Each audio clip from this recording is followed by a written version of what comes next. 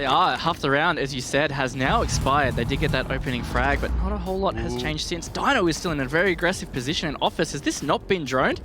He's just being held right now. No way! At the head of Cutie. TBD just letting Homeless get away with little things like this, and it's just going to come back to bite them here. Guz, 4 versus 3, and Dino finds another. He might. Oh my God, Dino! And actually no refrag from Houghton, who's going to play a little bit passive here on the B doorway. He will miss the shot. Modiga lands it. Impressive stuff from Modiga. Mint's going to have to 1v3 now. He'll get one. Can he get the cover and the planter? Yes! Beautiful angle from Mint. The only place he can be is, oh no, he's gonna go for default, is he? No, he's gonna go for neutral. It's gonna hit. There's aces down. There's still Rise and Corey. Last two alive. Rise will go for the plant. He's actually faking it to run on back. They're trying to watch for him as he turns the angle. He can stop it right now. Oh no, and it's all done. Oh no, got it. That's the right moment. Gio tries to deny by pushing in, but he can't make it happen. From behind, you can see Gio attempting his best to retake the site. A good angle here, and he will get crazy. So in a post plant, it's a 1v1. Dream, though, has positioned himself well above. He's going to be able to use that drop down. You can see Gio trying to use the yokai through the drop down, but he just gives up on it. Interesting. He'll go for the push over towards the diffuser. He's safe from the drop right now, just trying to fake it out. His teammates will call the drop on the yokai drone. So Gio is going to hear it and react to it. Beautiful! Geometrics with the clutch in a 1v2. And TSM keeps going with their perfect half, 4-0. I am not sure why they would also put the pulse in a location like that. There's a smoke canister available. He actually drops the diffuser planter.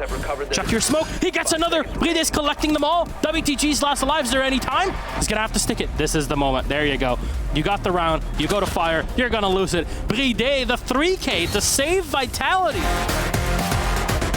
Still not dead. Juicy will re-attempt the plan, but the coverage isn't there from Homeless. No, he gets taken out. And Joker's now left alone. Stiggs needs to recover the diffuser and goes for the plant. Hayward is the sole player to watch the flank. He doesn't get the kill though, and Joker should be able to clean it up. Surely he will. Oh, Stiggs almost gets off it in time. And another one. Corey might be on the floor, but not finished out just yet. Rise dives on out, but no! Hungry is still alive, and barely half HP. Barely out of time here. Grenade will come in, confirm 1 kill. Rips his last in, and he's gonna get shot by Hungry. He doesn't need to get aggressive because he's in the right position. Oh my gosh, Pande. Drone. Oh no! Warbark with a double kill. Oh! A triple! Oh! And a quadra kill! He will be able to fall back right as he's been droned, but he's caught by NVK. A big win there, but he doesn't spot the player standing on desk. That's Forrest who gets the refrag. Then they will just simply be able to win it out. But no, Forrest is just peeking every hatch. 3 kills from Forrest so far, peeking hatches. He had to delay time. He'll find the Thatcher, looking for the ace. He'll get it. Forrest every kill in the round. Exceptional play. What keeps it interesting? Sometimes it's the same, but it's variable. Oh, good timing on the flank, and Foxay gets 2 for his trouble. He is on one. A clean read and a really sloppy hold there from Luminosity as they are not paying attention to the bottom of Spiral. The stack up. An ace not possible, but he'll miss the shot. Doodle will hit his. Beautiful shot there. Doodle on low HP, so he'll die easily. And there's the 3rd for Foxay. C4 ripped. He knows he has diffuser. He's just got to win the follow-up engagements. A 4K. Can he get the ace, or will Hyena, or rather Retro, deny it? Foxay gets the ace, and Reciprocity win it 7-1.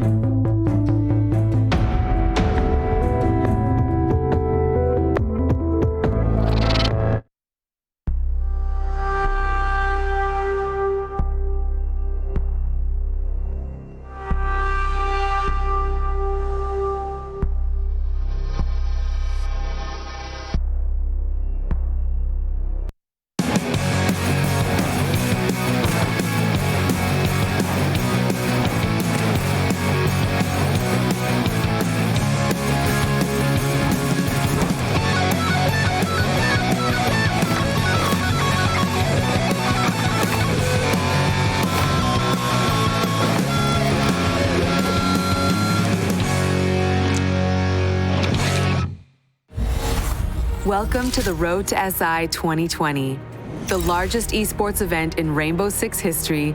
The 2026 Invitational is approaching, and for the next 5 weeks, the entire Rainbow Six community is invited to join us in celebration for a Road to SI full of surprises. First, during every weekend leading up to the Six Invitational, you can play the all-new Road to SI in-game event, featuring a new exclusive map, the Stadium. This unranked playlist will have the same rule set as a ranked playlist.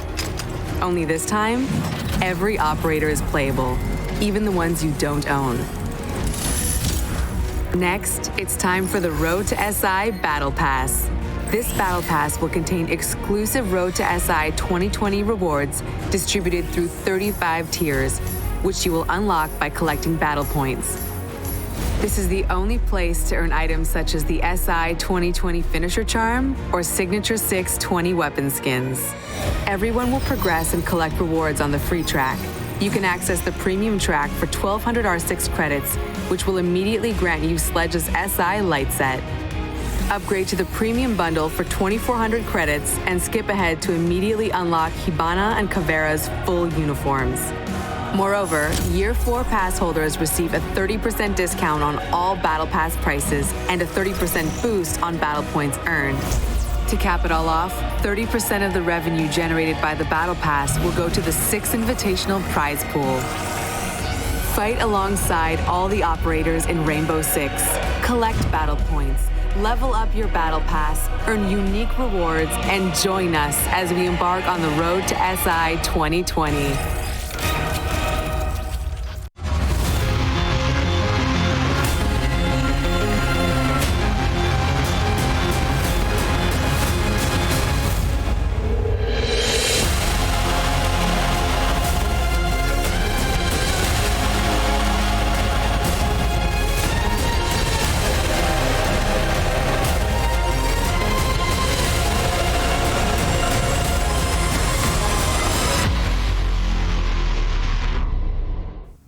Hello everybody, welcome to our 7th and final Playday for EU in this first half of the season. My name's Intero, I'm joined by Kickstar, and well, you're in for quite a show. We'll be starting off with a bang, and then things will continue to roll onwards.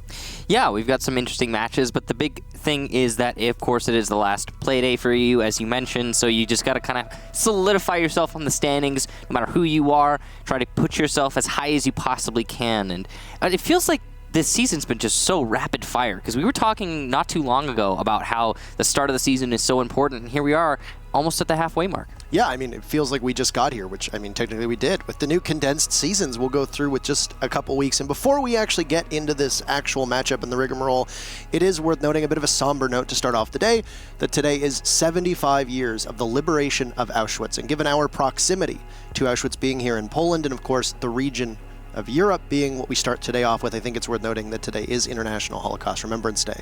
Obviously a day to remember those millions of lives that were lost in the atrocities of the war, as well as the Holocaust. So we just wanted to get that out of the way and pay note and remember those people, because 75 years, that's a pretty significant milestone. So it is quite. And, well, we do have matches. We do. And so we will get into the whole rigmarole, as you said, as we begin with the standings for European region. We've got Empire sitting atop with Rogue not too far behind, just 1 point shy, and then BDS at 10 points and Vitality at 9. So top 4 there for Europe, looking pretty strong, but it's kind of a downward, it's just a slope downwards in the standings, as you see G2 there with 9 as well. Then Chaos, Force, and Na'Vi. Not the best season for Na'Vi overall, especially considering they just won the last. Yeah, if you were to actually plot out where everybody has been in terms of the standings so far through the 6 active play days, they'd be all over the place. The only real consistency is that Empire has remained at the top. They have been very dominant. Fours at one point was 2nd, now they are in 7th. G2 was in 2nd for just a tiny bit last week, and now they're down to 5th, tied. There's a lot of volatility, and just goes to show you that as much as we like to say every region is unpredictable, and we've also noted that teams are continuing to get better, and the old guard that would always dominate a season of Pro League might not be as dominant as before. EU is probably right now the least predictable region, because anything can happen, and the results vary depending on if it's a Monday or if it's a Wednesday for some of these teams. Yeah, it's a weird kind of situation. Is there more to that? that I don't know about? Oh, well, I mean, G2 only wins on Mondays, always loses on Wednesdays. Vitality always loses on Mondays, always wins on Wednesdays. And then some teams will win and then lose back-to-back, depending on what day it is. Sometimes they'll get 2 wins in a row, then 2 losses in a row. There's been a lot of people going online and kind of reading through the tea leaves of all these different teams and trying to figure out what's going on. But anywho, the schedule for today. I said we'd be starting off with a bang because we are a team that has shown an abundance of potential. Fours will go up against Rogue, who sit atop the standings, well, at least tied for one of those land spots. In second place, they're a point behind, so they would get it today. They're at 12 points. Empire's at 13, if I remember correctly. Empire is Or is sitting it in 16, is 14? first at 13. 13 Yeah. and 12. Then next up, G2 versus Empire. Now G2 might be a shadow of themselves in comparison to where they were in Raleigh and at the Six Invitational last year, but they typically do quite well against Empire online. They're going to need some points here because they started the day off in 5th. Chaos and Vitality. Vitality always loses on Monday. Chaos hasn't had the best run so far. Is this an opportunity to break the streak for Vitality? And then last but not least, BDS versus dead last Na'Vi. Yeah, and BDS being in third, that looks pretty good for BDS overall. The matches are going to be really interesting, that's for sure. I'm wondering if we're going to see any kind of upsets. There's a lot of upset potential.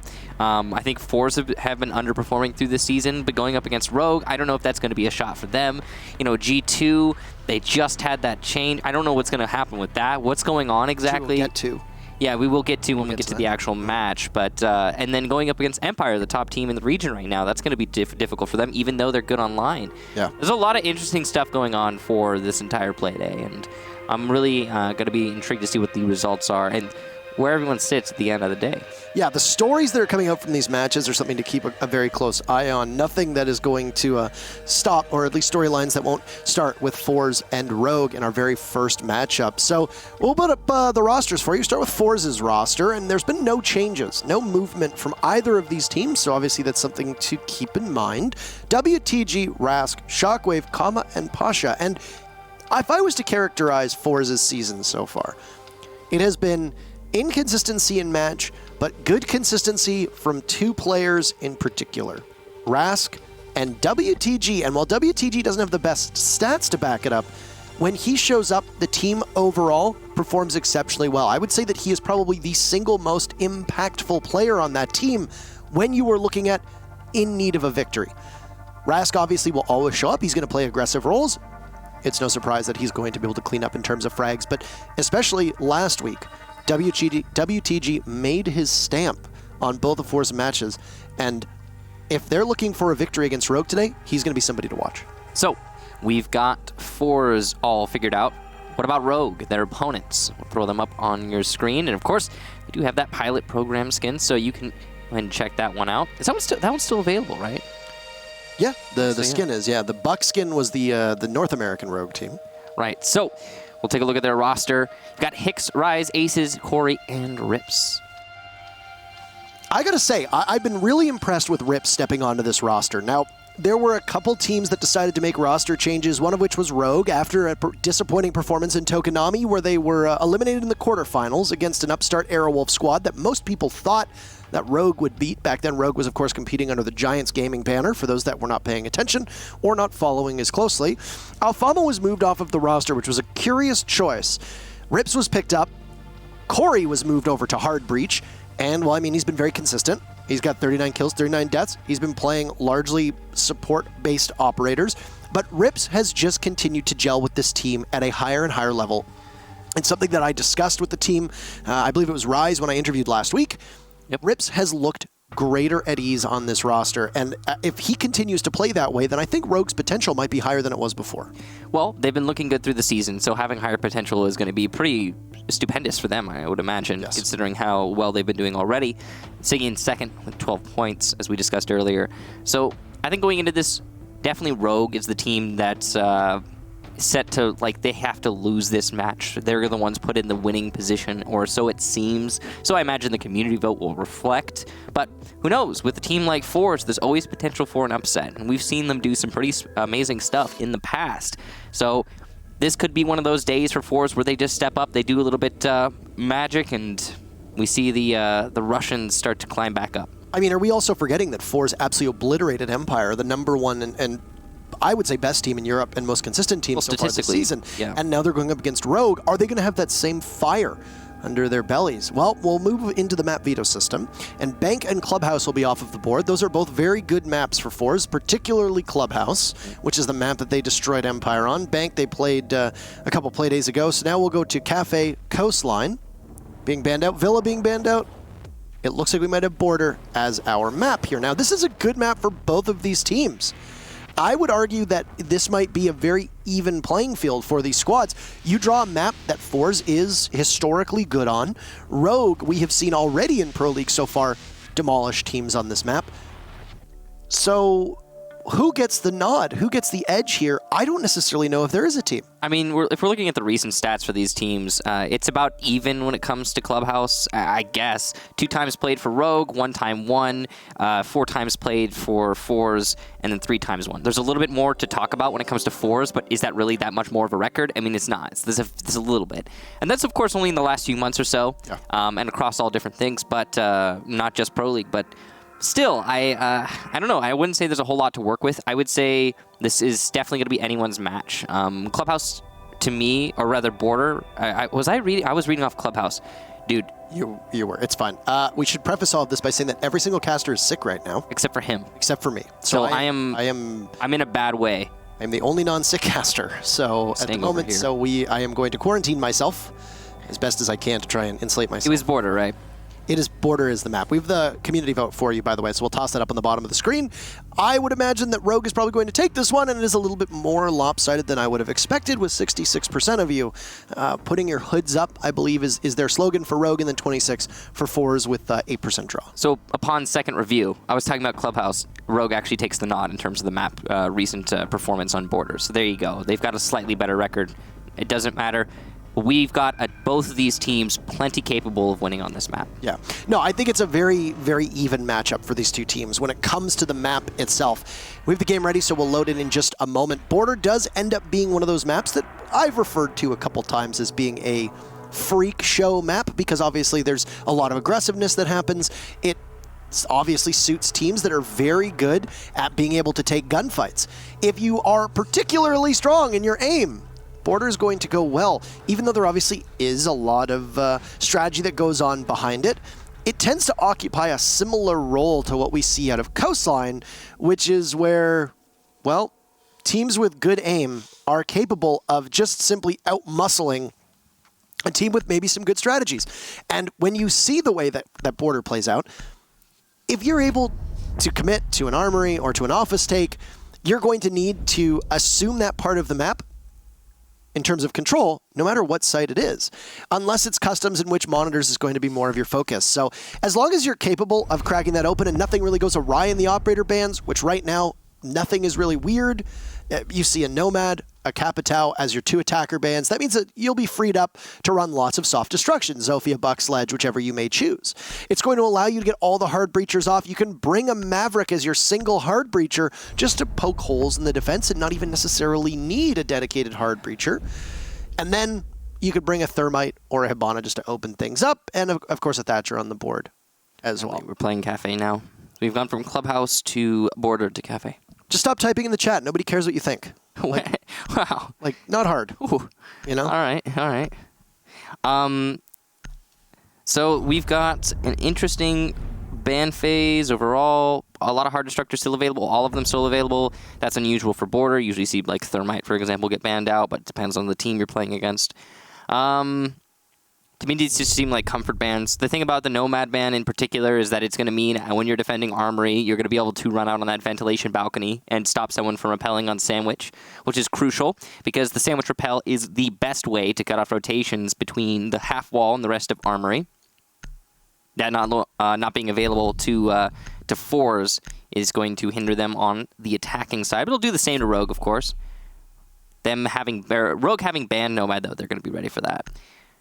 The overall ban's pretty standard on the defense, so nothing really to talk about there. You've got your typical Mira ban, which is going to be... I'd say Mira is really good on this map. It's one of her best, so it's pretty standard. There's a lot of places you can put a Mira window on Border, on many of these different sites, where it's effectively a throwaway window, where it doesn't matter if you lose it, because it's not going to cost you the round. And that's always been one of the, I think, late Mira meta, that's one of the most important things, is that you're not worried about losing the Mira window. It's okay if that happens. So getting rid of that could be crucial. Rogue is going to go for a half armory wall reinforcement setup. It's a little bit different, but we've seen this before. What you're doing there with the half wall, or half reinforced, is basically you've got impacts on the Maestro, and he's going to be impact tricking the one reinforced wall, and that one on the our left, their right, is going to be probably the more crucial one of the two. Yes. So it'll give whoever plays half wall some ability to fight back as a defender.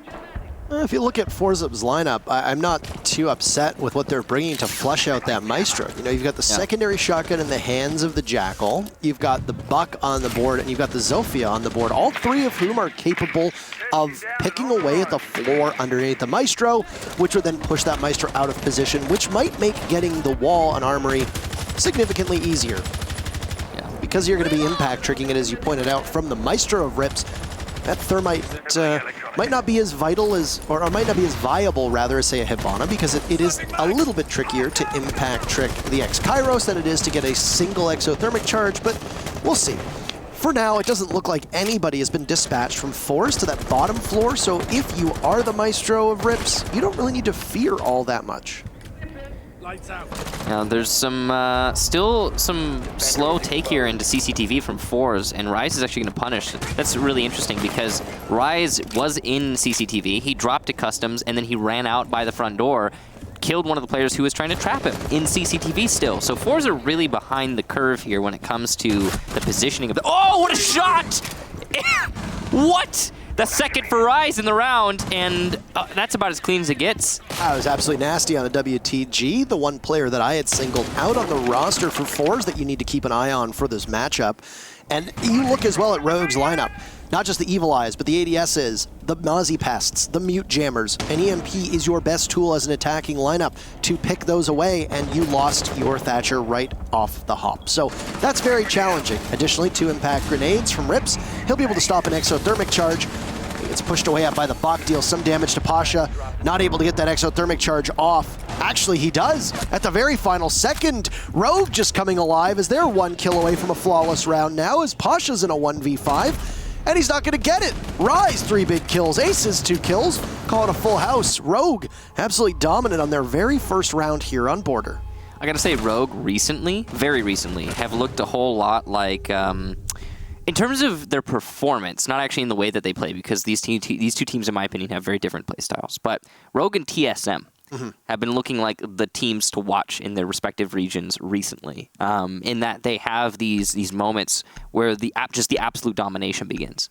And not on slouches. Fours is not a slouch team. They are not a team that gets pushed over easily, but Rogue just trounced them. And that wasn't even, there was no question in that round. There were many things going Rogue's way. It started off just right off the bat with Fours trying to take CCTV. They were doing it in such a slow fashion that Rogue easily maneuvered around them and punished the repel. And then not only did they punish the repel, they punished control of CCTV after it was seized by Fours. And it just keeps getting worse for Fours as they try to maneuver to other positions and take other ways into the site. They just keep losing players one after another. And not even just taking, too. That's again, it's that extension of the brutality that we see from some select teams like Rogue, like TSM, where just WTG sitting at the bottom of East Stairs, he's just minding his own business, trying to cut off angles. He's not doing anything risky or anything dangerous. And then he gets destroyed by Rise. Just don't. I think the big thing for Fours was they assessed that there was a Mozzie and a Mute on the board. You're not able to drone effectively, especially if roamers are being enabled by the Pests and the Mute Jammers. We don't exactly know how much of a setup there was from the gadgets of the defenders enabling Rise down on that bottom floor. We saw him drop through the hatch in monitors and then jump out and get the pick onto Shockwave. This time around, Fours will make no mistake about an early play from Rogue as it gets punished, and Fours gets the opening pick with 20 seconds off of the clock. It's aces as well. He's a monster for Rogue with the best stats in all of Europe, or at least did have it going into Playdate number 6. And of course, also worth mentioning that it's a Legion, a nuisance operator whose strength continues to grow as the round goes on. Not ideal, but That's the position that you find yourself in. And when Rogue's going to take these kind of chances, it worked on the first round. You're able to win a round because of it. Maybe you can still win this round. It's still salvageable, obviously, but we know the statistics for opening picks. It doesn't usually look all that good if you're committing if you're committing yourself to a 4v5 that early on. Wow, that is Corey down. All right, then. Good awareness of the angles from Pasha. He knows exactly where to shoot, and he got lucky on the when, as Corey was strafing right into that spray. And he'll be put down to very low HP. Rogue gonna have to fight back from that. Of course, that's not even including the opening kill that Fours got earlier.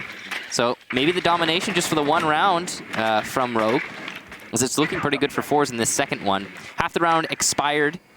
Rogue is going to, I believe, call the retreat upstairs, as that really crucial moment of time passes. Yeah. You have to relinquish control of the top floor as quickly as Rogue did. You know, number one, you are down a person who was playing up top, but additionally, you've got to now fight on that main floor. It sounds like a C4 goes off, does not connect. That's another tool for Rogue that is missed. So you've lost aces, you've lost most of Corey's HP. You might have just lost a C4 in the hands of Hicks. This is just going to come down to a pure, unadulterated fist fight. Yeah. The sounds as well from Zofia inside of the lobby could be met by Hicks, who's not playing too far off. Pasha's been downed above. I don't know who exactly can get credit for that from Rogue, but Fours now might find themselves in a 4v4. Well, it's definitely winnable, but Rask looks to be picking up Pasha, and it doesn't seem like Rogue's going to be able to punish that. There's Zofia in that open area, but some missed shots from Hicks will allow Zofia of WTG to reposition over to Tellers. That barricade actually is going to slightly hinder WTG. He's going to have to relocate. He can't pressure that.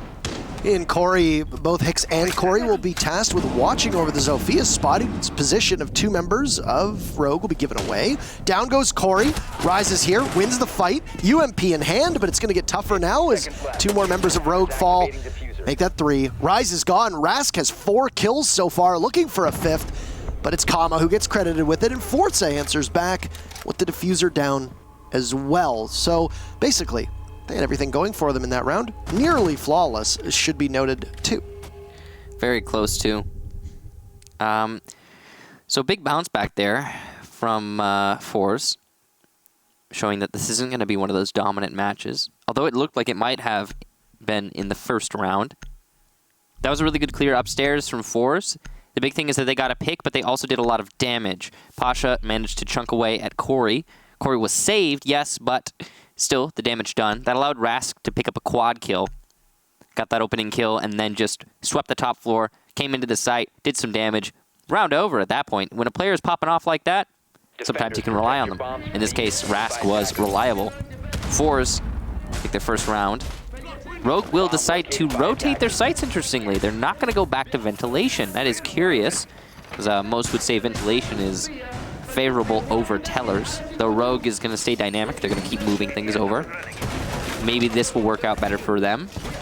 Considering how ventilation worked, I'm not terribly, I guess I'm not surprised, but it is definitely interesting. If you take a look at recent performance on this map, Rogue typically defends Armory as their primary, ventilation is their secondary. They've actually only gone Tellers like once in the last few months. Yeah. So this is slightly odd for them, I guess, but it just goes to show Rogue is proving their versatility. Proving their versatility as well, but on top of that, 2 weeks ago, or 2 Playdays ago, it is very strange that we go through this season so fast. Yeah, so, I know, right? 2 Playdays ago, you remember that Rogue Vitality matchup? It occurred on Border, and it was very nearly a perfect 7-0 for Rogue. Rogue's bans were Capitao and Mira, but instead they allowed Fours to take those bans out of their hands, so of course that was what provoked the Nomad and Echo bans for Rogue. Echo is a particularly annoying operator, you don't really want to deal with them. Rogue plays really well with the Maestro, so keep a Maestro on the board. And then Nomad is just an exceptional operator to get rid of if you don't want to have to worry about runouts. And in that very first round, we saw exactly why a Nomad being removed from play was so crucial for Rogue. So they're able to play effectively no matter what site it goes on. You mentioned, obviously, that this is not a well-played site or an often-played site for Rogue, and we'll see what they're able to do. Obviously, this beachhead for Fours is going to be over by the offices. X-Kairos will open up some of the area for Fours. It's going to be from the staff area towards the hallway that leads over towards office. There's a castle barricade to confront some of that precious gadgetry from Fours will go off. There's the Ash charge, blows open the wall, right onto Drone. That's risky because somebody could have swung from Rogue there, and well, you would have likely lost the Ash. Rask giving out calls as there's bandit tricking going on onto the triple panel wall in the office. Don't know if it's been opened up, doesn't sound like it. Only hard breacher in the hands of Fours is the bottom. Really good control here from Fours, and there's Aces doing the wide swing that you were talking about. He'll get one, but he's punished by Rask. Rise gets WTG though as well, who is playing a long angle by Break Room. So overall, Rogue coming out on top of this engagement. Actually, not just coming out on top, coming out dominant. Rask on low HP here. He will get another kill though, despite his low HP, before Rise picks up Shockwave. So really, it's on Pasha, as Rask will die to pretty much anything. Possibly even his own Ash charge if he stays too close to it, but I doubt that'll happen. He'll move over to Archives door, trying to pressure, I believe it's Rips, inside of that Archives. Rips will win this engagement 100%, but he knows that there's somebody nearby. Flash gets eaten up. He sees the Ash. It looked like he did enough damage to Rask, but somehow Rask manages to stay alive. It's now on the hands of the UMP of Rise, who will just simply have a tiny bit more HP. He hears the Ash come on in, but Rask is making this work. How does he have 4 kills yet again?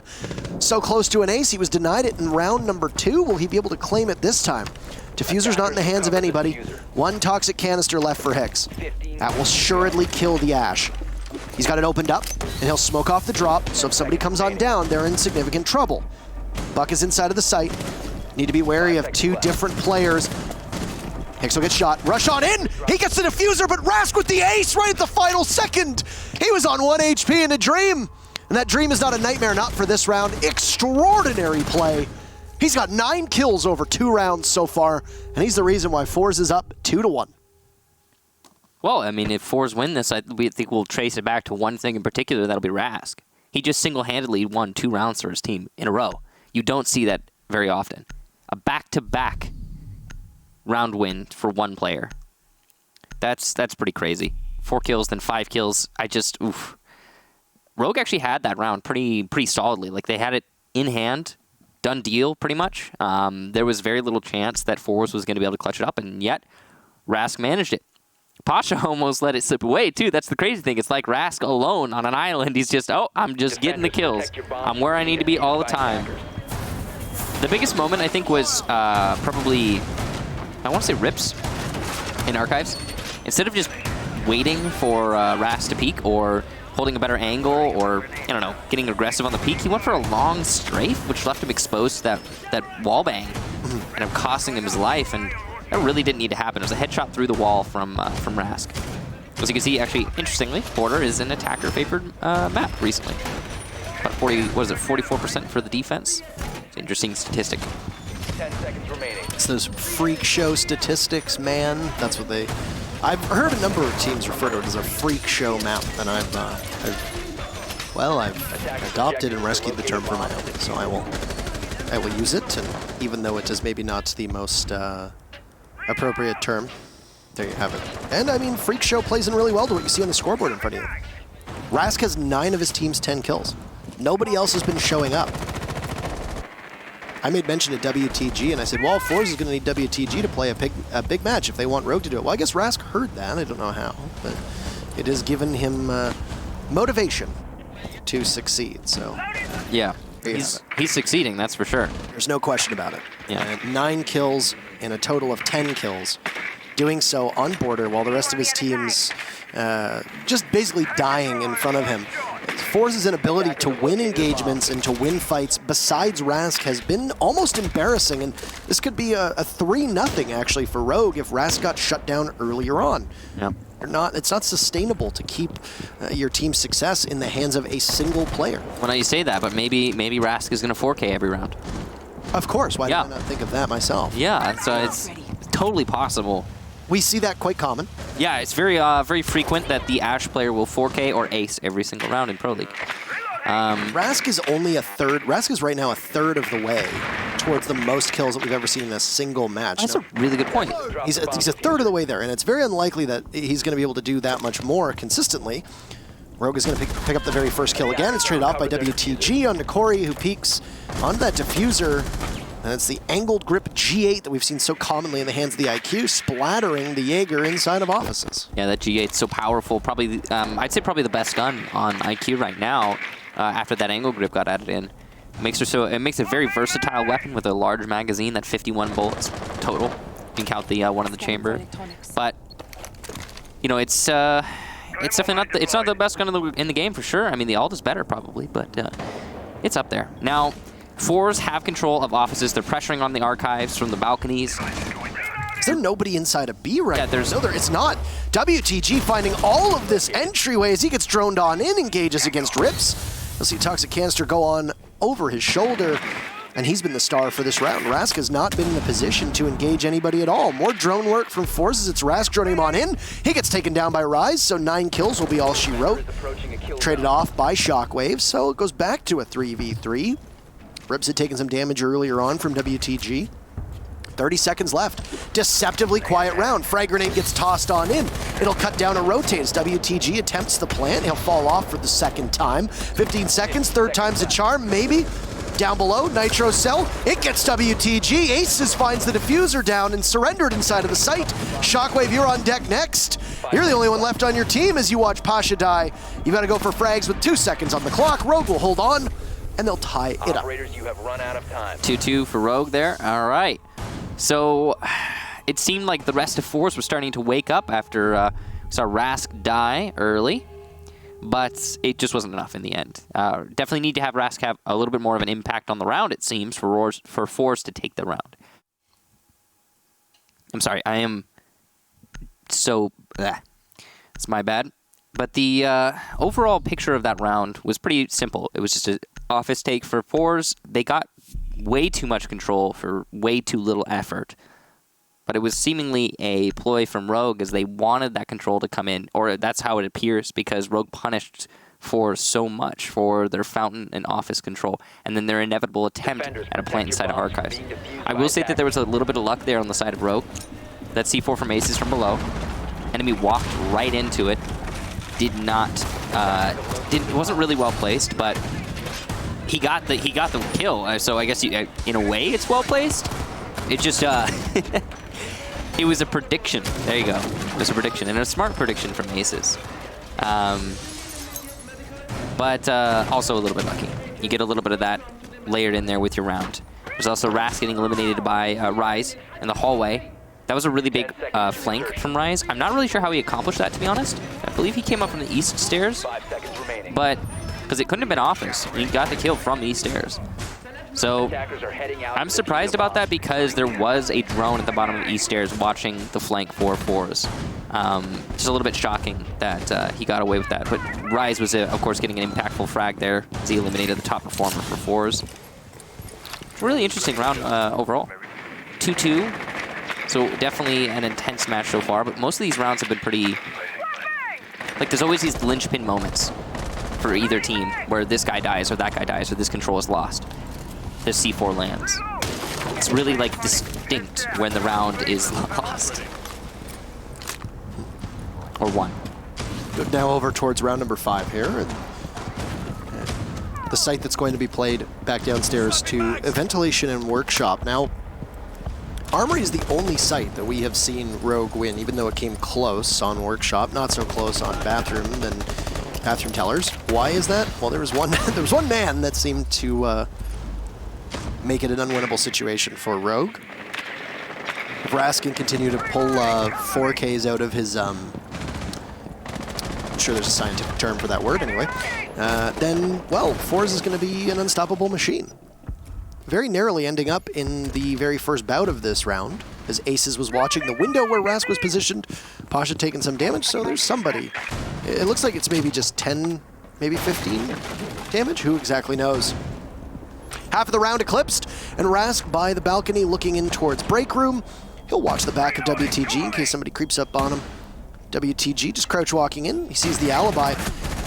And he spots Aces, somehow wins the fight with so much ammunition, won't be able to do much against the Mute, who peeks on out and Rips has his teammates back. So while Fours gets the opening pick, the answer is there from Rogue. Pasha's in, hot in pursuit, tosses out a grenade. Rips and Corey are gone. That's the 10th kill for Rask on the board as well. And an advantage for Fours. 4-2. Rise guns down Comma, Diffuser dropped as well. Rise isn't aware that there's 2 members of Fours playing by the Armory. Whoa, what a shot! There's been a great debate over how good the UMP is, and in Rise's hands, it's looking like an unstoppable killing machine. Rask gets felled from above by Hicks, and Rogue have managed to pull a 2v4 into a 2v1. Will they be able to do much against Shockwave? Peeking on out, the L85 cannot hit. They trade perfectly, but because Rogue still had 1 person left, if you're Hicks, you just gotta hold on. That's it. That's all. 3-2 for Rogue. So already a good half for Rogue. If they manage to end it here, then they should be pretty comfortable going into the second half. But it's not over yet. This could easily be a 4-2. The real question is, will Rask 4K again? Because that's the only way that Force has won any of these rounds. I mean, apart from that, we see Force actually putting up some pretty amazing efforts. Getting a lot of kills here and there. That clear upstairs from Force, fantastic. But, I mean, where did it go? It didn't go anywhere. Like you said, it was a 4v2 that turned into a 2v1 in favor of Rogue. The top 4 control did not work out very well, as the retake from Rogue was well orchestrated. The gunfights were being won one after another from Rogue. Interestingly, the UMP was one of the most prevalent firearm in that round, which is just strange. You don't see that very often, as you noted, as it was happening. It's not like, I mean, I guess it's not it's still a lethal weapon, but really it's the people that are wielding, the players on Rogue, making that happen. It's an uncommon occurrence that you see so many gunfights won like that. Reminds me kind of that Fox A ace that we saw in the lead-in for today in the top 10. Yeah, he just literally patrolled the spiral stairs. Yeah, and he got 5 kills. Yep. With a red dot too. Red dot on the ump. Oh boy. It's not doesn't say it's not vital. I have ridiculed that loadout so often. Was extended barrel too? He runs like extended barrel angled grip red dot on it. And I'm just like, that thing is a monstrosity. And it worked for him. And it worked for him. Yeah. So. Oh, hey, Rask has 10, but so does Rise. Look at that. The Rise is on point. We did see that one shot. Bottom east stairs. Just impressive stuff there. And you need to be when you're going up against what we are seeing from Fours. So far, Rise has been the Rask counter, because he's killed Rask quite a few of these rounds, actually, I believe. Crucially, he did so the last time Rogue went to Armory. They won that one. It was 2 rounds ago. So that's a really good read there from Shockwave. 1 cam gone already. 1 cam gone, exothermic charge going off. WTG is dead, though, so that G8 that has been all so powerful in the hands of the IQ will have no reign of terror, as Rogue finds in their very final defensive round the opening pick yet again. All the EMPs still there for Shockwave. This is once again a bathroom teller's defense. So this 3-site rotation from Rogue has omitted a customs defense. Still potential to see customs, of course, when Fours goes to defense after this round. There goes another Valkyrie camera spotted by Fours as that blue glow gives itself away.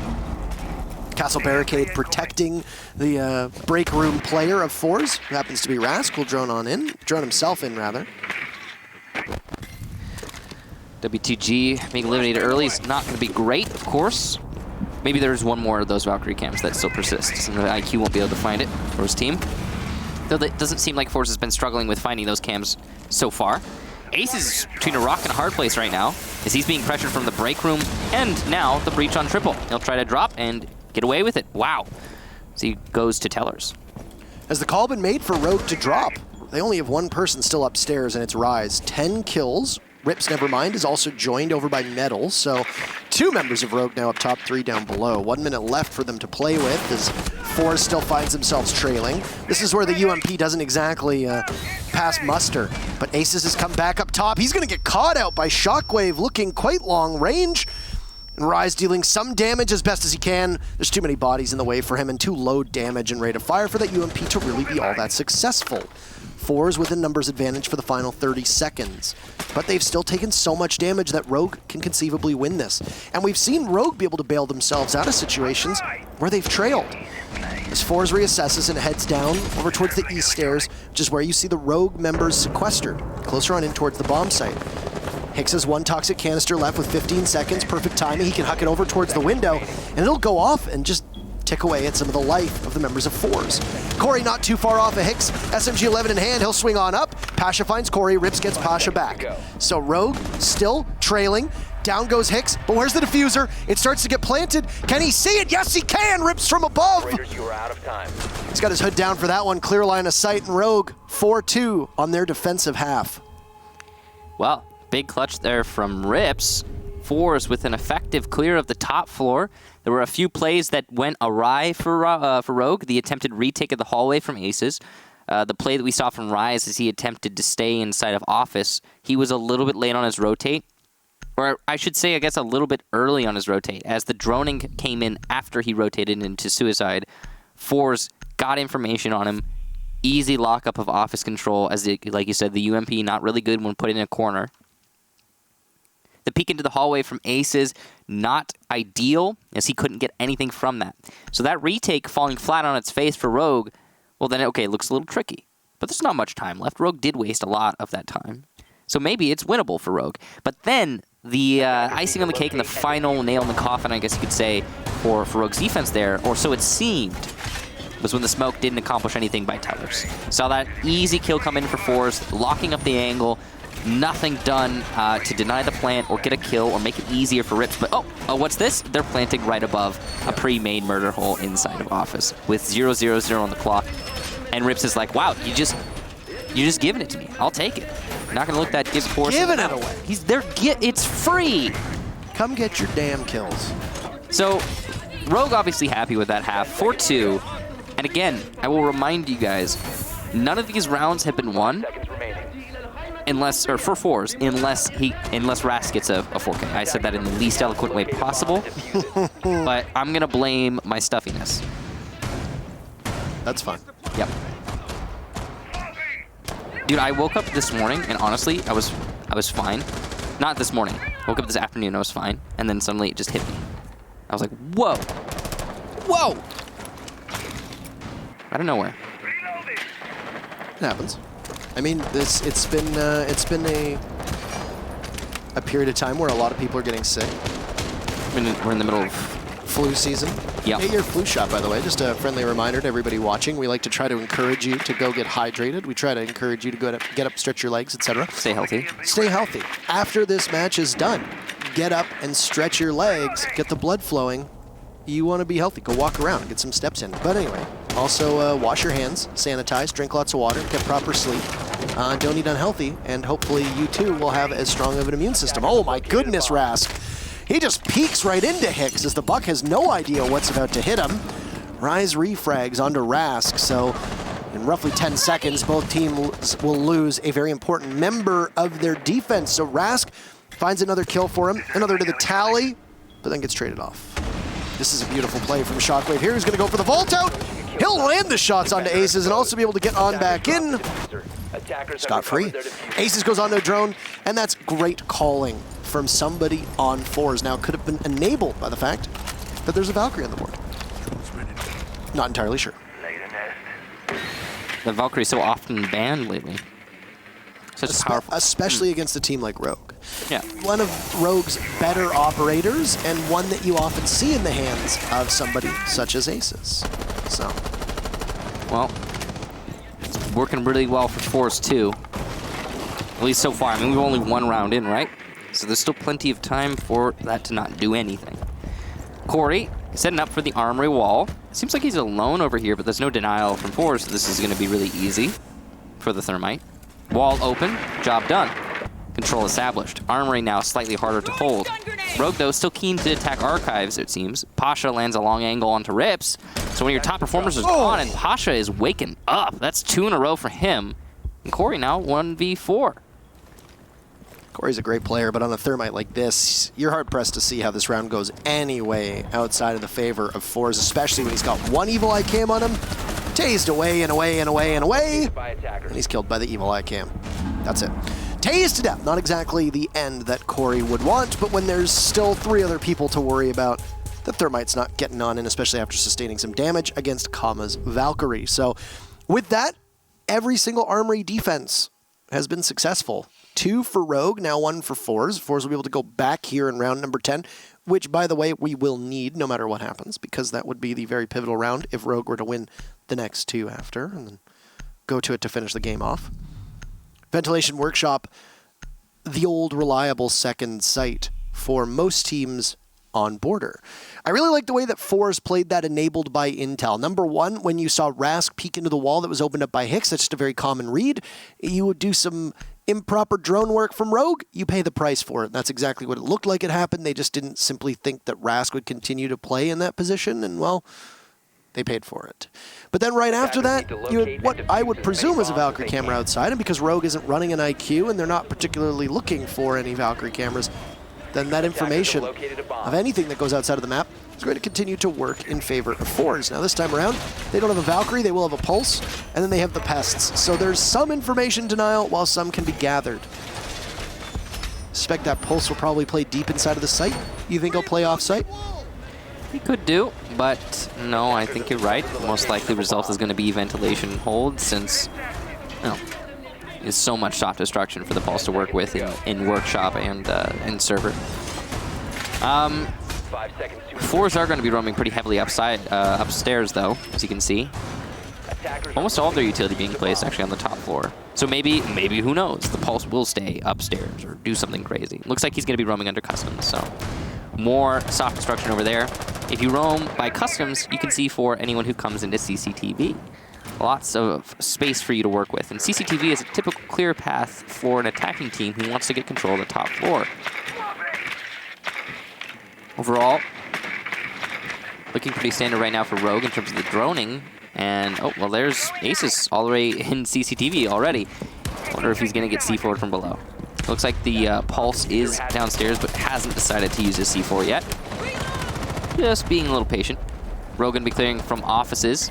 Of course, the goal here for Rogue is to clear out the top floor so that they can pressure the site from above using soft destruction. There is definitely going to be a pretty strong force of Fours upstairs that Rogue will have to deal with before that's going to happen.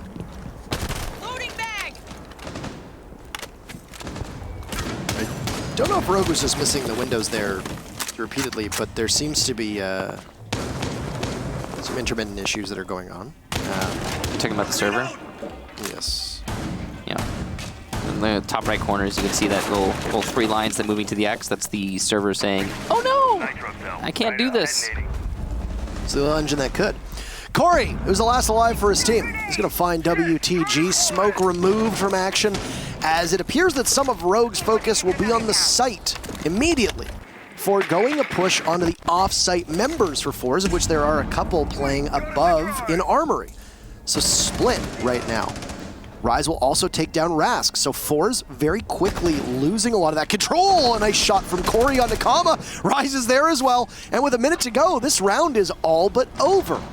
Shockwave, what can you accomplish? The diffuser is down though, so Rogue will just simply need to go for frags at this point. I don't know if Shockwave is aware of that. He's got Corey not too far off.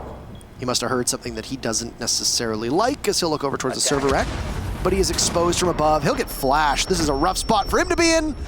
Rips slaughters Shockwave, as it was Corey and Rise getting all the fun. Why not allow Rips in on it as well? Perfectly flushed out, and the AR-33 dropped from above. Call that the Assassin's Creed, why don't you? It's 5-3 for Rogue. So, Rogue in stride here, as you can see. Only a few hiccups here and there, of course. Those 3 rounds are pretty, spread out for Fours. They did get 2 in a row, but that again was the back-to-back we saw from Rask, so can't count on that. That last round was pretty effective clear of the top floor, but mostly the pressure from Tellers was too much for the Fours anchors. Yeah. And when they were falling back after the effective clear from Rogue upstairs was coming out, they got torn apart. You saw how little information Fours had and how much it affected them, especially as you pointed out, the play from Bathroom Tellers.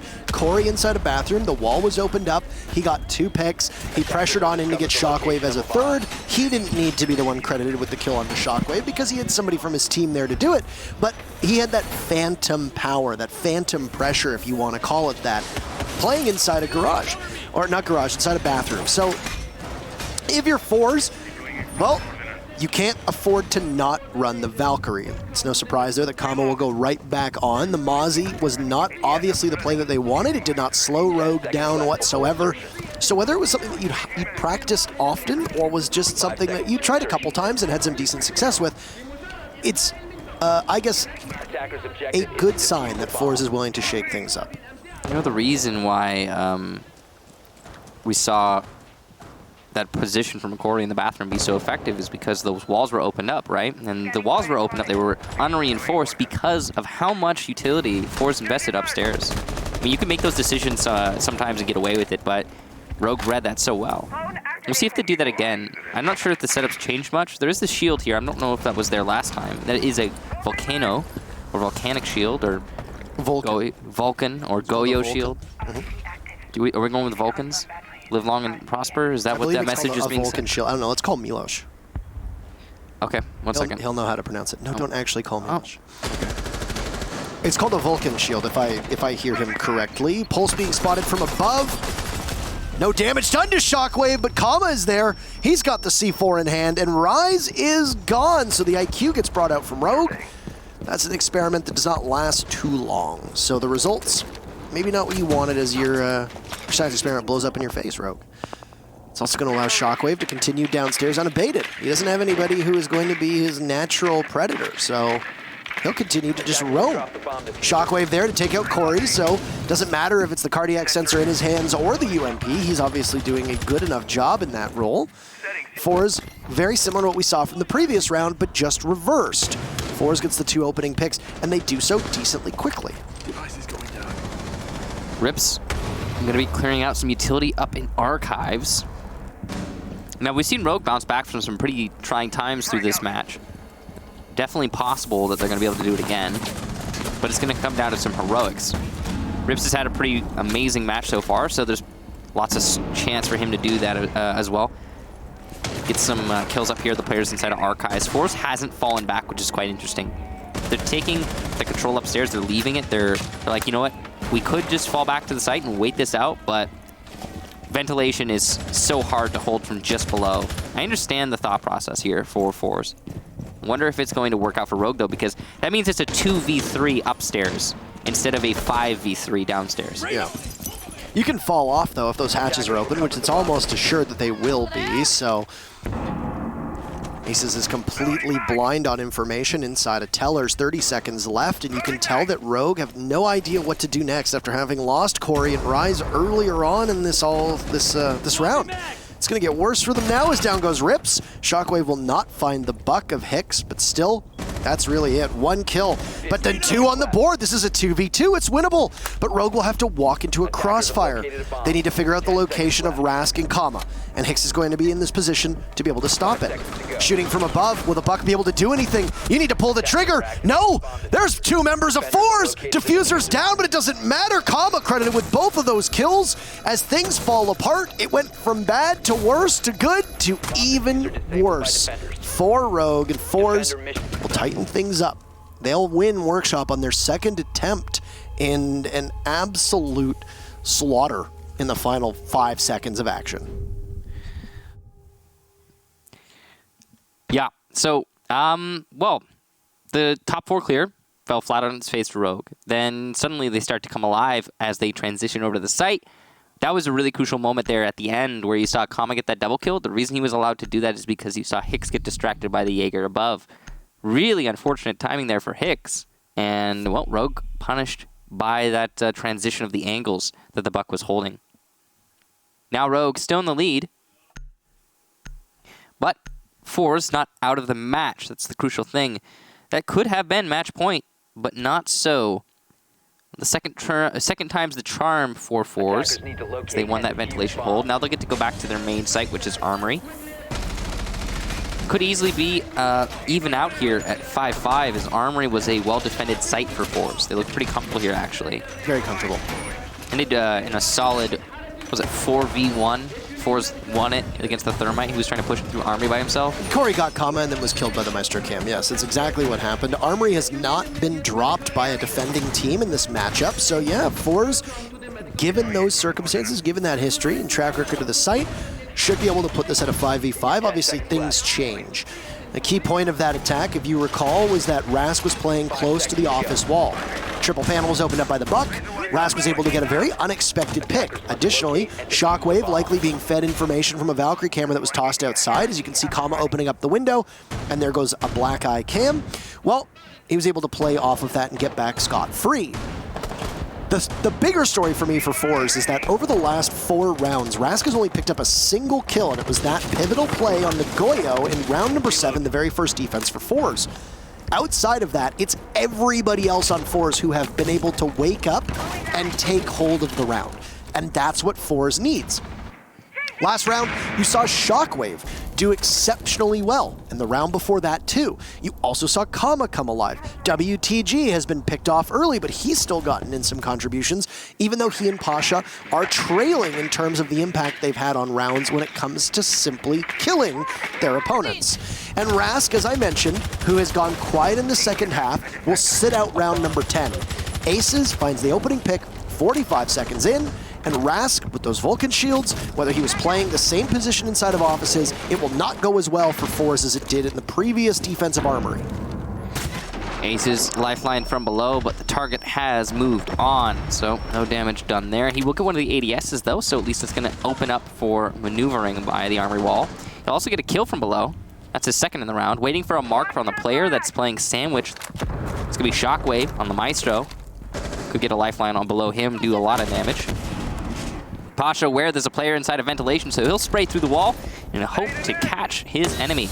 And actually does a lot of damage to Aces, matter of fact. Rise. Aces has been the star of the show so far, and as that wall's opened up, obviously the gunfire from Rise will try to suppress the Maestro of Shockwave, and will do just that as, well, the Maestro has to sit much farther back. I was just going to say, Rise opening up an angle there into the site. Good control. Pasha's still doing a little dance with Aces, as you can see, and he'll lose that dance, I guess, as Aces will pick up the kill. That's his third for the round, and on such low HP, very impressive stuff. WTG now aware of the problem from below and trying to fix it, holding an angle through the drop down.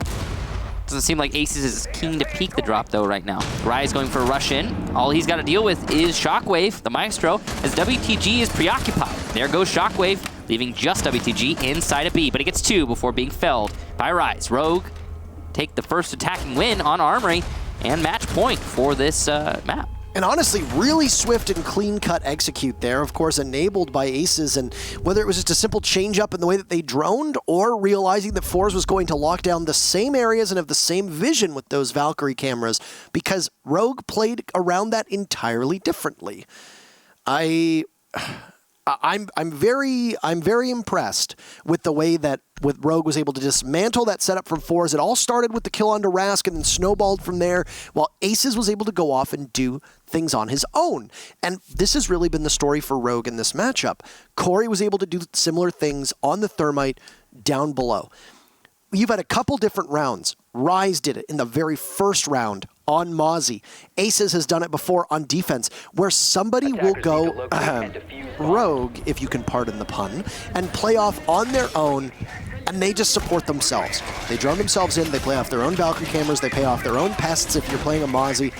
Maybe you get calls that we aren't aware of, but Rogue right now look like they are IGLing this matchup fantastically.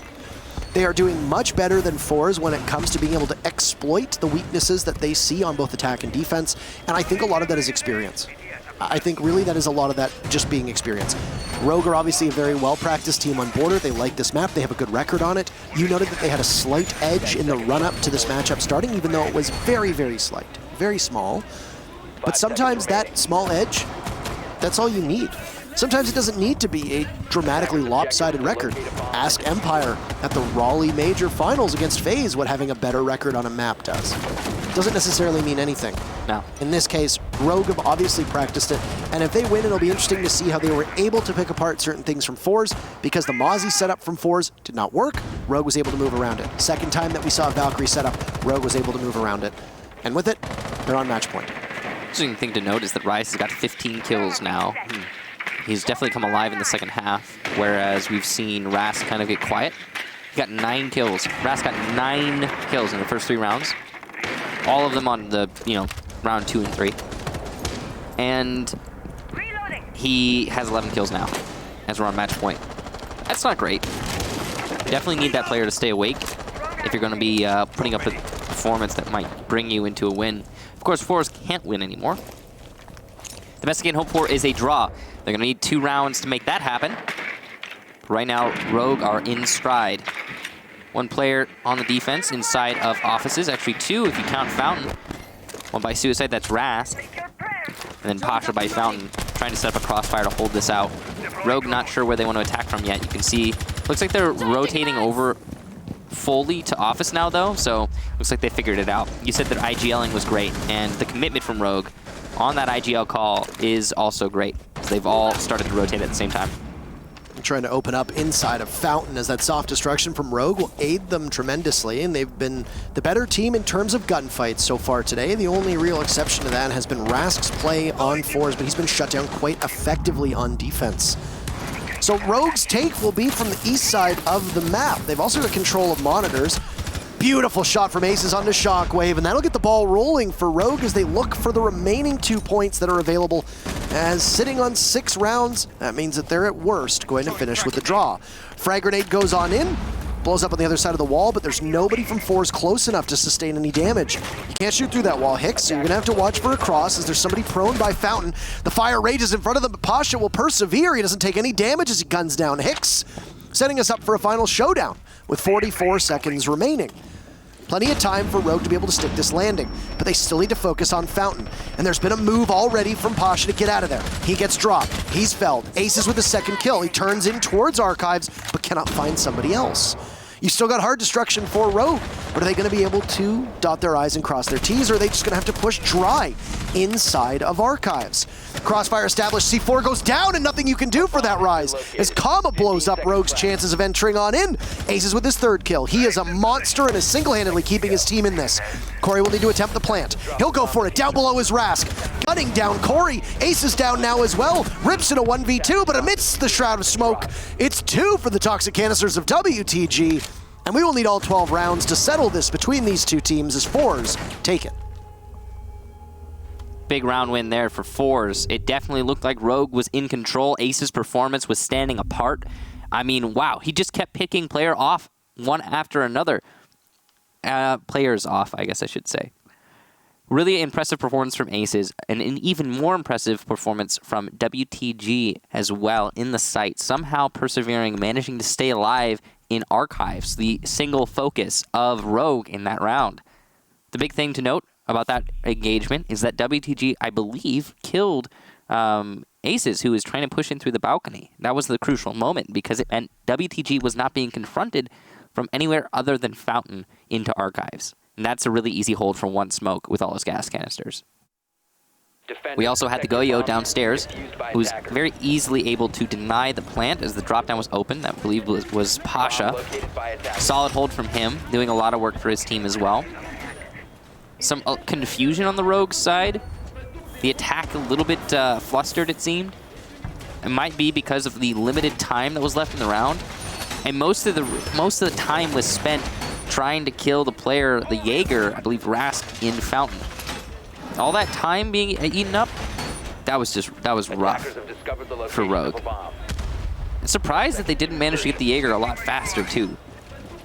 They even got a kill out of his position in Fountain. That was really, I believe, the beginning of the end for Rogue's chances in that round. Rogue's biggest struggle was once they opened up east, what did they do with it? Once they had that wall open, they struggled on Fountain and they really couldn't do much into Archives and then even deeper into Armory because of the setup that had been designed by 4s. Obviously, 4s realized we are likely going to lose control of east, but we can just play from farther range. I mean, you've got an ACOG on the board in the hands of WTG, at least for now the Maestro has access to that. You're going to have an entire crew of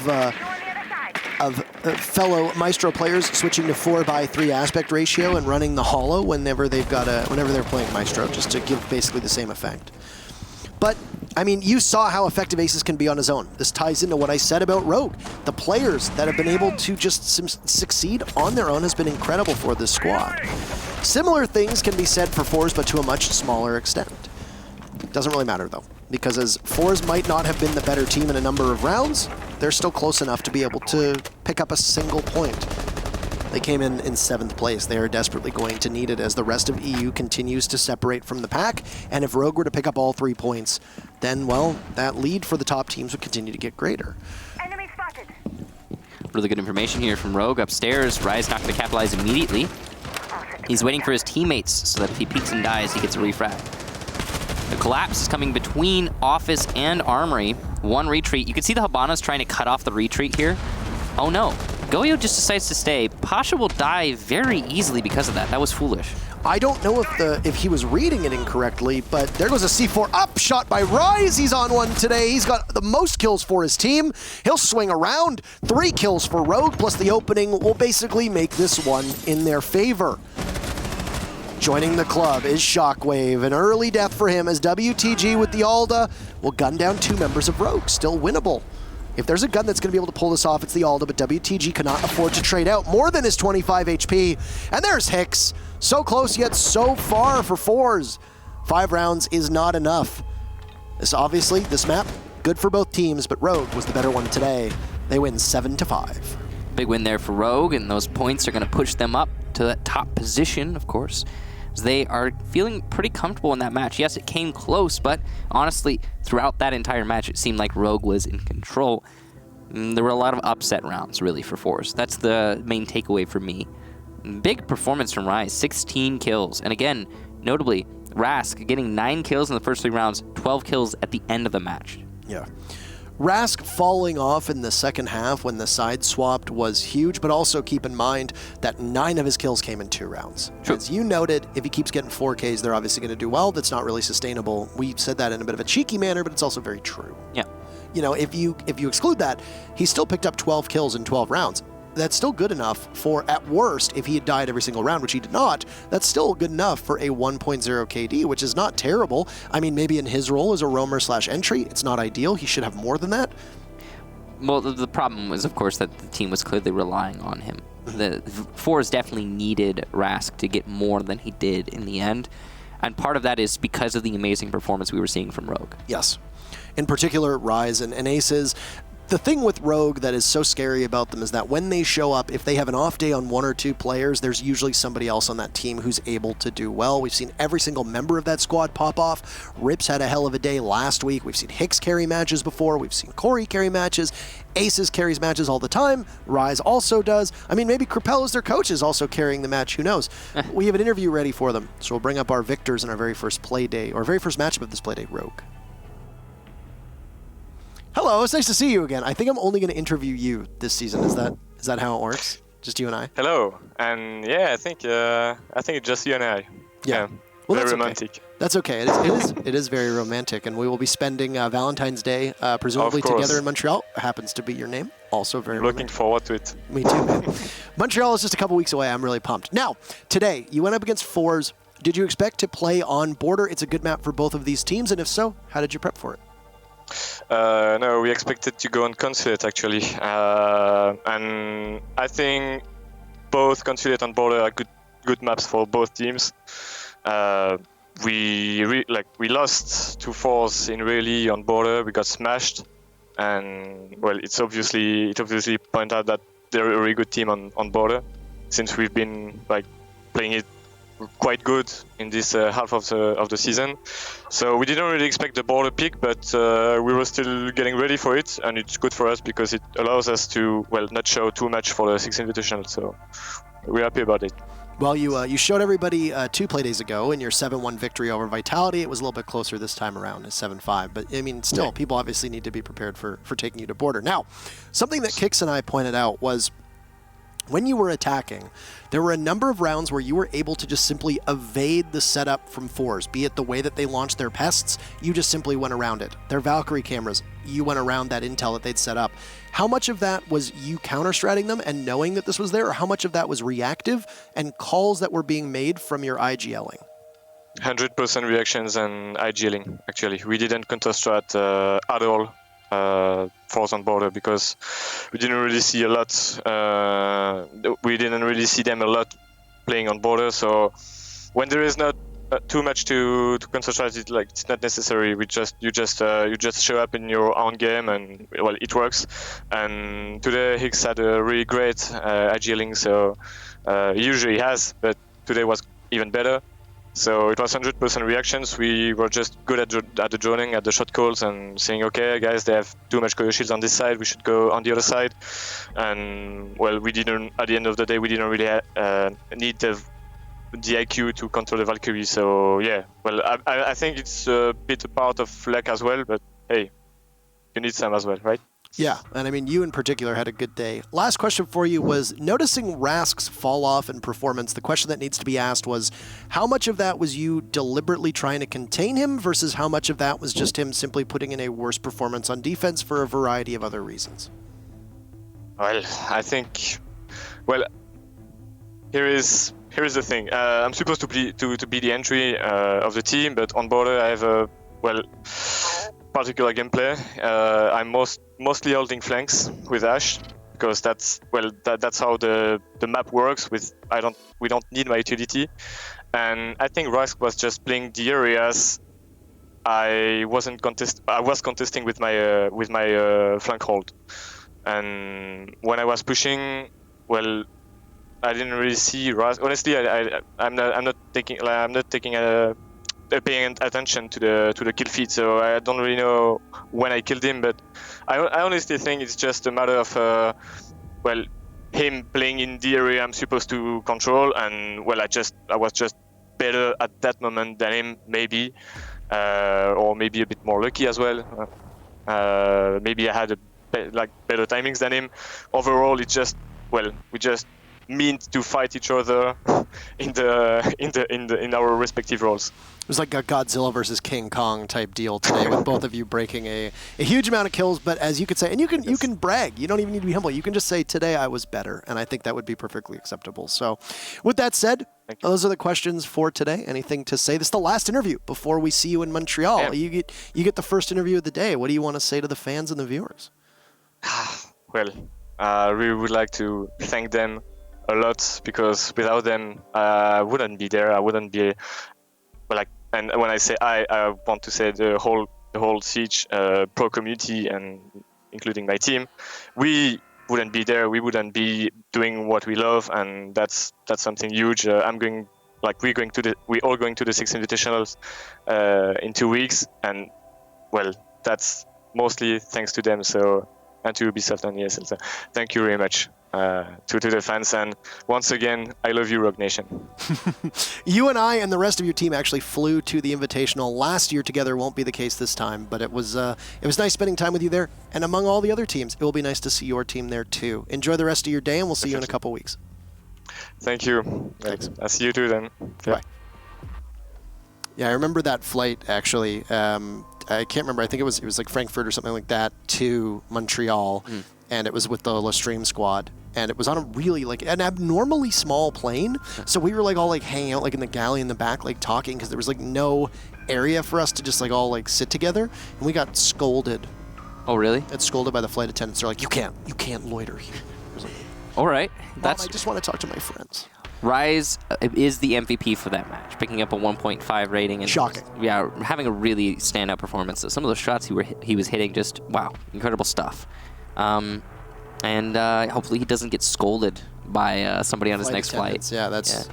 I mean, maybe just have they considered having a lounge area for us to all sit? I think it's not space efficient, maybe. It's not spacious, man. There's no room for activities. G2 versus Empire is up next. G2 just made a roster move. You'll get to see when we unveil their roster in just a couple minutes, but a break first before these two Titans fight.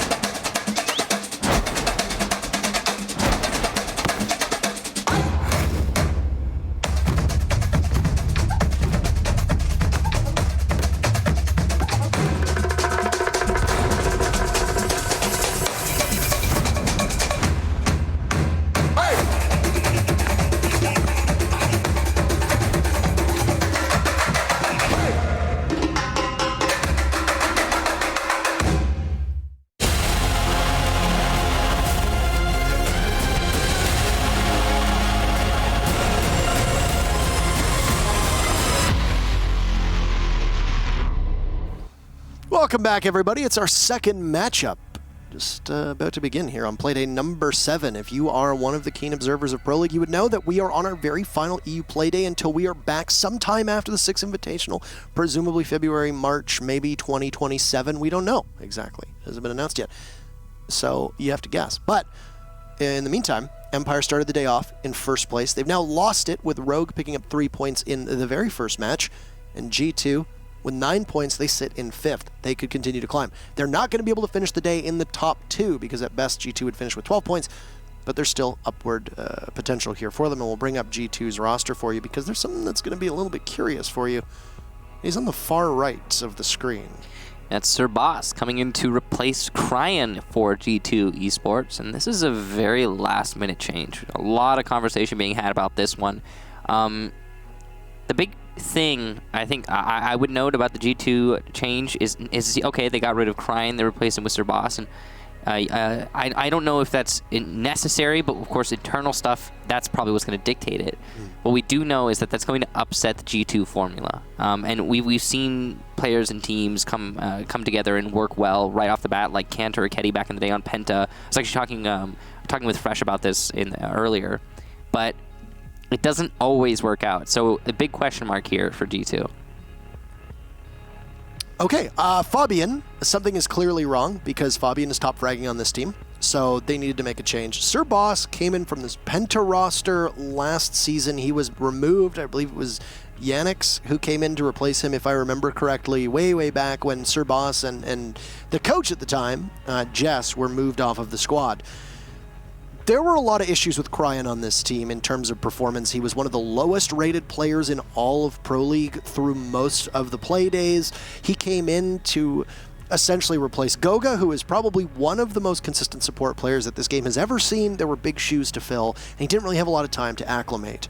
Sir Boss is going to have even less time because it's right into the meat grinder you go. 6 Invitationals a couple minutes away, and Sir Boss was listed as a temporary substitute, so we don't know how permanent his position on the squad is going to be. Yep. There's another team, though, that made a roster move right before an event, and it happens to be G2's opponents, Team Empire. They dropped Shockwave, and they picked up Dan, and myself, and even you, were very skeptical of the timing of this change. However, with Dan added to that roster, not only does he come in and play an extremely important role on this team's run through the finals in Season 9 in Milan, Team Empire wins, but Dan was also the MVP, and he has consistently been one of the best players in the world since coming onto this roster. Yeah. Dan has been one of the top performers for Team Empire, and he's looked really strong. I don't think that anyone really questioned Dan after those first few matches that he saw going into that event. I think he kind of fit the team perfectly, and that was never one of those situations where you have like with Cryan, of course, where somebody comes on and then everyone's questioning their position on the squad. So it was, yeah, immediately it was questionable, but that was so long ago it feels like, and so quickly he proved himself. But it was nearly a year ago. Mm-hmm. It was a little bit over a year ago because this squad with Shockwave finished second against G2 at the 6th Invitational, and then obviously made a move that confused a lot of people. Where are we going to play today? We saw a border between Rogue and Fours. There's a big map pool between both Empire and G2. Villa is Empire's permaban, so you know we're never going to go there. And we have Coastline as the map between these two teams. Dan comes onto the squad, and he did force a little bit of a change to the team chemistry, right? Karzeka was fragging less, Dan was fragging more. We saw from the statistics. As we bring up the community vote, I will not be surprised, actually. I was going to say I thought this was going to be very close. 48% G2, 45% Empire, 7% draw. But Karzeka, if you saw the statistics earlier, has been one of the best performers on this team, along with Shepard. Joystick and Dan are actually underperforming in terms of where they've been in the past. That is, of course, in frag-heavy roles where you'd expect them to be getting tons of kills. So as we load into our second map of the day and our second matchup of the day with it to boot, Empire will start on defense, and G2 will start on attack. That means that Empire gets the very first ban. Common operators banned on a map such as Coastline, Nomad, Capitao, Buck, Gridlock. It really depends on what teams want to play, but anti-flank utility is usually very important. Nomad can end up being a ban against Empire on any map because of how, I guess you could say, Uh-oh. Apparently, We'll look into that. might be a swap here. Apparently, Empire was slated to start an attack, so we might need a mulligan or a do-over. Whoops. This can, of course, impact what operators get picked, because now if you're G2, who's going to ban out Nomad, these operator picks are going to have to be locked in. So you know it's going to be a Nomad as well as a Hibana off the board. Kind of strange that it would be a Hibana that's banned, solely because of the fact that you don't see a lot of hard breachers get banned on Coastline. A lot of hard breachers don't get played, but Hibana is usually the one to do. Frankly, I don't know if we're going to have a swap here, but The admins are deliberating, so I guess we're for waiting. an answer. So I guess the call will be made by the players. I guess are going to decide the call. We don't really know, but it's Echo, Mira, Nomad, and Hibana. No idea. We have no clue if. No idea. We'll wait. Yeah, so apologies for that kind of mix-up. These things happen. Fabian seemed really happy about it. Fabian seems really happy about a lot of things, so it is not really much of a surprise. It's typical, yeah. Yes, he's a very chipper man. Is always the first person to start with a kind word. But Yeah. in this case, And also one of the top performers for his team in this season, interestingly. plus 13, Yeah.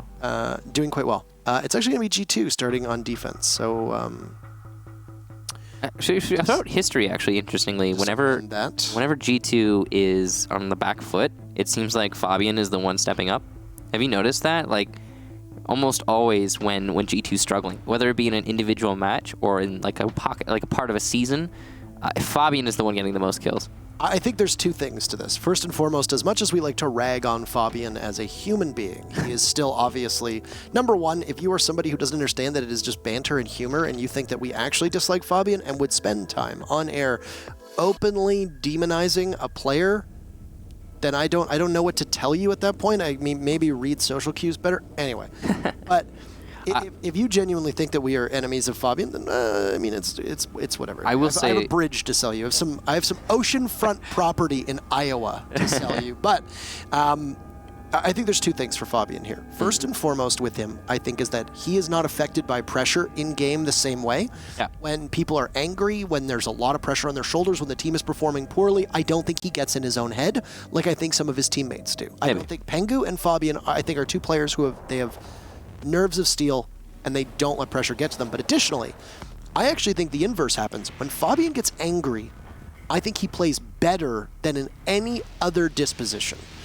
When Fabian has a chip on his shoulder and he has something to prove, be it that his team is not performing well, maybe that there are some questions about his own abilities on the team, be it in terms of leadership or aim, I think that he seems to level up, almost as if he were a Super Saiyan. Does his hair get longer too? I have no idea. Mine has been. This is 3 weeks ago. That's really fast. 4 weeks ago. Just under 4 weeks It's ago. about the same as the beard now. Different colors, kind of. My beard's a little lighter. Well, I was gonna say is that you're a little bit more red here, and this is a little bit more of a brown. Yeah. But you can see the tints of the red, especially when the light hits it right. When my hair is short and in the winter it turns browner, in the summer and it's longer it turns red. It looks more red. That is interesting, yeah. Auburn, but Yeah. those are the comments about Fabian. So we're just waiting for everything to be called correctly. We do, just for an update for you guys, we do have everyone in the lobby. We've got everything set up. But that doesn't mean that we can just jump right into things. Everything needs to be double checked, make sure we're on the right sides, make sure I guess now the bans need to be done, depending on what the admins call. I mean, at least from what we were seeing in the chat, apparently the bans will stay the same. So we will have a Hibana and Nomad banned on attack, and a Mira and an Echo banned on defense. So there you have it. We'll get into the matchup. Everything should be good. Coastline, Part 2 between G2 and Empire. We were off to, I feel like we were really nailing the intro in this match, and now we have to do it like again. Yeah, we're going right back in. Right back in. You know what? It's interesting, actually. We didn't talk much about this, but this map, Coastline, historically between these squads... Don't remind me. I specifically shut Coastline between these two teams out of my mind. Okay, never mind then. 22 rounds. The longest single map in professional Rainbow Six history. Yeah, it was a really, really interesting one. And if we go back to that, actually, Empire got worn down after that map, and G2 did not. And that was really the story for the match. And I think a lot of people would say, looking back on that, that's probably why G2 managed to win it. Because after Coastline, Empire just looked, they looked not the same. No, and then of course, we turn around and we look at the Raleigh Major, of which there is the major level rematch between these two teams. G2 takes the best of 5 against Empire in the 6 Invitational, and then drops it in the rematch at the Raleigh Major. So if these two teams meet in the finals of the 6 Invitational, which if I'm being honest with you, with the way G2's been playing recently, seems extremely unlikely. But if they meet in the finals of the 6 Invitational, then that's the ultimate tiebreaker. Map number 1 between these two teams and the very final map that was played against these two teams in a major setting was Coastline. Of course, Empire did not need even half of those 22 rounds in order to take out G2. And as we mentioned earlier on, Sir Boss will be making his debut on this squad. The Hungarian hero, will we call him that? We can call him that. He's not the. It's not his very first. Pretty sure he's Hungarian. I mean, I can check. Yeah, I'll check. Please check for me. I'm 99% certain he's Hungarian. It's not Sir Boss's very first match, of course, and yes, he's Hungarian. Yes. Yes. So happy with that. Dan's going to go down early on. We'll make note of that quickly. That's, of course, one of your star players gone, but also a really important operator. Karzeka will get the refrag inside of Kitchen, and Cantor Ketty going back and forth here as Shepard gets the final word in there. Or is it the final? As Scyther is getting sprayed from the main lobby. This just won't stop. The engagement keeps going. Scyther's going to eat some damage as he rotates into the Kitchen. G2, slight edge here in the 3-3 as the HP on Scyther is low. Some of the roof above the head of Joystick blows open, and he's not in a position to fight it off. Scyther has his back, and while you can hear the MPX of Sir Boss, is he going to walk away with a kill? No, he's picked apart by Joystick. Scyther gets felled too. 1:45 is left on this clock, and there are only 4 of the 10 people still alive in this lobby. Fabian and Pengu against Joystick and Shepard. Those are 4 big names in all of Pro League and 4 big names in this region as well. After a whirlwind of action to start off round number 1, that you could call that the storm before the calm, as now everything just takes a back seat, as Empire will go back onto drones. Joystick might have a drone as well. There are Mozzie pests still in play, but other than that, there's opportunities for Empire to be able to put together a significant push based on the intel that they still have access to. Joystick being on low HP is going to be crucial here, as both of the players on G2 have the type of weapons that you're going to want to seize upon the low HP opportunity, especially against an Ashe, where you're going to typically be aiming center mass. Shepard's going to have to put in some big kills in order for this to go Team Empire's way, or Joystick might just get lucky. Might find a situation where G2 cannot land the shots. It's totally possible. This is going to be a hookah take, clearly. Shepard setting up on the balcony. He's going to use his bolts when it comes time to cut off information and rotation. Spots Pengu inside of B. Gas canister to save him, though. C4 just narrowly misses, and Joystick here could catch them from the back, but he'll take too much damage as Fabian finds Shepard. 2 kills for him on the round. I don't know if that's a Valkyrie camera or a drone that's been ensnared by the clutches of G2, but Joystick is just going to continuously get pinged over and over and over again. Fabian lies in wait, and a nice shot from Pengu to shut down Joystick, and G2 will take the very first round. Big win there for G2. The engagement that went over by Kitchen was constant back and forth, and it was quite interesting. You don't usually see engagements roll out like that, but neither team refused, or well, both teams refused to let the engagement slip away. And in the end, it was actually a stalemate. Slight stalemate, I suppose. 2v2 with an HP advantage for G2.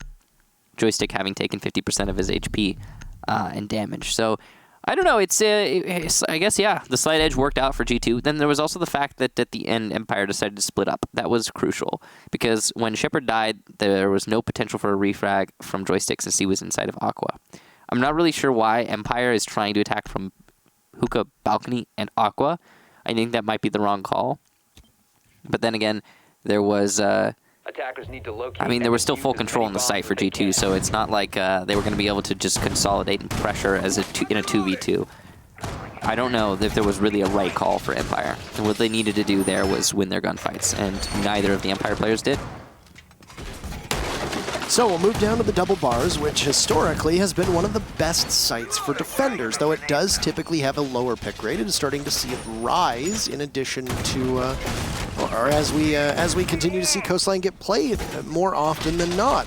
Kitchen was the default go-to second, Penthouse Theater doesn't get played. There you go. Those are your 4 sites for Coastline if you don't watch this. And I mean, whenever Empire and G2 plays, we realize that there are usually a lot more beginning viewers or beginners that are going to be watching this due to the popularity and size of some of these players. So if you are one of those people who gets angry at us explaining what might be simple concepts into Pro League and introducing mechanics and simple things, basic things, then you're called a gatekeeper.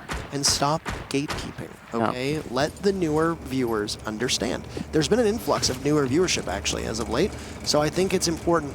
And this is just general rule. If you are a caster, you have no problem being a little bit more simplistic in your takes. So feel free to impart wisdom upon the viewers. I'll try my best. Not you. Oh. It wasn't talking. Good word. Anyway. I don't know. Listen, you said caster. I do that. Community casters and... Okay. Community casters and things like that, Michael. All the good stuff. Anywho, G2 have got some presence on that second floor over top of the site. And, well, you wouldn't be too surprised. There's lots of destructibility that can happen here. And if you lose control of Hookah, well, that becomes a significant problem for you. Kanto Raketti starts things off with a bang, eliminating Scyther. And he's not going to get more against Karzeka, though they both suffer some serious and significant damage. Down goes Kanto. Yeah, Kanto... Signerius was the word that I used there. Signerius? So you're trying to say serious and significant. Signerius. I like it. Let's use it sounds like a Jedi's name. I am Darth Signerius. Have you heard the tale of Darth Signerius? Of course not. It's not a tale the Jedi would tell you. Karzeka's taking some damage on that altercation that we saw with Kanto Raketti. The Jaeger almost dragging 2 down to the depths of hell with him. And Empire will go back onto drone. G2 not running the Mozzies, so you don't have to worry too much about your information being snatched away, but you got to watch your feet. And the Warden, that we see sometimes get played on Coastline, not exactly a common operator to see used, well, he'll send out a C4. He'll be received. Karzeka really didn't need to take too much of the blast because of how low on HP he was. Control lost for Hookah above the site by G2, so Empire will have full reign to look down upon G2 from their position of superiority. Fabian on the Alda with an ACOG in hand will play farther back. He can swing through the doorway of Kitchen and maybe even get a good look on Cool Vibe Stairs, which is where Dan is positioned now. He needs to be very mindful of the fact there's a default camera that will spot him if he peeks on out. And right now G2 is Kanto Raketti on camera duty. Engagement from Dan will be brief as he heads back up top. He'll have to watch a lot of those rotates. G2 actually looks like, for their part, they've managed to get out of the site. They're going to fight for a retake and allow Empire to walk on in. This might be a very well-orchestrated bait. Pengu lying prone, he loses the fight. That's a beautiful shot from Shepard, but 2 from G2. SMG-12 in hand, the Warden is not strong enough, but Joystick has no time left on the clock. He'll take down Uno, but that's it. Too little, too late. 2 in a row for G2. Big round win there for G2 as they put, as you said it, 2 in a row. That's crucial considering how close these rounds have come. Because it seems like Empire is still in a lot of these, but that last one was more one-sided than the first. So, what went wrong? Well, seemingly Empire's clear, not as coordinated as it was in the past. Big thing is that they did get Kanto Raketti, but at a cost, a high cost. Kanto took down 1 and most of Karzeka before he was eliminated. It also took a lot of time for Empire to get that clear out. Then once you have that little bit of control, I mean, well, that's not exactly the bomb site. It's double bar. You're not attacking Kitchen. I mean, you are now, but not in the last round. So Empire, a little bit of time wasted over on the roam clear. A lot of damage incurred. Then when they come over to the double bar, yeah, okay, they get top 4 control, but so little comes of it. And it takes so many bodies. Then when they start pressuring in the site, where are they trying to attack from? Just the exit. That's it. It's a pretty linear attack with 3 people still alive. And it's the exact opposite problem as what they had in the first round. In the first round, 2 people, and they split up. This round, 3 people, everybody comes in through exit. I don't know. 5 seconds to insertion. And it's none of it is working out for Empire, so it's not like they're not trying everything. Attackers Empire's not winning their defuse the gunfights. bomb. Yeah. They have time to correct that, of course. And I mean, you even saw on Coastline in Raleigh. There was a slower start to the gunplay from Empire, and then they just ended up dominating in the second half. Joystick in particular woke up, and well, that was it. And with it, you saw Raleigh become your Empire, Empire become your Raleigh champions. Sometimes we're drunk. The Empire of Raleigh? The Empire Strikes Back. I waited 6 months to unveil that. And apparently, I know. the analyst desk had used that a couple times, and I was like, you think I have time to listen to those plebs? Yeah, no, Parker definitely constructed that way in advance, I can vouch. No, but I'm also kidding. The analyst desk is great. Don't take that seriously. People are gonna be like, "Wow, why are you smack talking your own colleagues?" So what was that noise? That's people breathing through their mouth because they don't have the coordination to breathe through their nose. Here's a holdout from Fabian, finding some points as he takes out the drones. He's gonna play all the way in the back of Theater. It's going to be a multiple-member push from Empire. He gets droned out yet again. This is going to be so challenging for him. He's prone down, playing a really tight angle. He can't hit the drone to save his life. He'll see the Zolfia, but Scyther will get the opening pick. Wasting about 1 minute and 30 seconds is all you're going to get from Fabian at this point. He was able to do some damage, and he was able to chew away at least 3 drones that we spotted. Out of a possible 10, that's not too bad, especially if Empire's incurred losses on the drone front elsewhere. This is a kitchen defense, as both the Hookah and Bars defenses from G2 were extremely successful. Sir Boss, who hasn't really made many waves so far in this matchup, he's got C4 in hand. He's going to lose a little bit of cover to the buck above. Give him a call. That's all he needs. And then that C4 will find its target. Karchaka goes onto the bed after opening up a straight line in the floor, which means that if Sir Boss chooses to peek towards service, he will be spotted. He expends his Nitro Cell a little too early. He doesn't do any damage to anybody on Empire. Still, Joystick and Scyther low on HP. That's really it. Dan pressuring from the front door. He can do a lot of work here, but he's going to have to win the fight against Uno. D2 on a little bit of the back foot in terms of man count, but look at that HP. Hengu is going to clean up Joystick, and it's a really easy one for him. Scyther will get Cantor Ketty in a response, so not over here for Team Empire. It's looking like their best round yet. Still a couple people at the doorway as well from Empire 2, in fact, that could see Uno, and there you go. Dan wins that fight, but everybody on Empire is sustaining significant damage. No heavy losses. They're hitting their shots. Shepard has been exceptional for Empire so far. It's Sir Boss in a 1v4. He's not going to go anywhere. He gets swung on. Shepard. He ate his Wheaties this morning because the man is on fire, just as his bolts would suggest. First round for Empire. G2 still with the lead.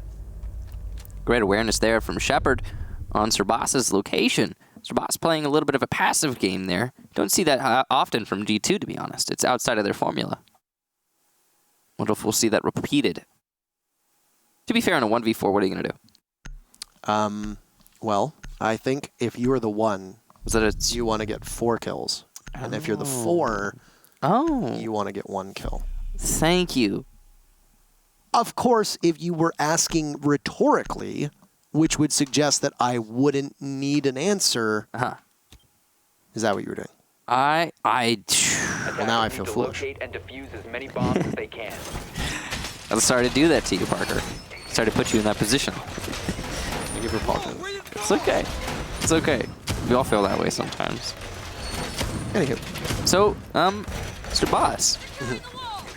You said it yourself, he hasn't really had any standout performance so far through this match, but to be fair, it's only 3 rounds, so give him some time. If you are right now watching this matchup and you are a G2 fan, because G2 does tend to have, if not the largest, one of the largest fan bases in all of Rainbow Six, right? Yeah. There are many of you who show Safe up to say. members of the G2 army, and you should not be upset or ashamed to be supporting G2. You shouldn't be upset or ashamed to support any team in Pro League. You should be praised for the fact that you are actually cheering on your team. However, do not be a toxic fan that gives undue hatred to a new member of the team. Yes, Sir Boss does not have a single pick on the scoreboard, but he's got 3 assists because Sir Boss is very likely going to be new to the system. He's at most had probably a couple days of scrim practice with the team. There's a lot that you need to learn, especially with a team that tends to be as strat heavy as you find G2. There's no way that Shas is just throwing Sir Boss on in and saying, yeah, just do whatever you want, mate. Not exactly how it's going to happen.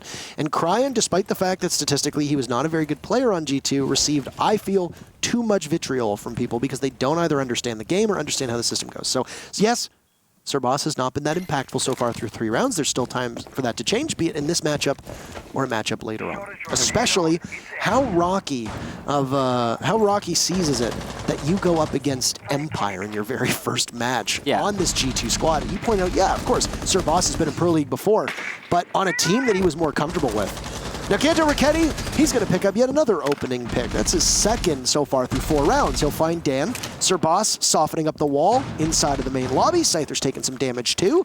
And this entry from Empire, not exactly where they wanted it to be, as you're now halfway through the round with G2 in control. It's yet again a hookah defense up above. And, well, when it's a first floor defense, you're going to roam on that second floor. When it's a hookah defense, you're going to roam down below. Goodbye to Sir Boss and Kanto Raketti fall in quick succession. So, an immediate answer back from Empire in terms of 2 frags, with Uno having the Zofia under watch. Scyther's HP ticks even lower, but a good comeback from the Empire squad. Still winnable though for G2. They've got good positioning here, and Scyther is on low HP, as you can see. Pengu's going to peek a while onto the window and possibly give away his position, but not get anything out of it. Uno with a run out onto the north balcony. He'll get 1 kill. That's Scyther on Repel. Good call there from Pengu, and reaction from Uno. That's what I was going to say. Pengu looked like he was ready to swing onto the Zofia that was on Repel, but instead he gave that information to Uno, and Uno volunteered his life. The UMP only needed to hit a single bullet onto what little was left of Scyther. That's it. And because Pengu stayed alive and didn't put himself in a spot where he could have lost that duel, he's there to find Shepard, and G2 will regain a numbers advantage that they had earlier in the round. It's going to be tough for Empire. They're really just going to have to go off of fragging potential, and in the hands of Joystick and Karzeka, there's no shortage of pain that Empire can inflict upon any team. Doesn't matter how good they are, doesn't matter how poised they are. Down below, frag grenade gets tossed on up, it gets eaten by an ADS, and it's just twisting in the wind for Empire as they make their presence known on Cool Vibe stairs and over towards Aqua. A split push with no chance for a refrag. This just needs to be G2 training their sights in the 2 areas where you see that Empire's going to push on up from, but that's a good start for Karzeka. Soldiering through the toxic canister, ends up being Joystick. But once he emerges, there's a Fabian waiting in the wings. It's 3-1 for G2. Every day, oh no, never mind. So yeah, G2 looking pretty strong here. A lot more firm than I think some might have expected. Considering their stance right now. They're not doing great in the overall season, but if they can win this one against Empire, it'll give them a lot of traction, a lot of room to breathe. That last round came down to a pretty even situation, but the big thing I want to highlight again is the way that Empire tried to attack the site. Instead of coming at it from, either Hookah or Aqua, they decided to split themselves up. And when you're already low on man count and you spread yourself even thinner, I think that just makes your situation that much more dire. We saw the same kind of situation play out there as we did in the first time Billiards was defended by G2. And it was the last 2 people on the other side of the map from each other for Empire. They lose their gunfights and it's over. You can't be having a situation repeat itself so frequently like that if you're Empire. And luckily for Empire, they won't get to attack onto Billiards anymore for this half. There's no overtime, so that site's gone. But that's, it's not a great way that happened. Having a unlosable site is a strong advantage for any team in any Pro League match ever. G2's got that one in Billiards, it seems, in this match at least. It's a really important thing to know. Sir Boss yet to find his first kill, and I just know that that's going to turn into the next Cryan thing with the whole he's that I don't really know how to describe it, but that whole situation basically.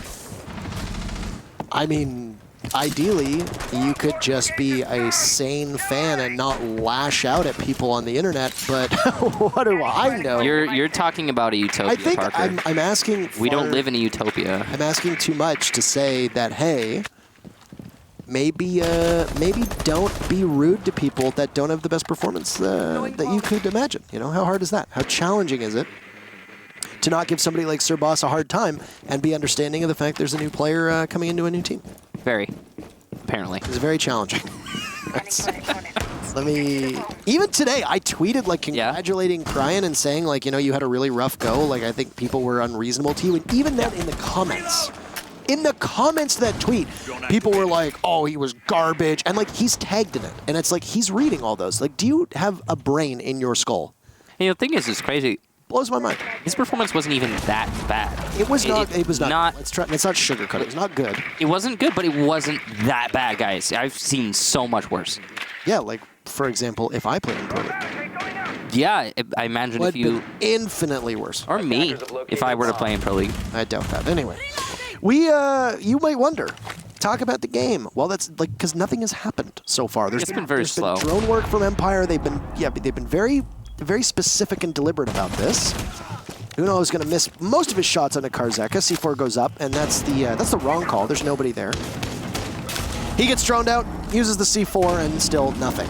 This has been a whole nothing burger so far between these two teams. But oh my, Uno gets spotted by the C8. 30 HP or so. He manages to get away. He's getting chased down inside of Pink as it's a double bars defense, and Uno will be the one tasked with holding off the wave of Empire as it looks to crash across the shore. There's also the Ella of Pengu playing in the same spot, watching Mudroom or Foyer, or whatever you want to call it. Oh my goodness. Not ideal as Karzeka remodels upstairs. He doesn't like hookah. He thinks, hey, I can make this look a little bit better. And apparently in order to do that, you need to adorn the walls and floors with the blood of your teammates as Joystick is team killed. The Ash being off the board will be crucial because of how strong a player Joystick is and how much damage that G36 can do. The Capitao is a pivotal part of that execute. Frag grenade goes out, it chases Pengu. He's going to run through the flames as the fire misses. Pengu watching to the left. He's going to get one call as a frag grenade sails over top. Too many angles for him to hold, and he picks wrong as 2 kills from Empire come out.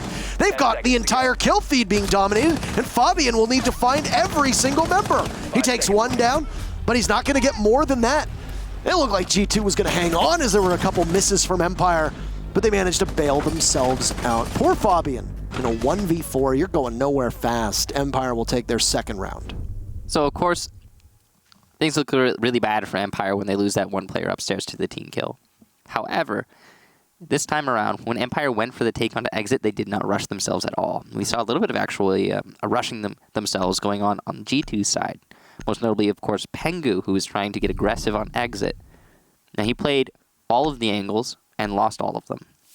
Empire actually picked up 2 kills on that aggression because of that opening that it allowed Empire to seize upon better angles after Pengu died. Attackers need to Empire then cut off the player who was playing deep by what some call Pink, I guess some might be call it like Sunrise Window. And then after those 2 kills were picked up, well, Empire were like, oh, flood the site, easy peasy. Meanwhile, the cutoff of the rotation by the blue stairs, or the cool vibe stairs, was also very effective for Team Empire. G2 getting the wrong end of the stick everywhere in that engagement in the end of that round. They'll go over to Kitchen now for the next site. Kitchen is actually the, I believe, the only site that Empire has yet to lose an attack on so far. They've been really dominant on this one, but it's only been tried once. However, again, that one attack that Empire had on Kitchen was dominant. Let's not sugarcoat it. Shabazz being the last one alive, I think you might remember he was hiding in the bathroom. Died in that 1v4. Well, we see a repeat of that. We'll go to 3-3 as we transition into the second half. Been par for the course here with Empire's lineup, which is about as consistent as you can imagine and as you can expect from them. They don't really tinker all that much. They like to bring 5 operators to do the job on attack, and they don't relent. I think they don't relent is a good way to describe their attacking strategies, as well as they always seem to put an unstoppable amount of force, or I guess an immense amount of force, down onto their opponents. In this case, it's Kanto, who was good for a couple opening picks, but that's about it. Rough spot. Also, last round, the only kill that came in prior to Fabian getting a kill before he died was Karzeka killing Joystick. So basically a flawless round, with the exception of one, obviously, from Empire. A TK, if you count that. Yeah. Well, I mean, I do. There you go. I do count that. Okay. So. Well, it was also technically 6 kills for Empire. Yes. Very well done for them. Yeah. It's the rare 6-piece right there. Yeah. So We've actually seen a number of 6Ks in Pro League. this is a good example of the ammunition change that came in about, I want to say, a year and a half ago, if not a little longer. Almost every operator got double the amount of ammunition that they had, and allows you to do tons of soft destruction. This Scyther gets removed from play, and it's a 4v4 with Bobby credited with that kill. Dan used about 100 and some odd bullets upstairs, just shooting away at soft walls and trying to maybe find a pick, maybe open up a line of sights, whatever his intentions were. Because of the changes that were made, it allows for the soft destruction to be much higher. Pengu finds Karzeka as all this actioning is happening is we don't see where they're tussling, and we can't even really hear it either, so it must be very far removed from the action. Your Buck and Zofia gone? Not ideal. Hash charge used to open up more of kitchen here from Joystick. This is a very nice angle he's going to be using from luggage. Lots of pressure being applied from that. Plenty of arrows still for Shepard, and Dan's going to get Fabian from above. So the way that Empire are split up right now is working out perfectly. The linchpin for G2 is likely going to be Uno, who is inside of the garden. Uno, Pengu, and Sir Boss versus Joystick, Shepard, and Dan, and make that one last member of Empire. As Joystick gets his head taken off of his body by Uno, Dan is still upstairs as Shepard's execute will come through the service door, and it will be stopped by a barbed wire in front of him. Dan drops, won't be able to do much against Uno, as now Shepard looks on in towards the bathroom. He'll find Uno in a 1v2. Pengu and Sir Boss will be there. Pengu's doing some significant damage, and there you'll have it. He and Sir Boss credited with that very final kill. I don't think Sir Boss got a single frag on defense, but tons of assists. And his utility is what mattered the most as G2 emerges from the very first half with a 4-2 lead.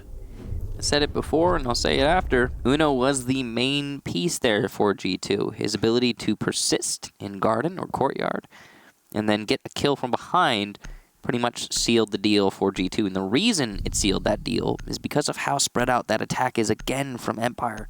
They tend to do that a lot. Regardless of their man count, they will spread themselves thin. And that means that if one of those cogs to the machine break, the entire machine comes crashing down. And in this case, Uno smashed not one but two by the main lobby and then won the round for his team. Well played to Uno, and G2 feeling very comfortable with a 4-2 out of the first half. Empire have come close a lot of these rounds. That last one is an example. But this is the type of match with these kinds of teams where close is not good enough. You're really going to have to block it out. You have to have that ability. And that has been the struggle for Empire. Time and time again, on attack, Empire have struggled to lock out rounds. Regardless of whether or not they have the advantage or an even man count doesn't really matter. The point is that Empire struggle to get the killing blow. Even some of these rounds, Empire have weird setups in the beginning of the round. The first 2 minutes, beginning and middle, just kind of an odd situation with Empire on attack. I'm curious to see how they play on defense now that we transition to the second half. 5 assists for Sir Boss. He'd done some damage to, was it Shepard? I think that was pushing in through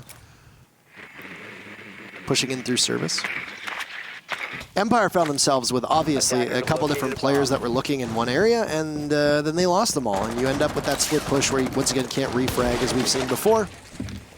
I think it was Karzeka as well as Joystick previously. So, anywho, G2's first attack, and they're going to bring a very interesting composition, something that you focused on, something that we can focus on. Nook, Lion, Capitao, and Jackal, and Buck. That's rough. That's not a fun lineup to play against. One of Nook's greatest strengths is that she can very quickly get on in towards a site, evade cameras, and make her presence felt. Well, Uno's not going to take advantage of that. He's going to take his time, he's going to drone out, and there he goes. He activates. And he might actually manage to catch somebody. He'll have to look on over, but there's a number of shields there. One of them gets blown up. I don't know if his position was given away, but that's going to be it for that Nook experiment. And the Goyo shield working out really great there. The Vulcan, as you call it. I like that. Well, I don't call it that. That's what's called in the game. Yes, and so you call it that. I suppose. Did Pengu just blow up his own drone? I think he might have. Might have, yeah. Might just blow up his own drone. Might get shot at roughly the same time. Either way, not exactly what you want. 90 seconds expired from the clock on the very first take for G2 after the side swap. Here in Empire are sitting pretty. As I say that, they lose Dan to 1 HP, and then the rest of it gets found by Pengu. So maybe he shouldn't have peeked that quite as aggressively. Kanto Raketti sees the Jaeger, but he doesn't need to do too much with it because he knows the Jaeger's ability from down below is not all that strong. Vulcan Shield goes, and so too goes Uno, as the kill feed is just a variety of different colors. Sir Boss, along with Fabian and Pengu, and an advantage right now for G2, and a retake for Empire is due. Joystick stops. C4 down below as well. Joystick catches Fabian on the rotate. Also finds Sir Boss. 2 clean shots from the Jaeger, and Pengu in now a 1v2. Down goes the Volcanic Shield in front of Pengu, and he'll attempt the plant, but he knows that there's one down below. It's Karzeka, but he doesn't have a Nitro Cell. So the Mozzie isn't going to be as effective as you want it to be. Pengu trying to go through the explosions around him as the super shorty cuts away some of his safety, but it's Joystick with the final 3 kills as he adds to his tally. And Empire will take their very first defense. Really just a big round there from Joystick as he came up from Aqua. There was no flank watch by Aqua for G2, and it was a pretty easy double piece to begin things. Catching the edge of the reactions there as the player in Cocktail was felled. The end there, not really much that Pengu could have done to win that. He has no C4 on the Mozzie, but he can hear the footsteps and he can track you with his shotgun. That's going to apply constant pressure, not allow you to plant. So it's not like Pengu could have just gone over to the bench and planted there, or gone over to the door and planted there. I mean, some of those places already had pre-made holes. More importantly, again, the Mozzie was going to follow you. And then as the Mozzie follows, calls out for his enemy, or for his teammate rather, and for Pengu's enemy, the Jaeger of Joystick will encroach on your position. So that was pretty much an unwinnable situation for Pengu. Maybe at best he could have rotated to Cocktail, but even then it's going to be still really difficult to hold things. It was a nice try. What we do know is that Empire are not out of this yet, and they very nearly were. A 5-2, that's a really difficult hill to climb, but not as much a 4-3. It also really boils down to if Coastline has an inherent advantage for the defenders, because it sure does look that way. We saw the round attacker-defender split earlier, but I didn't catch it. So maybe, the overall. But we always talk about how often that sort of thing comes down to the teams that are matching up against each other. So this case could just be the case that Empire and G2 match up better in that their defenses are strongly favored. We saw that Empire's attacks were pretty lackluster. Maybe it's the same for G2. I mean, honestly, I think that last round the attack of G2 was pretty great. They did lose it in the end, but that's, to me, just because of the effort from Joystick. They came so close. I do want to just specifically point out the operator choice from Uno on the Nuke. I don't think that was the operator that you needed to go with, and while they've changed it up onto a Dokkaebi instead. What? Did he fall on the map? I think he fell on the map. There's a number of places on this map where you can fall through the floor and then die. That's the only way that I can imagine fall damage is going to kill like that. Oh yeah, he was detected outside. He fell through the map. Yeah. I know that happens actually somewhat frequently on this map. I mean, are we going to see a rehost here? That's the question. We can't speculate because we are not admins. I mean, I guess we could speculate, but we won't, so... Yeah. It's just a question mark in the air. I don't think it will. I don't think Empire's even called for they're not pushing for it right now. I mean, I think they kind of understand and how triumphant it would be if they were still able to persevere and win the round. But yeah, we saw the detected outside. We saw the fall damage kill for a defender. It's a clear message. We understand what happened there. He fell through the game. Unlucky when that happens. It's always funny when the pros like to record their gameplay. I would like to see it from your perspective, Shepard, if you hear this. That'd be great if he was recording it. If he recorded it, that would be excellent. Good drone work from G2 as inside of security, they'd spotted the Valkyrie, and then inside of the kitchen, they spotted the Maestro as well. Sir Boss's drone gets spotted out. He was the one that was doing his own droning, so didn't need the assistance of his teammates. Fabian droned himself into security. There's nobody in the lobby, but the Valkyrie's still there. Fabian not able to do enough damage to Dan, and he's going to be kicking himself for letting that freebie get away. That could have very easily been a kill onto Empire to continue with the loss of Shepard earlier on. But now it's G2 losing the opening pick technically to Fabian, or to Pengu. Joystick with 1 kill, Kanto Raketti another great play from above as Joystick is just making his mark on this round. He's getting tons of pings inside of the site. And it's Dan and Joystick there. Doesn't matter if he fell through the map or not. Empire's going to take the round in dominant fashion. My. They only lost 1 person, wasn't it? And that was it. Maybe outside of Shepard, I think they only lost 1. Oh yeah, okay, yeah. If we're not counting the freebie, yes. And really that was Joystick standing apart. I mean, his position and 2 rounds in a row, it's been Joystick. Yeah, and Joystick on Jaeger on Coastline. Name a better combination. I don't know. That's been such a frequent occurrence for Empire in the past. Is when you have Joystick, you have him on Jaeger on defense and Coastline. He performs here. We've seen him do some crazy stuff. And it looks like he's angling to do some crazy stuff in this match as well. Empire are thus far flawless on defense, despite the beginning of many of these attack runs for G2 looking pretty good. I honestly thought G2 had that one in the bag, but then Joystick showed up in the right time, right place, right operator, and he hits the shots. He doesn't mess it up. That's Joystick for you, I guess. We're gonna go to the double bar for Empire. This is the third site, and again, Empire currently flawless on defense. Really well done for both teams on defense and showing that sometimes the meta and the maps can favor that defensive style of play here. And of course, Coastline is a map that shares a little bit more similarities to Border than I think a lot of people would expect. Both maps, extremely frag heavy. Both maps, you can rotate through very quickly. Both maps have a giant open skylight that you can stand at the top of and look through, even though there are a lot of people who are not going to park themselves at the top of Skylight and stare in Border, but they will do so on Coastline. As we saw, Joystick might not have been on the roof, but he was still over by luggage, using the skyline that skylight to his advantage. Anyway, G2's only change again is going to be Uno Meister. He's played 3 separate operators now on attack, and the Dokkaebi was particularly annoying, but not as pivotal as it could have been, just as the Nuke wasn't either. So instead, you'll go with an IQ. There goes a drone from G2. Over on in towards luggage, so very similar drone patterns from G2 as well, though it was Fabian who droned out security last time. And because this is going to be a double bar defense, unsurprising that there's no penthouse or theater defense from any team. You're going to see an entry on over towards the kitchen side. Kanto Raketti has been that feast or famine style of play, and in this case, it's going to be famine, as Team Empire are able to gobble up Kanto's entry. It's an even score line, but the opening pick for Empire is going to be huge. It also eliminates one of only 2 smokes that you could possibly have. G2's got smoke still in the hand of Sir Boss. He might not be on the scoreboard frag-wise, but you're going to need his gadgetry. Uno refrags on the Scyther. It takes quite a while for it to show up, and that opening into the back of Blue Bar right now doesn't appear that it's being watched by Empire. So if you're Uno, you could head on in, but never mind, Karzeka's there, Fabian finds Dan, and this is quick action yet again, characterized by how quick it's been between these 2 teams. Sir Boss finds his very first kill onto Joystick, Pengu shuts down Shepard, and Karzeka will need to find the remaining 3 members of G2. He starts with Pengu, do the soft wall. There's how many bullets in an M249? It doesn't matter. Hundreds, thousands of bullets, millions of bullets. Sir Boss with 2 kills on the round, his first 2 kills on G2, and G2 will take the round. They're up 5-4. Impact frags, Parker. Yes. That was a round that could have easily gone the way of Team Empire had we seen those 2 kills not come in. Empire had a pretty solid defense there. There were a couple key moments, of course. The timing for Shepard was just terrible.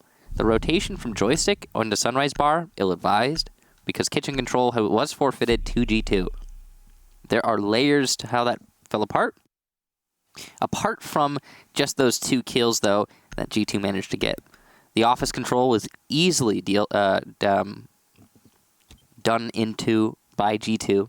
The big thing is that Uno managed to get the kill on the player inside of security without any hassle. I'm surprised he won that fight, to be honest. It seemed like he was about to lose it. It was a very close one. A lot of spraying at the wall. A little bit of the battle with potatoes. Maybe it just looked like that because of the servers. Not really sure. But no, we'll never know. What we do know is that office control, security control, favor for G2 turned really easily into control of Blue Bar. And the Sunrise hold was dismantled easily by $1 on G2. It's rough when that happens, but Empire just not looking the right way at the right times.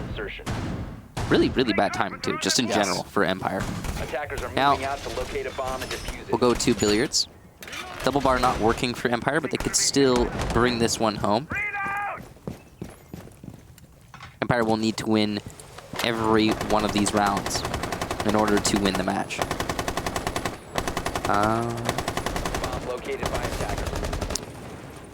What? Oh, you know, it's probably sound cover. Yeah, I think he was covering Repel, maybe? That's the best I can give you. He's sound covering for something, but I don't know what it is. Probably Repel. The attacker's bomb diffuser has been dropped. Attackers Just juggling this diffuser over and over, and I think G2 were very happy with that lineup they had last time. What a surprise. Empire doesn't really tinker too much with what has been working so far, and I mean, if you are new to Team Empire, you shouldn't be too surprised for that to be the case. Back upstairs, as the scene will be set for a hookah execute from G2 / hookah defense from Empire. Kanto Raketti, feast famine. This time, he feasts. Avenging his loss in the previous round as the opening pick, he's going to find it onto Dan this time, who spotted the Valkyrie down below. And that C4 gone is incredibly important, especially with the way that Dan would likely be playing that Valkyrie from below as a plant denial expert. No longer. And that'll be big for G2, like you said. They have the right operators here to execute onto the site in explosive fashion. No more Dukbi. She got rotated out for the IQ. I think that's the right call with the Valkyrie in play. Oh my, Joystick has to evade the fire as it spreads around him. He's been droned out quite heavily by Fabian, working in tandem with Sir Boss inside of office. Soft destruction onto the walls means that the Jaeger's position will get more tenuous. He might run right into the waiting arms of Kanto, and he gets shut down. Hard to overstate how important Joystick is as an operator, especially with how he's been playing on Coastline. Another call from Lion, and this time it's Karzeka who's the target, and these EODs have been pivotal for G2 to be able to enter into the building and make something work of it. Karzeka will survive just behind the bar inside of Sunrise, and G2 will rush on in. They'll find the down body of Mozzie, and Pengu will get the remainder. 2v5 for Empire. Dangerous position for them to be in. Both the Goyo and Shepard are still within striking distance of the site. Scyther playing at the top of Cool Vibe Stairs. The Vector not able to do enough damage to Pengu. He'll have to reload with that small magazine. Ditto with the SMG-11 in the hands of Shepard, as you see the ADS burn one of the projectiles in front of him. But the Goyo will be of no use as he feeds himself into Fabian, and then so too does Shepard. Serboss with the very final kill and match point for G2 as they look to continue this Monday undefeated streak that they've set up so far this half of the season. Well, it seems like they're in good stride to do just that. One more round and it's over. G2 will take it. Team Empire is certainly struggling now after those first two defensive rounds going so well.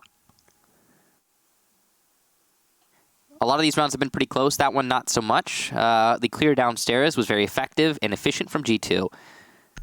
I love the way that Kanto Raketti cut off in security. Nowhere that Joystick could have gone.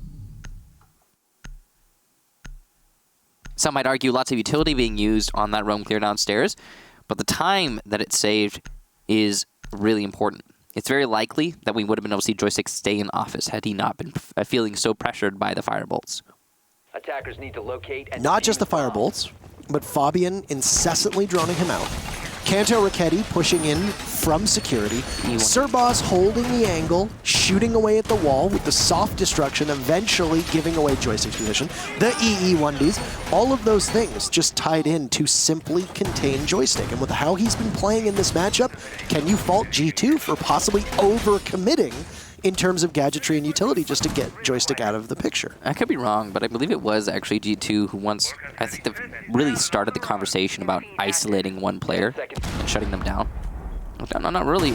I believe it was. It was a long time ago that this conversation was. I'm trying to think. I mean, they have definitely talked about it, and I know that Shaz has in fact mentioned that they will look at patterns of certain players and go out of their way. And I mean, then you have the inverse, which was Rogue in their interview saying that, well, we don't really read the kill feed. We don't really know who we're going after. So I mean, it's different for everyone and every team, right? Half of one, what is it? Dozen of one, half a dozen of the other, or 6 of one, half a dozen of the other. As my mother always loves to say, great lady.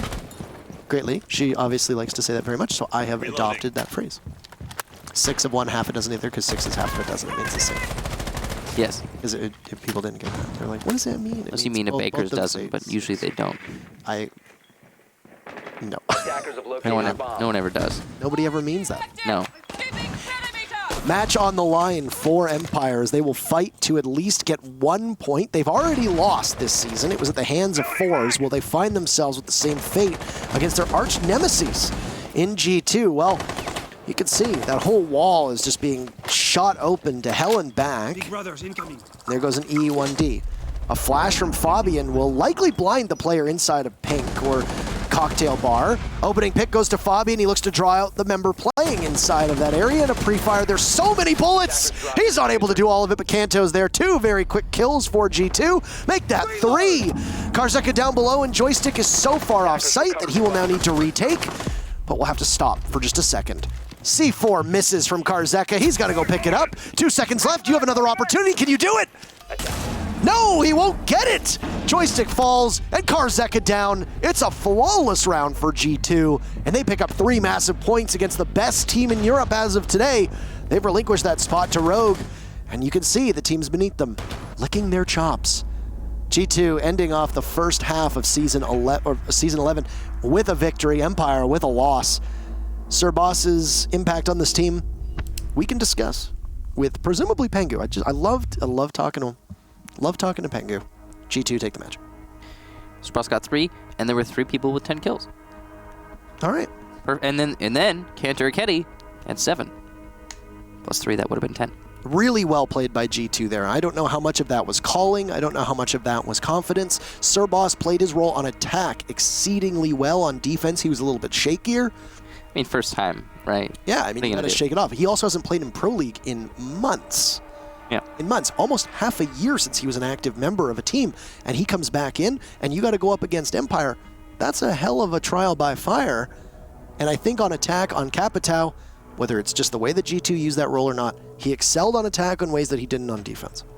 Yeah, he had a pretty good starting match, mostly in terms of utility usage. He, of course, was playing a Valkyrie and a Capitao, so his bolt placement was good, and we must assume that his Valkyrie camps were well placed because G2 had a pretty good defensive half. So overall, there you go.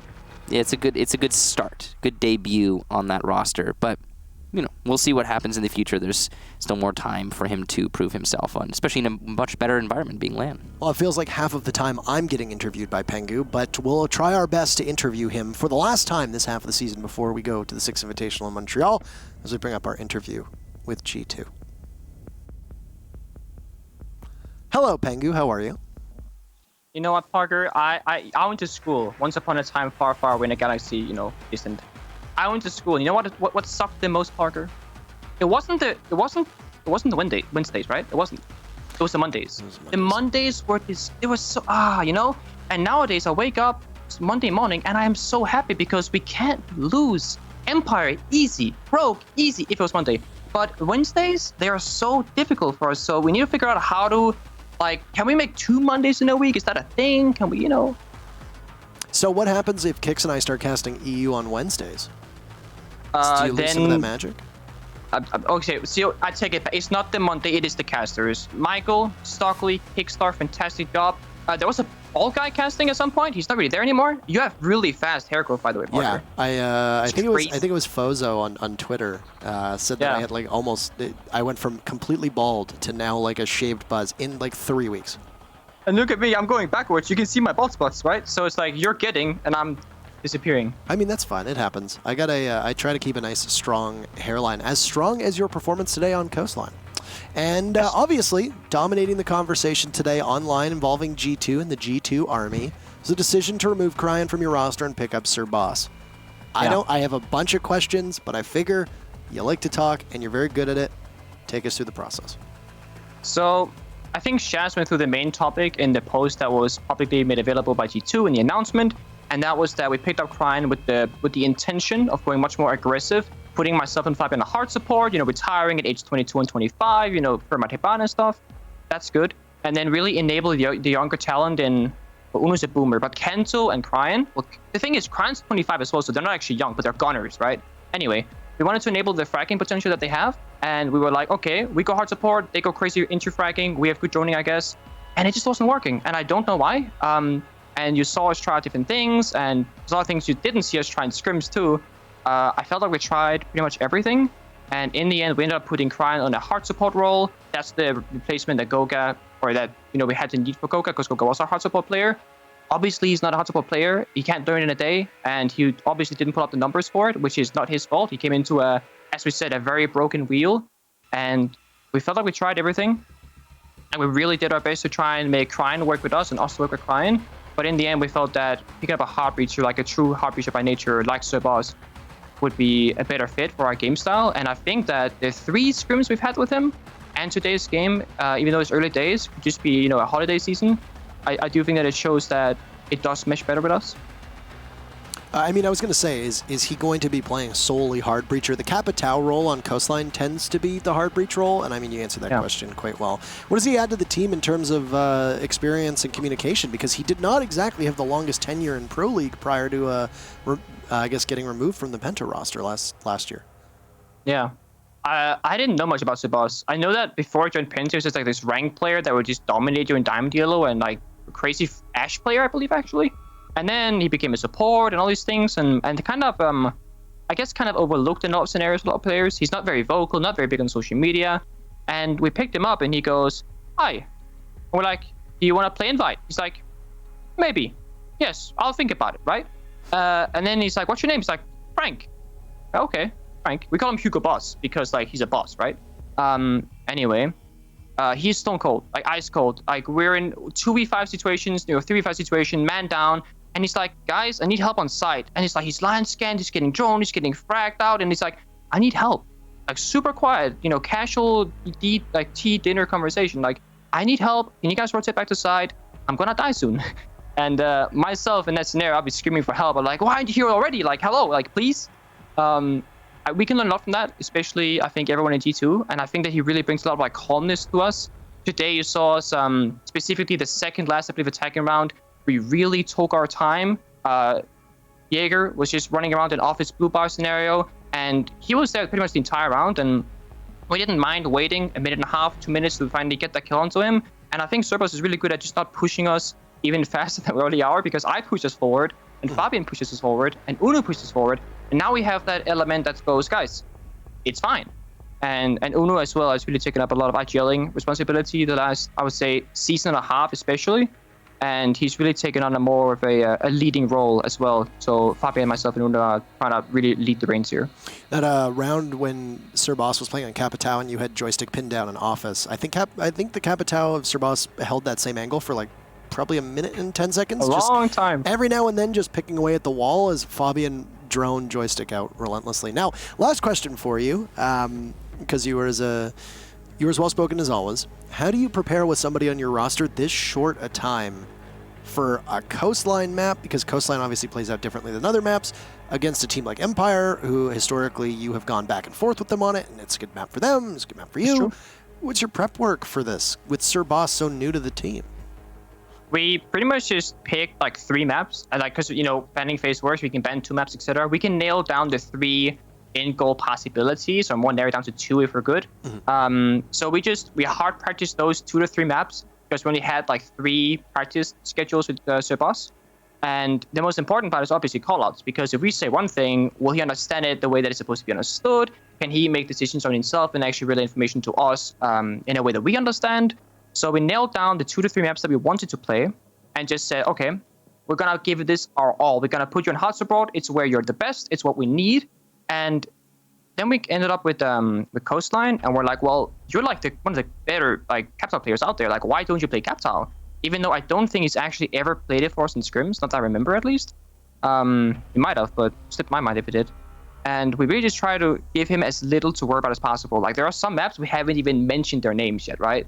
Because it didn't matter now. Now we got time to prep. We have boot camp. We're flying out tomorrow morning, actually. And we got a week to really hammer down in Germany, Berlin.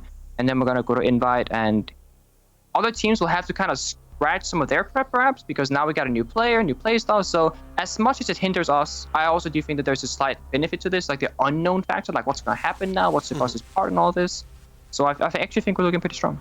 Well, you had a good performance and a good outing today against Empire. It looks like you do. You got quite a case of the Mondays, but in this case, it doesn't mean what most people think. Anything to say? It's your last interview before we go to Montreal. Anything to say to the fans, etc.? Despite not going there for the purpose that we wanted to be, which was to qualify, I'm happy to be there anyway and be part of one of the biggest, if not the biggest, tournament of Siege history. Whether it's us in the grand final lifting the trophy, or someone else do it, or us in the, viewer seats watching the grand final, let's have a great event. Let's have an amazing event, in fact.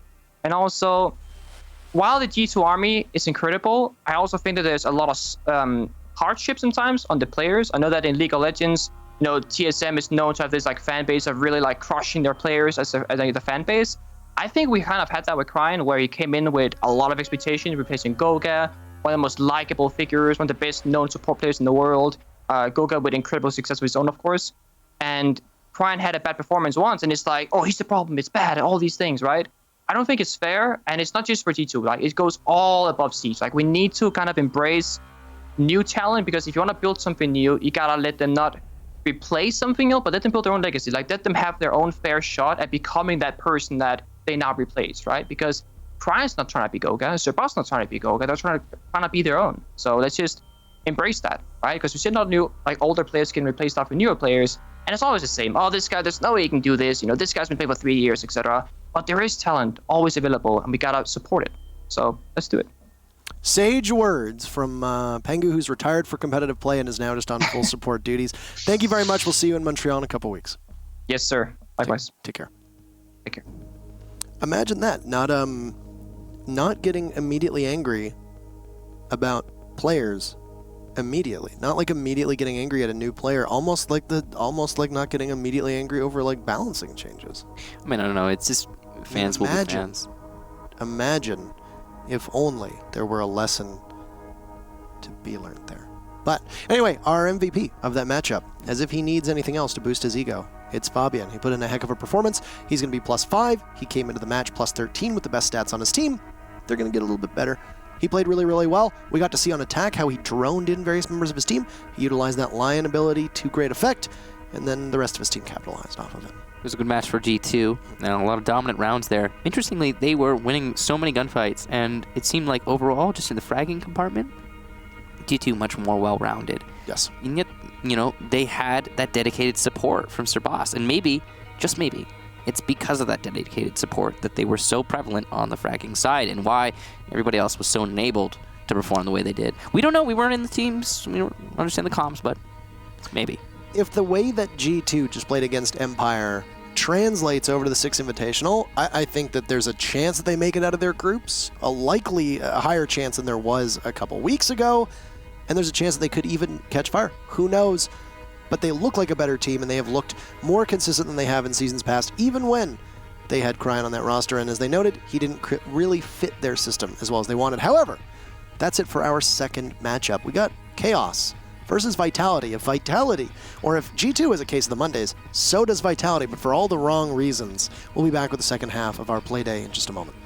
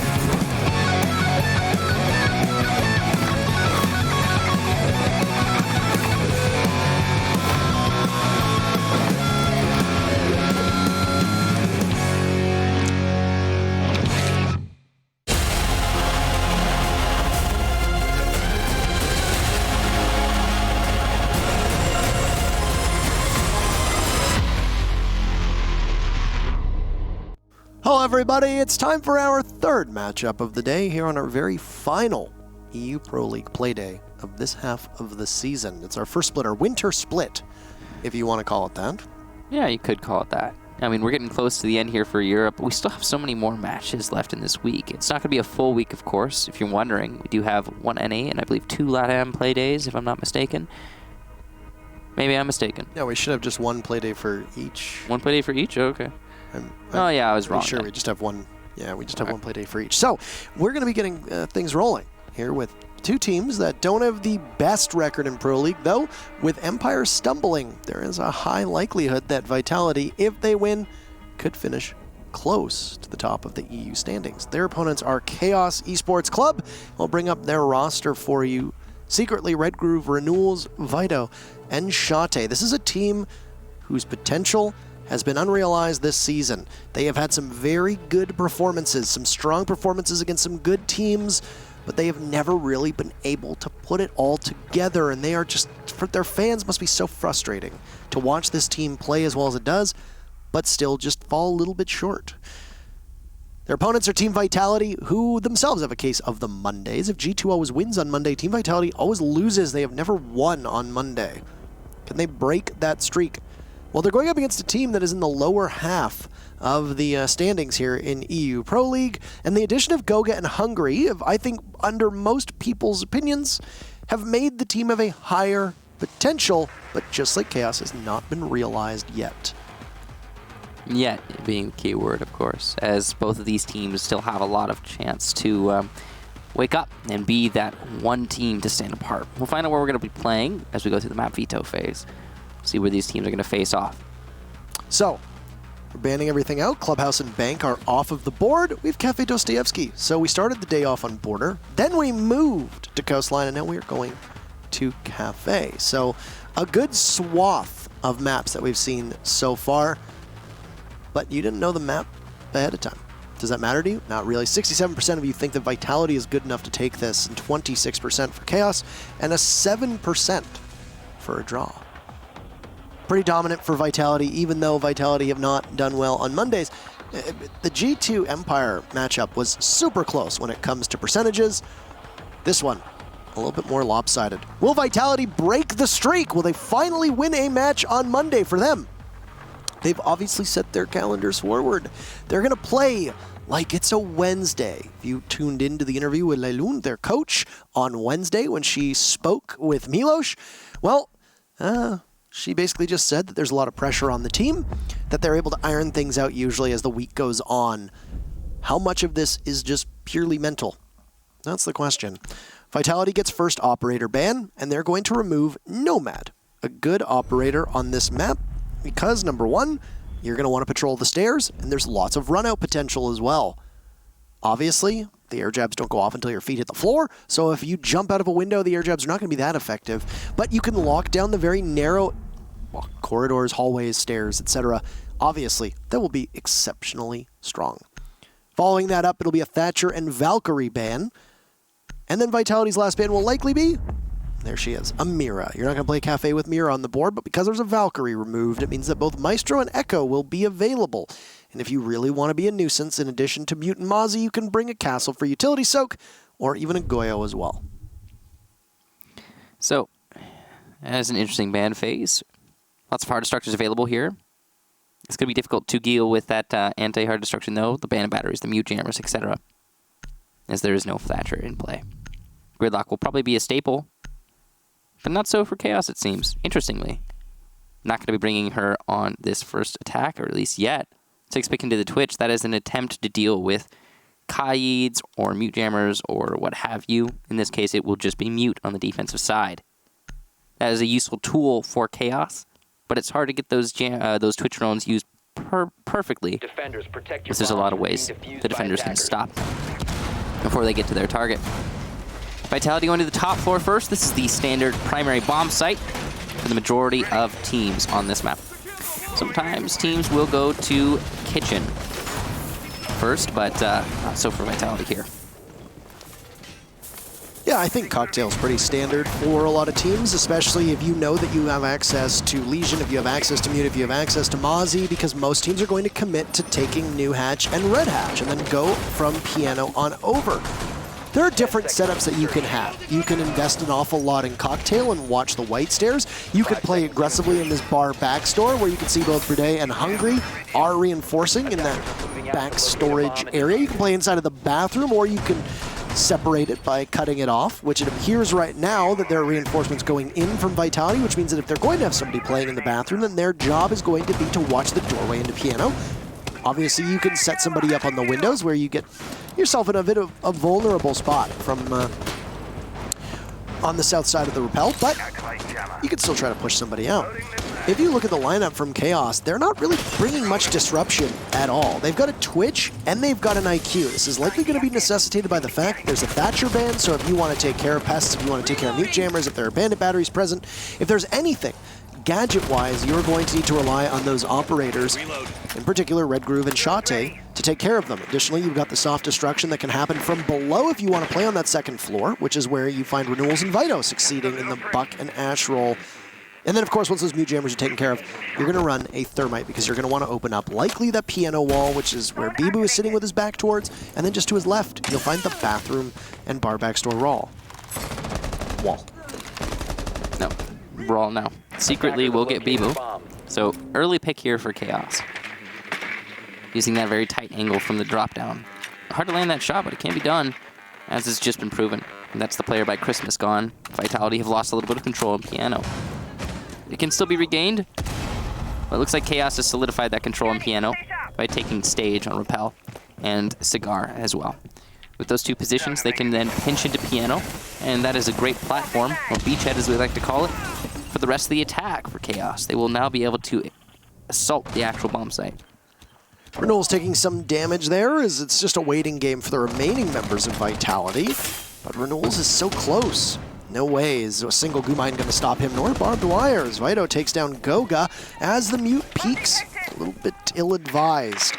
This free entry that you saw from Piano will continue to snowball now for Chaos, as they'll also open up the wall leading into the back storeroom, but it looks like it might have actually been impacted. That would be likely Stiggy doing that, because now the wall is closed off. That Maestro cam on the pillar will need to be taken out by a frag grenade. There you go. Good toss from Vito. Very routine. But still, 30 seconds, and the patience from Chaos might end up be their undoing. Red Groove will swing on in now that he's got the right call that he can begin to push. He's going to see the Maestro, wins the fight, but Vitality picks up 4 kills. It's going to be Red Groove now in a 1v1 against Stiggy as he takes out 2. The F2 doesn't have a ton of bullets in it. 21, but a clutch from Red Groove. What a miraculous swing on in, and he feeds off of the remaining members of Vitality. Nobody can shut him down. Chaos will take round number 1. Wow, I honestly thought the Vitality was going to win that in the end when those 4 kills came out in a block. But then the 3 from Red Groove in the 1v3. Impressive stuff, and he gets control of that cocktail balcony to boot. That's a difficult task to pull off, especially from Rappel. The fact that he wasn't dealt with as he rappelled in was the real crux of the issue there for Team Vitality. But to be fair to them, their Maestro was preoccupied with holding on to the bomb site. And that actually did work out for Vitality overall. I mean, you can't really expect that last person to 1v3 like Red Groove just did. So Chaos take round number 1. An impressive singular performance there from Red Groove. And I gotta give it to Chaos for getting control of Piano and Cigar as effectively and efficiently as they did. However, it did not result in a positive form of control overall that got them the win. It was mostly just Red Groove repelling in at the nick of time to get those 3 kills. I'm really surprised that he had to do that, though.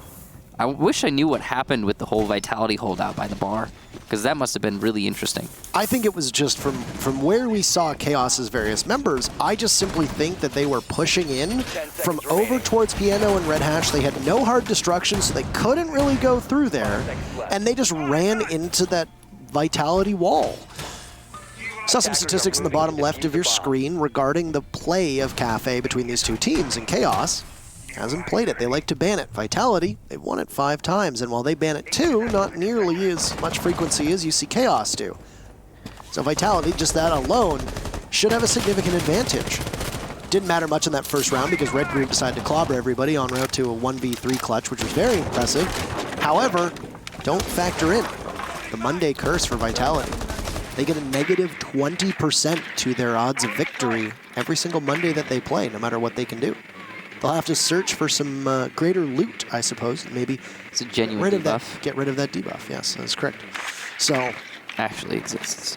One thing also, though, for people who might be a little confused by the fact that Vitality are so good on this map and Chaos ban it often and don't really play it, is that teams expand their map pool from time to time. Now, if you are a team that plays at LAN consistently, then you will often save that for when you were playing on LAN. Unfortunately, Chaos doesn't qualify for LANs outside of the minors that we might see, like a DreamHack or an Allied Esports, etc. So because of this, if you're Chaos, you're going to want to go for broke in the regular Pro League season. If you don't play Cafe, or at least you play Cafe in scrims, now would be the time for you to start bringing it out and maybe bring it into your portfolio for the second half of the season. Anyway, this is a kitchen defense down below for Vitality. And because of this, the second floor is going to be exactly where you see operators like a Buck or a Sledge take up their home. Vito will expend all of his skeleton key. He's got one shot left, so he'll wait in case they need it after the call is made, or even in the instance of a post plant. I say that a little too early. I think he wanted to open up that wall, unable to do so. No more soft destruction in hand for the Buck. First altercation might be Renewals, just waiting down Bibu, picking away at his HP, but he loses it to Bibu, who now re-engages, watching towards the main door where Secretly is playing. If Bibu on just a fraction of HP can land a shot or two, that carbine in the hands of Jaeger can be so deadly, but Goga swings out.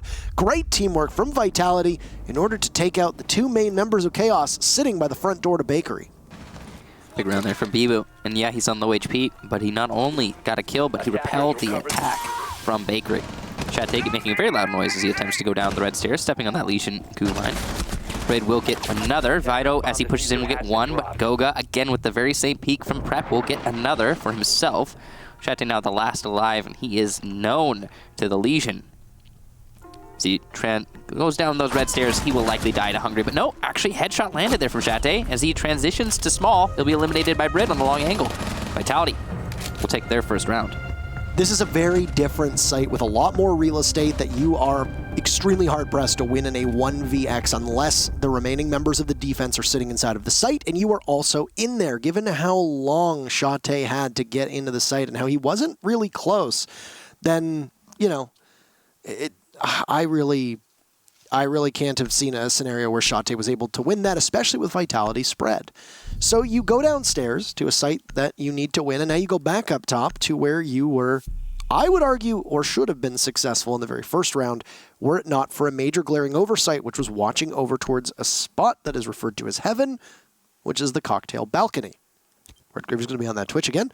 He could do the same thing, but I have no doubt that Vitality's negligence isn't going to extend to that location. So, tie things up.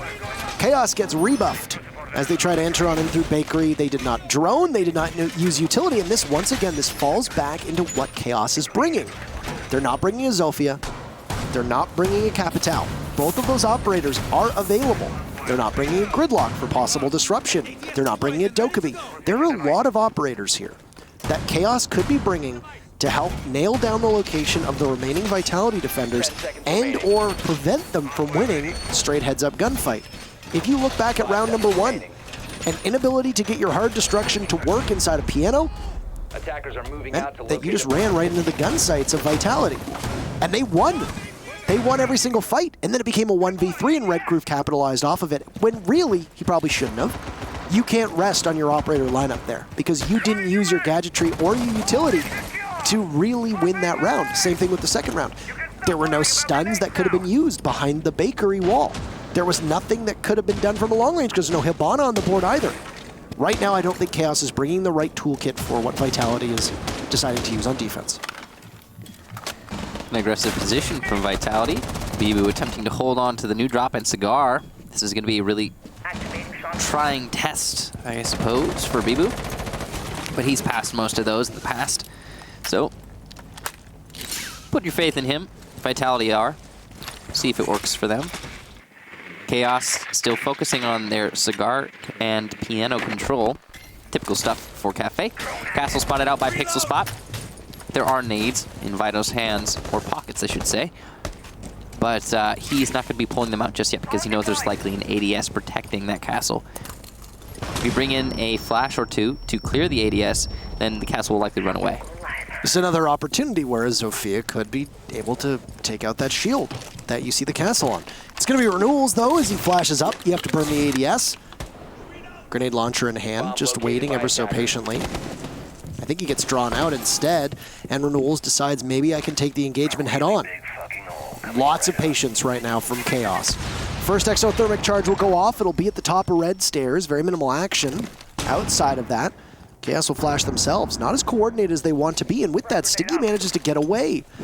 So you throw out the frag grenade. There goes the Vulcan shield. 1 minute on the clock, and you have to pause if you're Chaos. They're doing just that. Trying to breach their way into the back bar storage.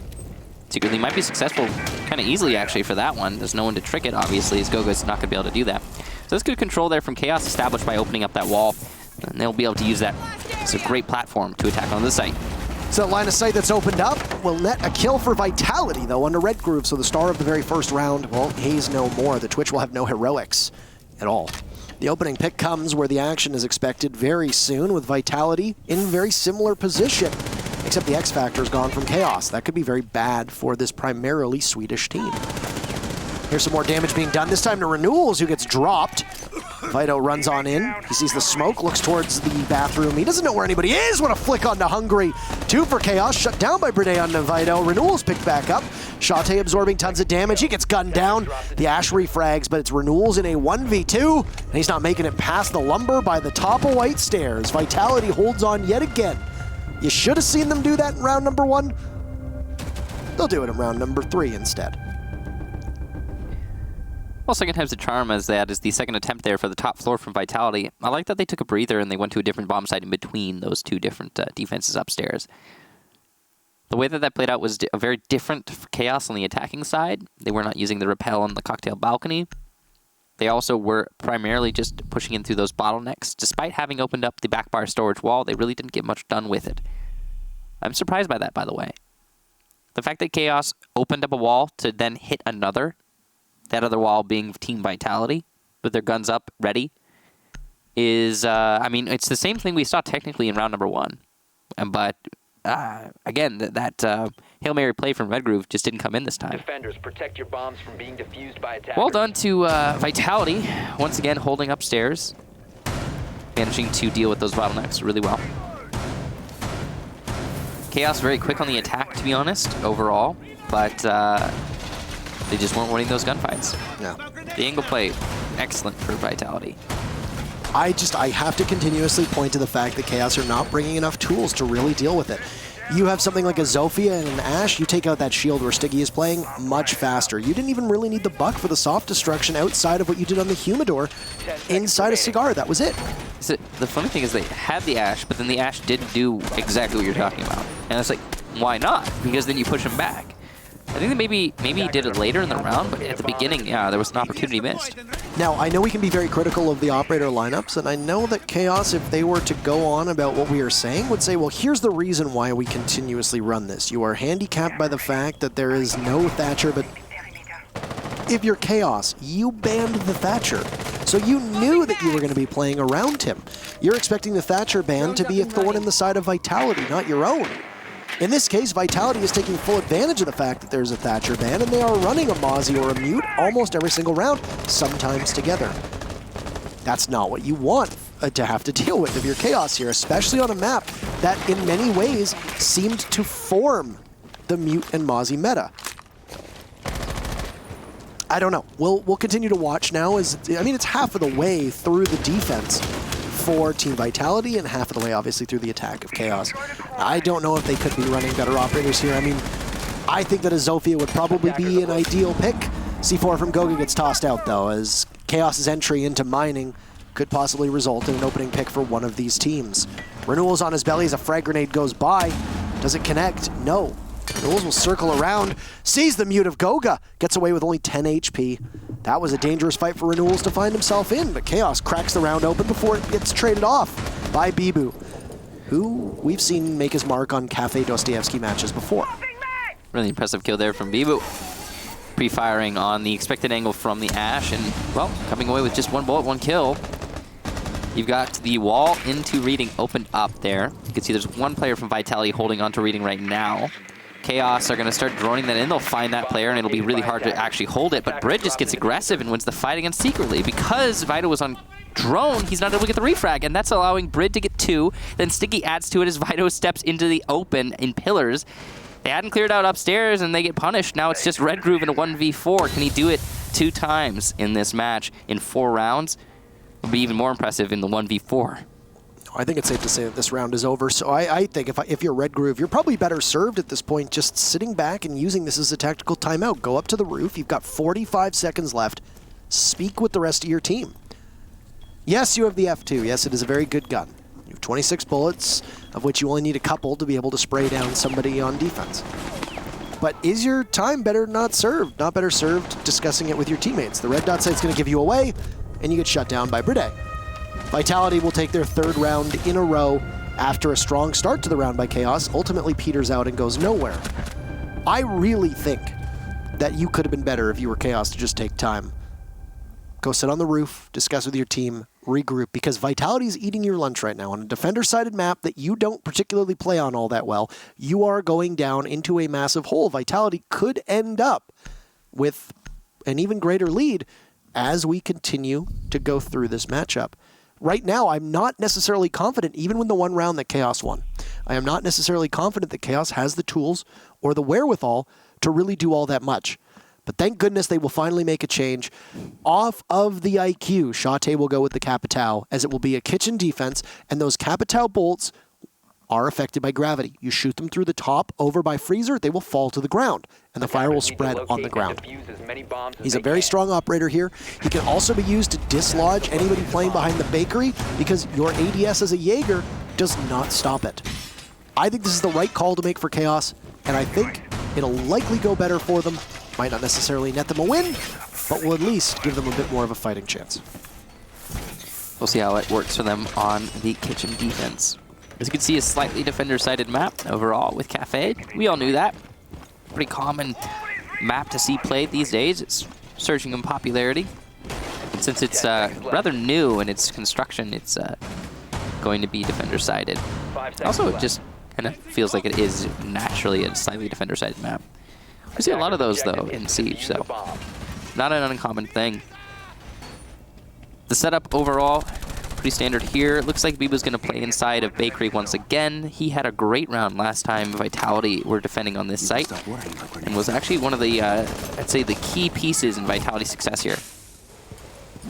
Upside down rappel for Vito. I mean, Vito does love his buck play. They're not going to run the Zofia as regularly, so I mean, keep him on an operator he's obviously very comfortable on, and when you have your strategies set up around him, well, you can make it work. I'm just apprehensive. Here goes the Capitao Firebolts. Designed to flush out the Jaeger. Can they capitalize off of it? Here comes Bibu as Chaos just runs on in, and that's the utility that you needed, but there was nobody behind the bakery as they'd gotten out of dodge as quickly as they could. If only he'd done that a couple rounds earlier. I think that was both fire arrows, though, from Shate, so he's going to have the 2 smokes left for the execute to go off. This is big. Red Groove being able to get those batteries without being punished, without the drone even being destroyed. That's lots of good control for Chaos. It doesn't look like Goga's in a position to actively juggle either, because all 4 of those bandit batteries were placed down. So there will go the wall leading in from the bakery, just towards the prep area. Another one of those 2 walls that no longer has a bandit battery behind the bakery counter, so that will be your next target if you are secretly. It's being actively played by Goga. Maybe he has picked up one of the bandit batteries, and maybe he is going to be in a position to trick it. But Goga's being distracted. He has a battery in hand. There goes another one. Vito playing this long-range play up from the 3rd floor, and Renewals is in so close that you're not really in a position to stop it. But it actually sounds like Goga might have gotten it. Did he? Did the exothermic charge go off? That's the real question. From our sounds, we didn't hear it. That doesn't mean anything, though. The wall is still closed, so Goga must have gotten it. Not good coordination from Chaos, especially the buck above. But even more impressive play from Goga. I gotta say, there are few bandits in this game that are going to be able to actually hit that trick. Of course, Goga, the ultimate support player. That opening right next to the red stairs being watched by Renewals. He's going to miss that long-range fight, lose 25 HP in the process. He'll get droned in instead. Goga's playing close to the wall. Has the bandit been spotted? I think Goga's attention is elsewhere right now. So they'll double up on the push, heading on into kitchen. Down goes Hungry. Shate emerges, putting that Parrot to good use. Frag grenade ready from Vito. His third floor stint is dropped. There it goes. It'll catch Playday. Goga fires back, but there's only 2 left. Another for Goga. The numbers slowly dwindling as he's inside a bakery. Diffuser's down. It's going to be all on Goga's shoulders. He has such low HP, he's going to have to watch this tight angle. 1v3. Position being given away, and Renewals with the marks. He'll pre-fire. Chaos wins it. They switch up their utility, and it pays dividends. They still had 3 people upright, and they will take the kitchen attack. Well, despite Goga's efforts, it just wasn't enough. Vitality falling flat, and the reason for me that really stands out is way too many things opened. Like, I understand the idea behind having open angles, like, for example, the one leading to the red hallway, or the one leading into the white hallway, actually. But clearly it worked against Vitality. As Devin always likes to say, those angles go both ways, and in this case, Vitality played both of those holes that were opened by the defenders to great effect, from the red stairs and the white stairs, getting 1 kill from each, I believe, and that opens up the site pretty readily for the attack. From there, it was a really easy rush in for the rest of the Chaos members, as they had such a significant manpower advantage. And despite Vitality putting up a heck of a fight, or I guess I should say Goga putting up a heck of a fight, like I said, just wasn't enough. Now, Vitality still have a chance to end this half in a comfortable spot.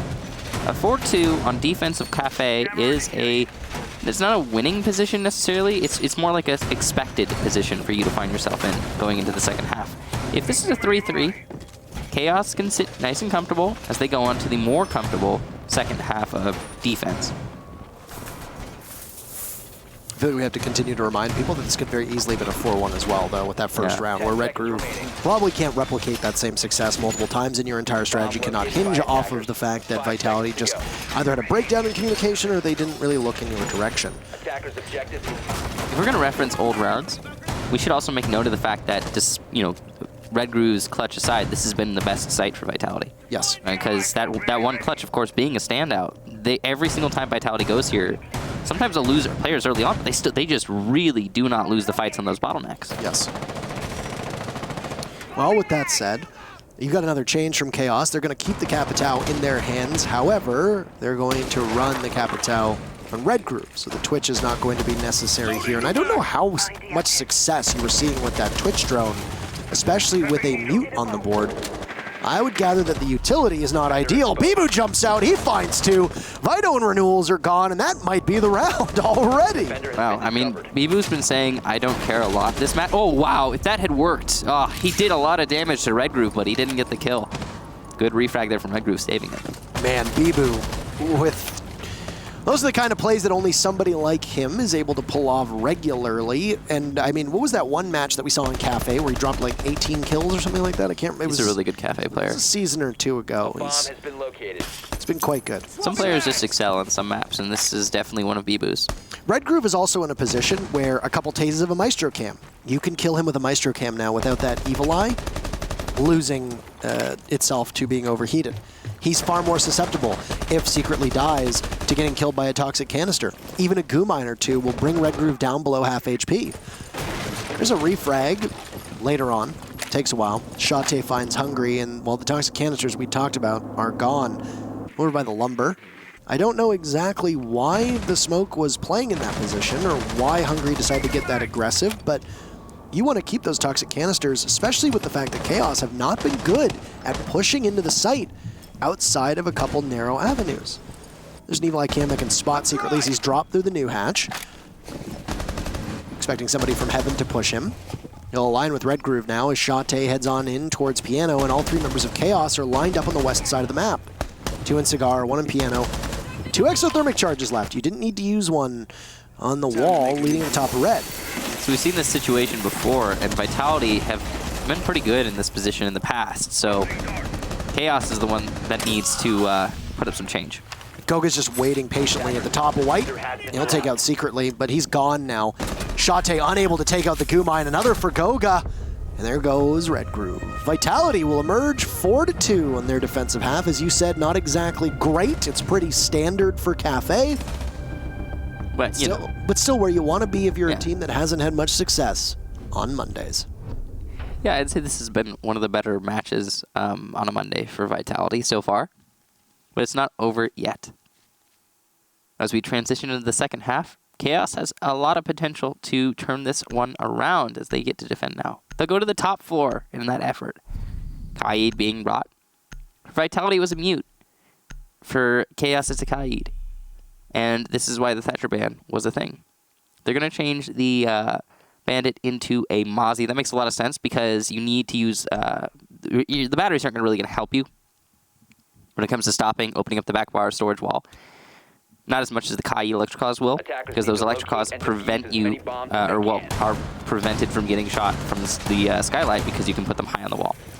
Whereas the Bandit batteries, you can't do that. And the Mozzie is just, he's Mozzie. If you're not familiar, Mozzie is currently one of the, I think, more revered operators in Pro League, as he performs so many functions all in one. He's an information operator. He's a disruption operator. He slows down information gain to the enemy. He hurts the drone economy. He can bring a C4 or barbed wire, depending on what your team needs. He's got a great kit. 2 armor, 2 speed, so well balanced. I mean, overall, just an excellent operator. He gets played so frequently. He's the sidearm shotgun. I mean, the list goes on. Over-kitted, is my opinion. He has an awful lot with no downside, and you're foolish if you're not running him at this current stage in Rainbow Six, especially, I mean, on certain maps and certain sites, he doesn't really work that well, but he has no significant downside, and he's good on this one, too, especially. He's exceptionally good on Cafe. He's exceptionally good on Consulate. Yeah. And he's exceptionally good on certain sites on Clubhouse or even on Villa. So this goes on. I mean, over-kitted is a way of saying that he has no downside. He has a really strong kit, and I think that, there is really no downside to him outside of the fact that maybe he just doesn't have an ACOG. That's it. I mean, and there's lots of people who don't have that. So yeah. If you're looking at operator pick rates and play rates, I remember seeing a thing that was shared online a couple days ago. I don't know how accurate it is, but Mozzie was the 2nd or 3rd most played operator in all of the defenders, and that is astonishingly high. Across all Pro League? I believe so. Wow, that's crazy. And I mean, it's crazy, but it's not surprising in the least. He is a really powerful operator, but in this case, he has been lit up. That's Shate on low HP, blinking, actually, as we call it. He's been down now. Finished off by Hungry. And Brid's going to get renewals with a nade. So, oh, look at this. When it rains, it pours. And Vitality, known for such a long period of time for having these sluggish executes, well, they have found a tempo that they like in this matchup. And 2 members of Chaos go down, and all they do is trade out 50% or so of Hungry's HP. Waiting for a spawn, or waiting for rather a flank up red stairs. Brede tries for the fake drop, and nobody bothers to take the bait. Because of the Mozzie being in play, though, you can tell that the drones are not where they need to be. There goes a Maestro Cam as well in front of Biboo's. He's found Vito. And the first defense for Chaos, not going the way it wants to. No. A little over a minute. Secretly will have to creep on up. Cannot control the SMG-11, and he'll get scared off, leaving only Red Groove in a position to get picked away at on the wall. He'll find himself being greeted by Biboo, and then secretly in Red Groove will just simply wait. This is tough going for them. SMG-11 will find Brede. Down he goes. It's a weird decision from Brid. The curious thing about this is there's still a minute left in the round in this 4v2. Vitality does not need to rush themselves right now, and if they do, they might find themselves losing the round as we see these last 2 defenders just holding these bottlenecks. In mind with the Evil Eyes and the Toxic Canisters, both Hungry and Biboo are very susceptible to being felled by the gadgets of Chaos. 40 seconds, and as you noted, you don't need to hurry. I think Vitality has heeded that warning. They've still got utility. There's 1x Kairos left. Utility dump in the back. Down goes Secretly. Tribana trying to trade off Red Groove as he manages to find one, but that'll be it. Vitality pick up their 5th round. They are barnstorming through Cafe, and Chaos just looking like this is not their map. There might have been a reason why they didn't play it all that often. Not done yet, but this is certainly looking like it's going to be one of the bigger moments for Vitality on a Monday. Now, it'll be a kitchen defense from Chaos. Like Vitality, after losing the top floor the first time around, Chaos is going to try the bottom floor. They're not going to stick firm on one thing over and over and over again. And that's smart. It's really the way to play this game. If you cannot win something, then think about it over the course of another round on a different site. And those Chaos will bring out as they go downstairs. There is a pulse being switched out for a Mozzie. Again, what we expect. I mean, why not make it seem like you've got a pulse and then also bring the Mozzie? Because if they know you have a Mozzie in the reveal phase, then they're going to be more cautious with their drones in the prep phase. And then if they think you have a pulse, they're going to be more cautious to the action phase. So it's a double effect, kind of, in that 6-pick. Yeah. It's one of the advantages of a system like 6-pick is the fact that you can play mind games when it comes to sites. One of the favored ones from a lot of teams is castle. You'll pick a certain site and then show a castle, and people will say, oh, you're not going here, because nobody would run a castle on it, for example. A lot of teams used to do that on Armory on Border, the site that's upstairs on the 2nd floor. You run a castle, and then you 6-pick off of it. A lot of teams might think, oh, they're starting downstairs on Ventilation Workshop. Let's get our feet under us. Not the case. So there is potential there for mind games. At this point, Chaos is going to need everything they can get. Because while the scoreline isn't as lopsided as it could be, Vitality have looked like the better team in nearly every round. With the exception of the one time where Chaos changed things up and brought the Capitao kitchen take, it has been Vitality almost every step of the way. And they've looked surgical on their take in the cocktail in the previous round, Chaos's very first defense. I don't know how good of an entry this is going to be for Vitality, as there goes an Evil Eye Cam, but it misses. Bibu aiming a little bit too quickly, and in his haste, he will lose a very important part of his toolkit, which is one of those impacts. Vito, though, finds Stiggy. Chaos needs more of this. Look at the opening pick. They need to keep it up. You can see that Vito's challenging more over by White Garage. There's potential for him to do some serious damage, but Brit is watching for it. And they got him under drone. Now it's Red Groove that's being found out. Frag grenade in hand, bait the yellow stairs. There it goes at the feet of the Mozzie. Vito takes a bit of damage, but he's still able to walk it off. So head farther up White Stairs and not bother to engage. What that means is that Red Groove playing over by Coat Check, or VIP as I believe it's officially called, he's going to have no real protection. This drone work from Vitality is not really being slowed down by the fact that there's a Mozzie on the board, but Bibu is aware that he's being watched by a Maestro Cam, and if his silhouette gets spotted, well, he's in dire straits. He hears something he doesn't like, and he'll immediately turn and watch towards the stairs, of which Vitality has zero control. They do not know what is laying in wait. Yeah, it's interesting that this is still 4 people alive for Vitality, but they have very little control over anything. The moment of truth is going to arrive, though. As Bibo gets a kill onto the red stairs, Red Groove will get hungry over by VIP.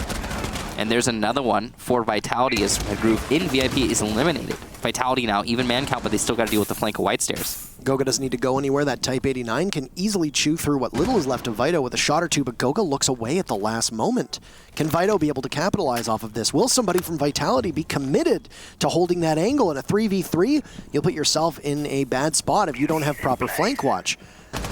There goes the Hibana, but Vito just narrowly misses it. That's good for Goga and good for fans of this French Vitality squad, as now it's a move over towards Bakery. The call has been made, and the IGLing of Vitality will bring their soldiers towards a different part of the map.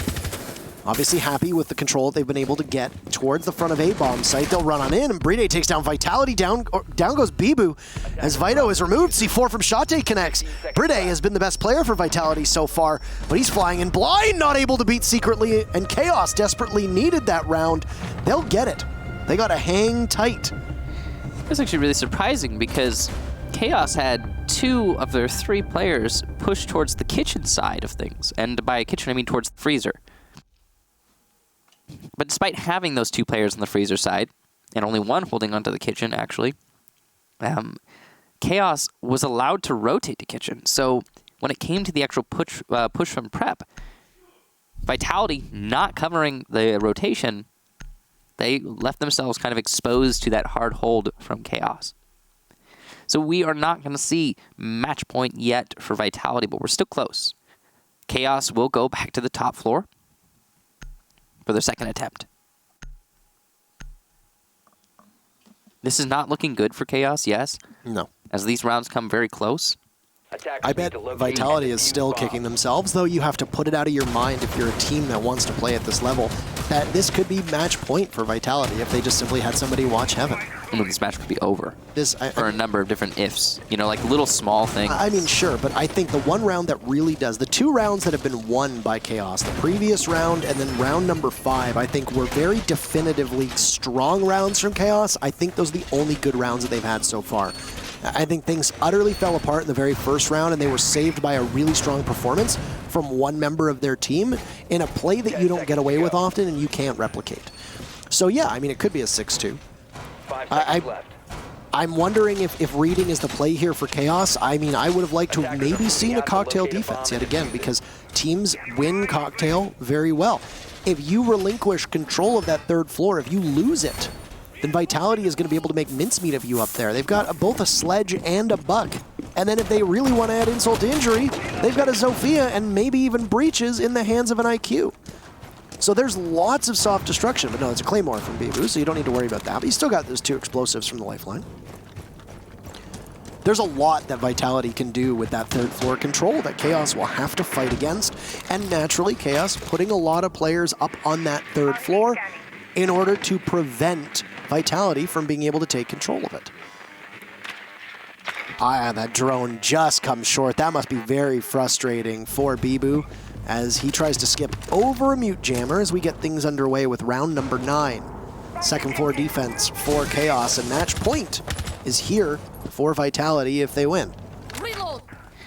Vitality are just setting up right now. Ooh, opportunity missed there from Brid. But at least he put in the effort. He's holding the angle. He'll scare off the player who was downstairs. There is one player on the defense of Chaos in stage, and he has just been droned out. Whether he knows it or not, that's Renewals. He now is exposed. There's a lot of potential for Vitality to capitalize on the positioning from the Jaeger. And you'll see Renewals is playing a little bit more aggressive now. He's going back and forth between prone and peeking the angle. He can catch somebody on the drop and get a pretty easy kill here, and he will do just that as Brid drops down, dies to the Prophecy. Hungry setting up a nade, getting ready to deal with that Jaeger. Repositioning, though, from Renewals. Goga's going to get Shate elsewhere. Will be more for Renewals. It looks like no, as Goga finally shuts him down. Goga's been having an amazing match so far, and that double piece is going to bring Vitality back into the lead of this round. Just ever trying to remind people of the fact that his being dropped from G2 will probably be one of the more contentious moves that we look back upon in European Pro League for quite some time, so. Yep. Very, very good. Anyway, Vitality with their Wrecking Crew above, they now move towards the 2nd floor because they don't have as much time as they would have liked. They have an advantage still. Chaos might be able to capitalize off of Goga not looking to the left, and that's exactly what will happen. Hungry losing the fight to Red Groove above, and Vitality all of a sudden have not done their homework onto that 3rd floor. You can very clearly tell that they're lost, and Chaos finding their pulse. Still left on the body of this matchup. Diffuser is down, and Bibu's going to walk in. He sees the smoke, takes the head off. He'll have to head on in and start to plant. He doesn't look, though, and it's been a drop into the laundry room in long range with the TCSG. It's Vito to close the door and any possible ability for Vitality to come back.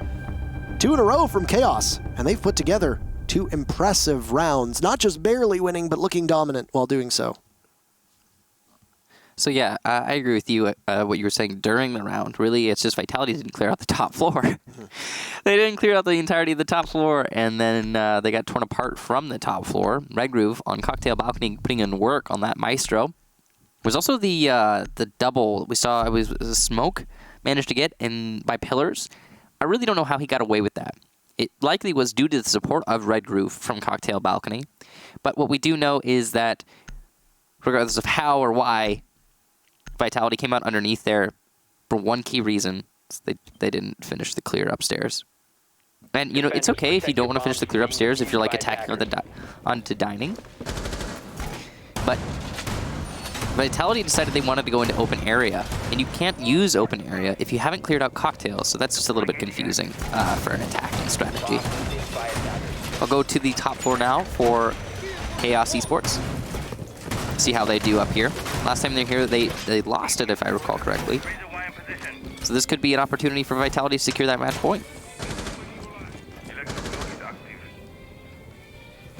Seems weird. We haven't really seen. 10 seconds left. We haven't been seeing a lot of draws lately. Close matches, yeah, but Very minimal draws. yeah. I mean, that's good from an entertainment standpoint. There are a large portion of people in the community who just simply don't like draws. Yeah. So for them, I'm sure it's fine. Oh, I'm not think it's a bad thing. I'm just saying an observation. Yeah. And I was thinking about it. I was like, is this going to be one of those matches that goes to the draw?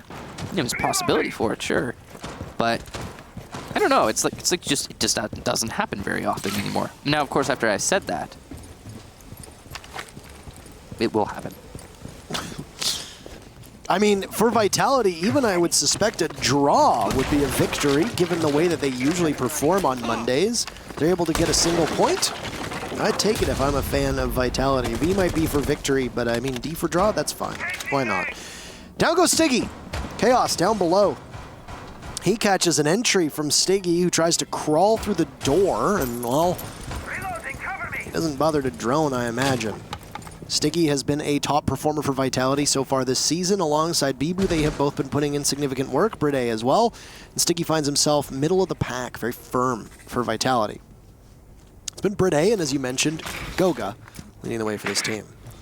So Vitality will toil in a 4v5 for the remainder of this round.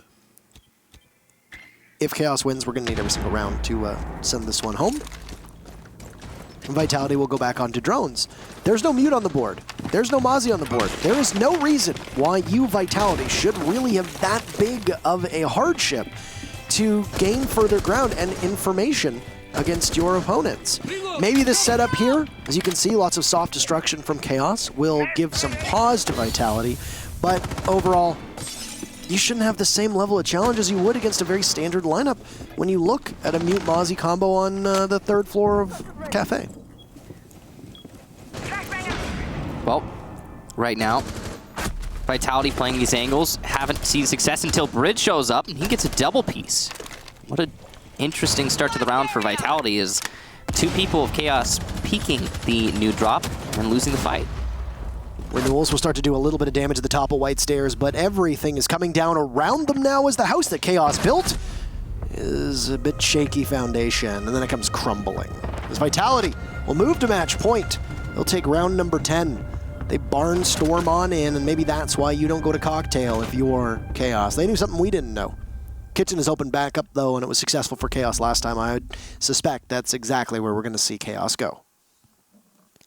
Very likely to be the case, as that has been the better site for Chaos. The top floor has been really a struggle for Chaos's hold so far, but then again, this whole match feels like a bit of a struggle for Chaos overall. In that last round, they started off with the lead, and suddenly two people are peeking, and oh, they're dead. Brid got him with the G36C on Ash. And it just got even worse from there. Vitality opens up even more angles, start winning in so many gunfights that it just overwhelms Chaos. And we're seeing that be the story for these for this match, the majority of these rounds, where it'll come up to a kind of a boiling point in the round, where it could go either way. There's a large stack of people on both sides, and then almost always at least, Vitality wins in the eventual collapse. When it boils over, Vitality comes out on top in these giant team fights. When it comes down to the only a few people on both team, Chaos will edge out just barely. But if Vitality can get a proper execution going, there doesn't seem to be much that Chaos can do to deal with it. That's a big if, though. We've always talked about how Vitality tend to have the kind of attack structures that are, that can be picked apart. If you just get a little bit aggressive here, apply the right pressure there, if you're a defensive team playing against Vitality. And we see that being utilized by Chaos, where they get that one or two little picks here and there, and they leverage enough control to throw the angle play into whack for Vitality. And once that happens, it's hard for Vitality to really recover around. And oddly, their angle play becomes really poor. I mean, the highlight I would use to describe this is actually the last time Chaos went to Kitchen, because they were attacking through the white garage. They couldn't deal with the player on the white stairs. So what did they do? They rotated over to Bakery. Oh, fine. That's well and good. There's two people on the freezer side of that bomb site. So cut off the rotation, but they didn't. And they let the players rotate, and they lost the fights. Oh, that's a good opening pick for Vitality, as Renewals and Bibu end up just on opposite sides of the wall, and Vitality gets the pick that they need to give themselves the advantage on match point. This also is a call that's been made from renewals to Vito, who's not too far off of Bibu, and now being droned down. Bibu gets spotted, but he's going to engage. The Lion will freeze the Mozzie. Bibu losing most of that fight, and then has to put away the AR because he's all out of bullets. Little Mozzie is still trapped inside of there, and you can hear two separate members of Vitality looking for him now. Stiggy will sneak on up. That's a missed flash, and then Vito gets finished off. That's a calamity, but Red Groove, where do you come from? All the way on the red stairs. He'll gun down Bibu. Could have possibly frozen him in place with an E1D if it was still available, and Red Groove will snap onto the head of the Lion if he walks up towards the bottom of the stairs. Vitality will have to go back onto drones now. I might be aware of actually. Oh no, maybe they didn't spot. No. Okay, looks like they did spot the Maestro on drone, so that's good awareness from Vitality. The nade comes out after the E1D, and there's the down. Beautiful teamwork from Vitality, using that utility in tandem. This is an excellent round, and one of the best that we've seen from Vitality on their attacks. As they are just methodically finding every member of Chaos and absolutely pinching them, punishing them, leaving only 2 members of Chaos down below on the site. They've got good denial, though. Presumably, Shate's got that C4 in hand to stop a plant from going off. And secretly, well, the toxic canisters. You still got all of them. So you're chalked to the gills now. It's going to be a hot drop, though. There's no way they're going to get away with this. They're all hot dropping from the freezer. 3 members drop down. Secretly, will gun through 1. Gets a second. Vitality. I don't know why you tried to do this. You might have just lost yourself the round. Down goes Secretly, then Shate in a 1v2 for Chaos to try and maximize what they can with a single point. Is there information? We can hear the diffuser going down. C4 gets tossed out, but it's not able to be pulled in time. Vitality by the skin of their teeth. Things started to look bad for them that round. But you got to thank Hungry. Beautiful shot. Vitality, they'll get their first win on a Monday. Not just Hungry, but Goga as well, who managed to get Secretly in the site. A really big win there for Vitality. And a strong performance from them on attack especially. While their defensive side was 4-2, overall, I gotta say, I'm more impressed by the attacks that Vitality managed to string together. Look at that performance from Brit as well. 16 kills. Impressive stuff. I don't think anybody performed badly on Chaos, so you definitely cannot point a finger at them. However, there were a lot of rounds where Chaos just did not seem comfortable. We'll always go back, and I'm going to go back to that very first round where it really should have been a Vitality victory, and Red Groove wins the round for them single-handedly. Outside of that, it would have been a 5-1 for Vitality. Who knows how that would have translated, because then it would have been a 6-1 after the 7th round. You have essentially your foot on the throat of Chaos at that point. Are you okay? I am okay. You're okay. I might be you're okay. A little sick. Yes. Anyway. Yeah. But I'm okay. I think it took Chaos way too long to make some changes on attack. Way too long. And then when they finally did, they picked up a round from it. But if they had brought that lineup earlier on, this could have been a much closer matchup. I think it has to do with the lineup partially. I think it also has to do with Chaos's inability to really push the issue when it comes to stuff like the angle play from Vitality.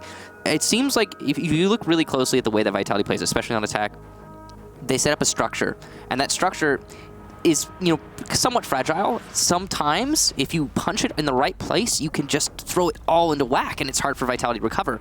But they're getting better at compartmentalizing that. I think a really great highlight of that compartmentalization is the EE1D nade combo on the white stairs to deal with Red Groove, who was above. That was a serious issue. Red Groove could have stayed there, but a thorn in the side of the attack for the rest of the round, possibly pushing it further and further towards a draw. But they figured out the issue by droning it, and that teamwork was perfect. Yeah. So we're just waiting on the interview here for Vitality. I haven't got an interview yet because of Mondays, of course. I can't remember the last time I actually interviewed Vitality because I was off for the second half of Pro League prior to Raleigh, so it must have been like in the summer. I probably would have been when I interviewed like Bibu or somebody like that, I would guess. But I remember Bibu being on the screen while I was sitting here. Could be. So Vitality at 9 points. They'll pick up 3 more. They'll shoot up along with G2 to 12 points, which would mean that they're going to be right behind Empire. So the spread right now should look like 15 points for Rogue, 13 points for Empire, 12 points for G2, 12 points for Vitality. You're going to have 6 points for Chaos.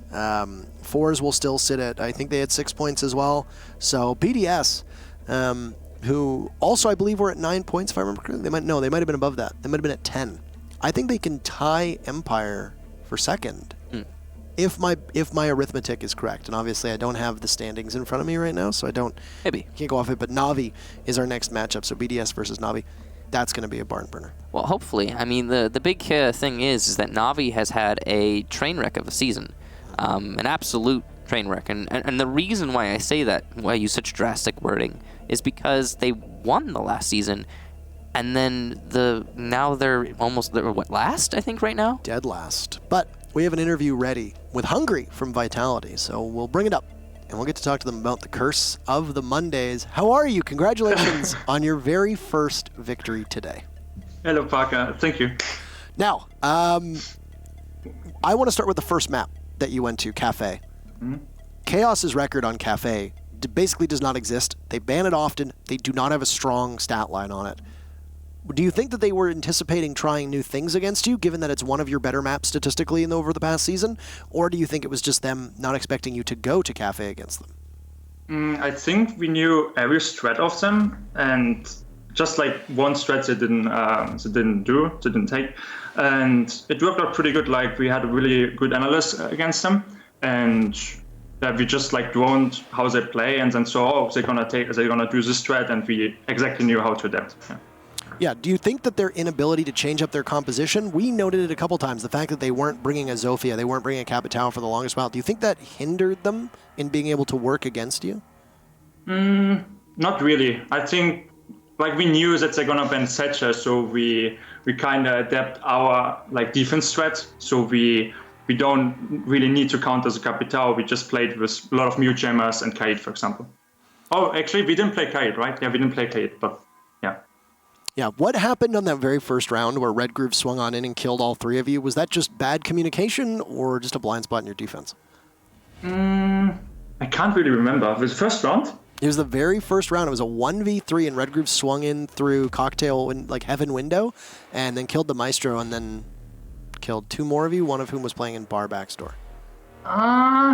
I don't really know right now, sorry. If you can't remember, then obviously it wasn't of that great a significance. Now, I know that Gassan asked Lilun about this on Wednesday, but I want your take on it too. You've broken the curse. You picked up a victory on Monday. Finally. What other steps are you taking to ensure consistency when it comes to play days for the next half of the season? Because you finish very close to the top of the standings in Europe now.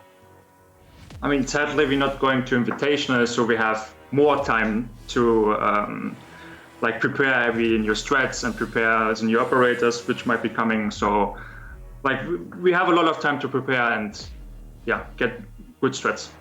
Well, it worked out for you today, and it's a good note to end this half of the season on. Anything to say to the fans, the viewers, etc. at the end of the interview? It's my first interview, Pro League interview. I'm kind of nervous, but thank you guys for your support, and thank for all the people which believed us on a Monday. Yeah. Well, you did a great job. So we'll give you a clap. Always a pleasure to talk to you. I'm bummed that you won't be at the Invitational, but best of luck improving over the next little while and getting everything under you, and we'll see you back here for the second half of the season. Thank you, Parker. Bye-bye. Thank you. Bye, Hungry. I was going to say, I think that would have... I was going to make a comment about it because I thought it was his first interview, but I wasn't entirely sure because I was trying to think back of when he played on all the different rosters. I was like, I think KS always did the interview on the teams, and then on Penta he never did them as well. I didn't know that one little tidbit, but he did. Yeah. And another thing that we do know is his beard has just, it's magnificent. Are you seeing that? He's a good-looking guy. It's huge now. Sometimes you just look good on camera, and obviously, he's not the MVP, though. His beard was the MVP. Great. It all started with that smile. Playday is the MVP here, and he had an excellent first half, and then he transitioned that to the second half as well. He is one of the most clutch players in all of Pro League. We have seen that man pull off some things that are absolutely inhuman.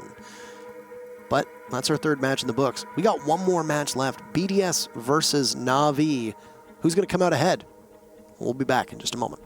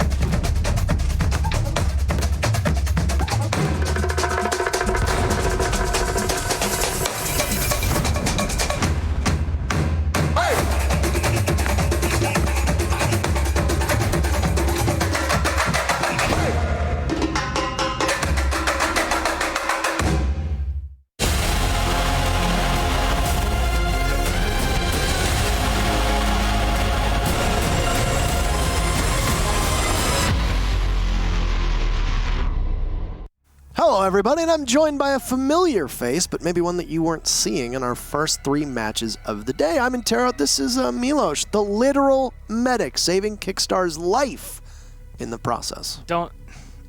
I'm helping my friend.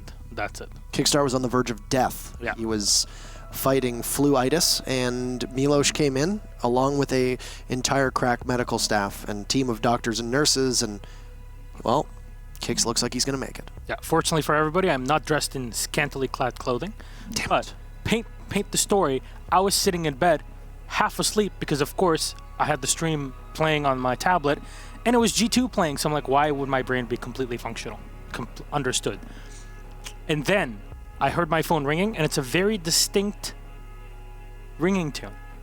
I don't know if there's any Russians in chat or anybody that knows this, but I think the words to that song are Soyuz Nerushimi Respublik Svobodnik Salteva Naveki Veliki Aros. Someone in chat might know what I'm talking about, but I knew that it was in Tarot calling, and in general fashion, he is ready today. So anyway, we've sent Kickstar home to bed. As he literally is just feeling well. He and I still have to cast Latin America tomorrow, so he is going to take the rest of the evening off, and then you and Emzo will be doing North America later tonight.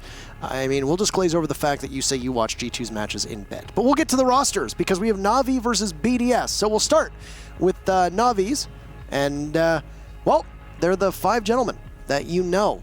Doki, of course, has not been on this team.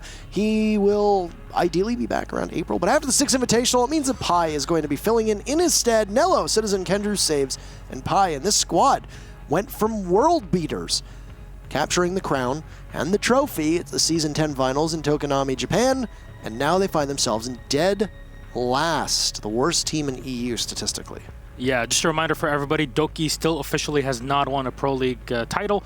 But also, yeah, they're not playing too hot. And the problem is, Na'Vi are coming in with a lot of strategy, right? They're trying to come up with something new. There's been a lot of trials with Goyo ever since day 1. They really are trying to reinvent the wheel. But I think they're doing it a bit too much because they don't know when to stop.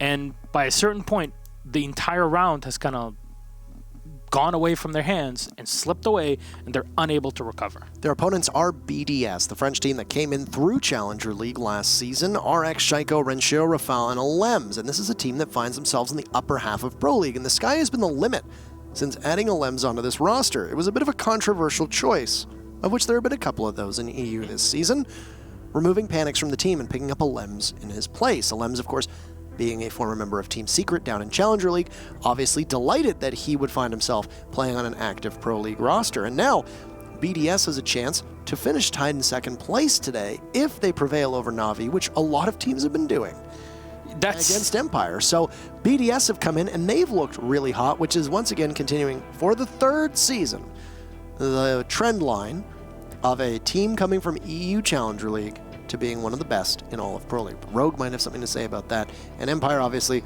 will still be tied no matter what happens with BDS, or they'll be ahead of them. Coastline's going to be our map. Yeah, we'll get another Coastline today, which is always fun to watch, in my opinion. There hasn't been a ton of Coastline this season, but I think this is a good map to showcase aggressiveness. We talked about it so many times. BDS specifically are a team that really like to run around the map, do a lot of work, specifically with Shaiko and Renshiro nowadays, and basically running the entire team anchoring around Renshiro.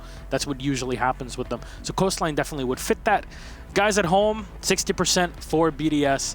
There's a big fan base behind them. Yes. You get it. They're pretty big. A whole country, dare you say?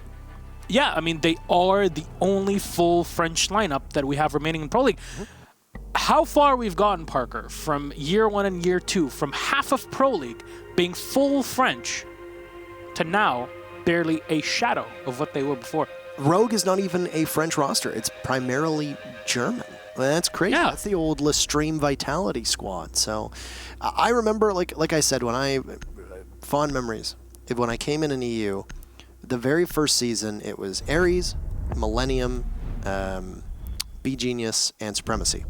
4 of those teams, because I believe Vitality had just been relegated, 4 of those teams were French. So we'll look at Coastline. We already saw it today, again, the G2 Empire matchup. But BDS versus Na'Vi will be here. This is going to be a very frag-heavy map, and it is also traditionally a very good map for both of these teams. Now, Na'Vi don't look like their old usual self, and BDS have just been constantly improving as a roster. Very first ban is going to be BDS, and they ban Hibana, the operator that you see Shaiko play a lot. That means he's probably going to play Maverick or another operator for the majority of this matchup. I don't know if they'd ban the Mira in the end, would they? Yeah, okay, yeah. Makes a lot of sense. For a lot of people that are coming in here and they don't really know much about the history of BDS and how their players usually run things, Renshiro is known as an immensely powerful Mira player. This is, historically speaking, one of the best. The guy really hits his shots no matter what. All he needs is an angle. And again, with Mira, you can create many of those angles and opportunities for yourself. You have your mirrors, and of course you have your secondary shotgun. You can do the work with it. I would expect it to be played at some point, maybe as a 6th pick, kind of throw Na'Vi off a bit of a curveball.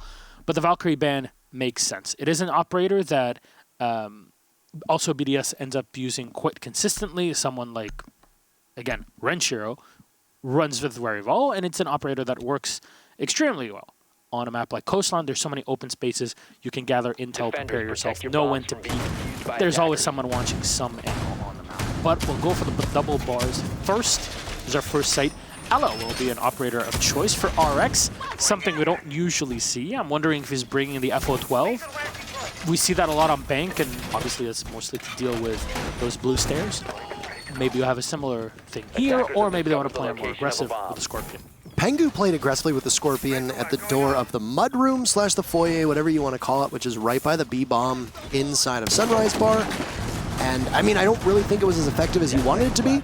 The FO12 is indeed what RX is going to have in his hands, and that's going to be very helpful from a soft destruction standpoint as well. As you see quite a bit of roam upstairs from BDS, which is unsurprising given the way that you like to take control on a map like Coastline. Well, actually, most maps, for their record. Coastline, for those that are new to Rainbow Six, is one of those maps that doesn't see a hard breacher played all that often. The only one that you do tend to see is Hibana, and well, she's banned, so you don't really need to worry about that. Shaiko and Citizen will likely be the 2 members of these teams to watch. Citizen, obviously, from Na'Vi, Shaiko from BDS. You just almost saw them get into a bit of a tussle by the main door. It's that endless fight between the Jaeger and the Ash, right? Not something that will end anytime soon. Though, with the Jaeger changes coming up maybe soon, who knows? Who knows what will change. No ACOGs to take away this time around. Kendrew will be scouting around inside of the aquarium. He's not going to find anybody there. This is not the linchpin position that BDS have been locking down. That you want to try and push into the office. This is the wrong play here. Shaiko finds saves. They double up, both Alems and Shaiko, for that initial kill. Grenades off the board, and Na'Vi take a pretty big gamble to push in through the office with no control even of the top floor, as Citizen is yet again still trying to contest in the lobby. Well, Shaiko re-engages, doing so much damage to Nello this time, and now Alem's taking a beating too. Well, the Lems and Shaiko have probably about 5 to 10 HP combined. Countless logic bombs going off. You'll hear everything. In goes a flash, and Citizen will look the other way. So know that there's somebody downstairs in security. Creeping up is Shaiko, and Nello's a little bit too slow, and it's Shaiko capitalizing off on that one. 2 kills for him so far. They'll prompt Kendra to have to drop down and grab the diffuser. It's been given up just by the main door in the office. There goes a flash from the Nomad. And there's, once again, 2 members from BDS there. He'll have to trade off a Lems, though, as Kendrew misses his shots. I think he's distracted, and there it goes again. BDS are feasting upon Na'Vi inside office in a very weirdly paced push from Na'Vi, leaving Pi stranded outside. I don't know how to call this sort of pacing here. Pi is going to take a lot of fire and then die the entry. And yes, indeed, they did bring the FO12. So here it is. Man, that was, I mean, pacing. This is like Jabba the Hutt trying to tango level pacing. Not great. Everybody was piling up. The drones were coming in, but unfortunately, to contest, you really need to take that top floor control. You droned at Aqua. There was nobody there. Why not take the opportunity? Why did you pile up first? Fair enough. You want to tell me at the beginning of the round, you're trying to pile up and push into office and maybe take from there? You lose one player? Fine. It's okay. Why then still stay there? Why then lose 3 more players as you're trying to enter through the same hard point? They tried to come back with the Ash and push in from security, but you had no info because at that point, Na'Vi had lost all of their drones. They could not gather any information on how BDS were setting themselves up.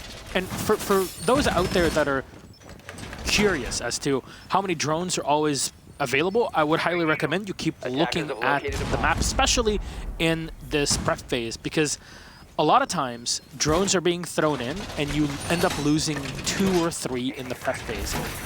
The operator icons would gray out in the prep phase when those drones are lost, and that's a very important thing to look out for. The less drones you have as attackers, the worse it is for you when you actually try and push into a site.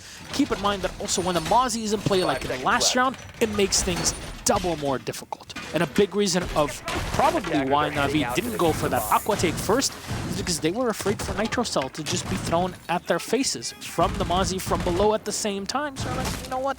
We have to do something. But evidently, none of that was the play. And maybe just focusing on that top floor would have been better. You go for kitchen this time, and it's the same thing. Chat, repeat it with me. Your defenders are holding on to the bottom floor. What do? Go to the top floor, clear out from there, use the destruction to your advantage. You have the Buck, you have an Ash, you have an IQ. Use your utility. So, all those things said, and proper utility usage, for the record, has not been as obvious today as you'd imagine. First kill is going to go to Na'Vi as you see the Ella of Lems, very similar in names, get removed. There's an entry from Pi onto Shaiko as well. He's on one right now. He enters just towards the top of main stairs. And Renshiro will get pinched on through the drone hole, actually, by saves. Very quickly, BDS has gone down 3 members, make that 4. The Citizen gets 2. That was very quick. A flawless round from Na'Vi. All right, blink, and you miss it. Yeah, that was definitely a complete reverse of what happened in a previous matchup.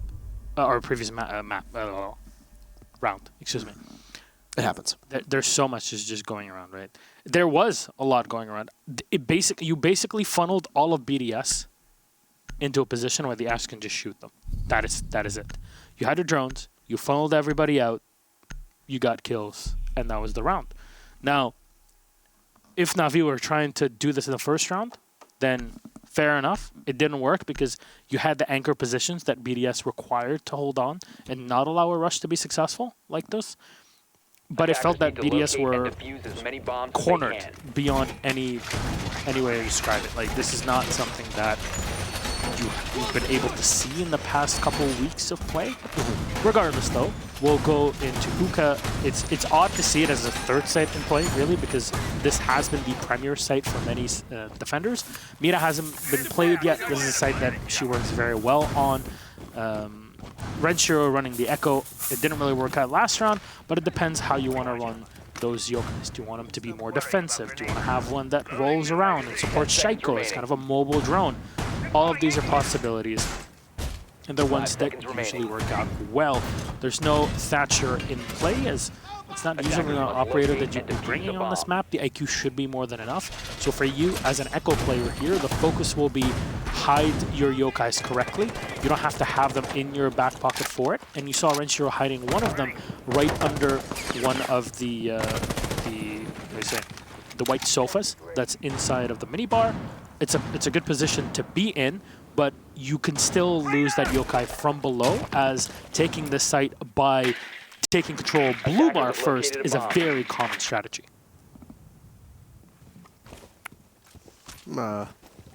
Waiting to see when that Mira does emerge, because I like that a team left it open, but at the same time, I hesitate to remember the last Coastline matchup where even with somebody that is exceptionally talented on that role, we have seen a Mira get brought often. 2 members of BDS stacked up right now on Cool Vibe stairs as we look towards 1 minute of live action. Both of them being protected by a mute jammer and presumably an ADS nearby. Is a yokai drone in play for the Echo of Renshiro? He could be watching Na'Vi so that when they do go to push up, they will be spotted. Third site for BDS now. There goes a frag grenade dropped on down. Another will go too. But the Lion charge just does not go off at the right time. Both Renshiro and Shaiko will get away with very minimal damage from that frag grenade. That could have been timed better for Na'Vi. Ultimately netted them a kill or two. Circling below is Pi. If anybody's foolish enough to peek the hatch that's been opened up, they'll find themselves dying to the IQ, as a number of members of BDS did in the previous round. I wonder where that Claymore was set. Is it right under the hatch? No, it doesn't seem to be the case. It's a good spot here to have. You open up the hatch, leave the AQ to just look down. Not only a possible position behind the bar, or the hookah bar, but also an entry rotation into the site. There's a trade, a 1-to-1. A Citizen has found a Lems, but in the meantime, you lost that Dokabi. One of the charges has just gone off, and really did not net much. You've lost a Lems, so control over drones. Usually there's one drone that's kind of picked up by a Mozzie, but it's more importantly lost that Nitro Cell with the 2 grenades off by Nello being used. There's a lot of time dwindling.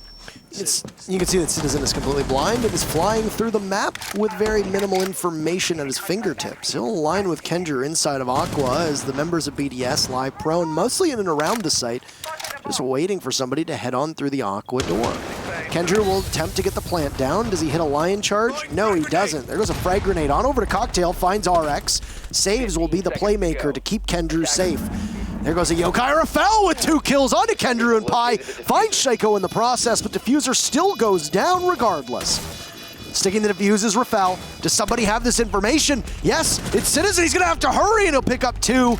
Down goes the players of BDS. Rafal with that C4 could have blown the whole round open, but a missed shot from the Echo ends up being the undoing of BDS, and Citizen to the rescue to give Na'Vi their second round.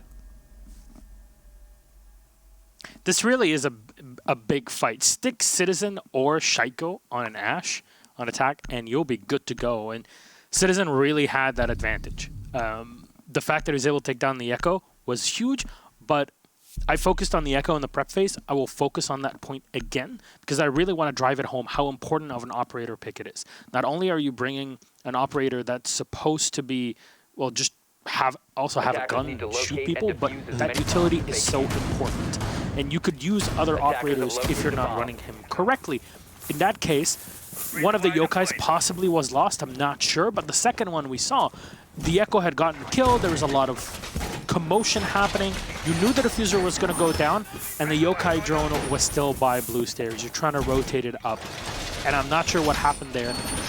When time is low, you should already have your utility placed in a correct position, but closer to the site, it's usually the strategy of just, hey, let's just try to run in from Aqua and plant.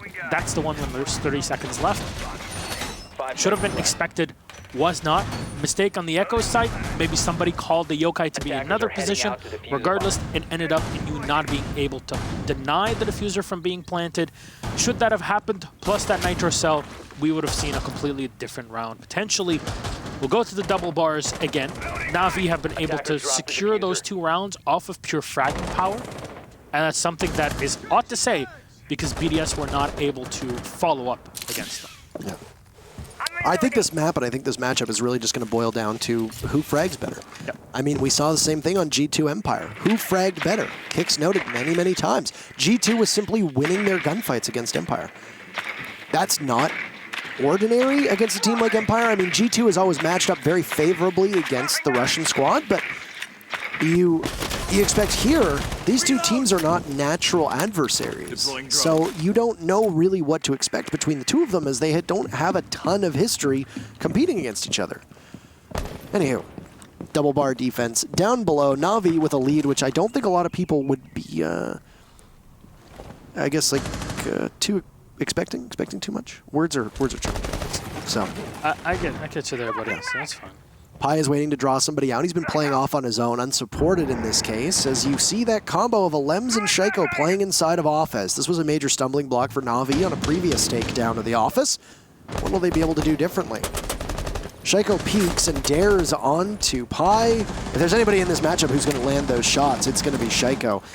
And somebody from Na'Vi come to the rescue. There goes the first Lion charge. Nobody moves, nobody blinks. Never mind. At the very final seconds of that EOD going off, it's 2 from BDS who will reveal themselves. Still, hold up inside of Office. Kendra from above, trying to deal some soft destruction damage. Only person who's really suffered at all is Renshiro. This is good for both squads, I suppose, but once again, this tempo, this weird pacing between the teams persists. It really is weird, to be honest. This is not usually the way that things happen on Coastline, but again, this is a matchup between two teams that have a lot to prove right now. There's a lot of pressure on top of them. Oh, the double up! Same strategy works the second time. Shame on who? I don't know. I don't care, to be honest. Those were big mistakes, and losing Pi definitely adds a lot to Renshiro as an Echo and Shaiko running around to the other side of the map now will be able to take down Citizen. The diffuser is being set, and Shaiko, what a snipe across the map, basically! One more with the Ella.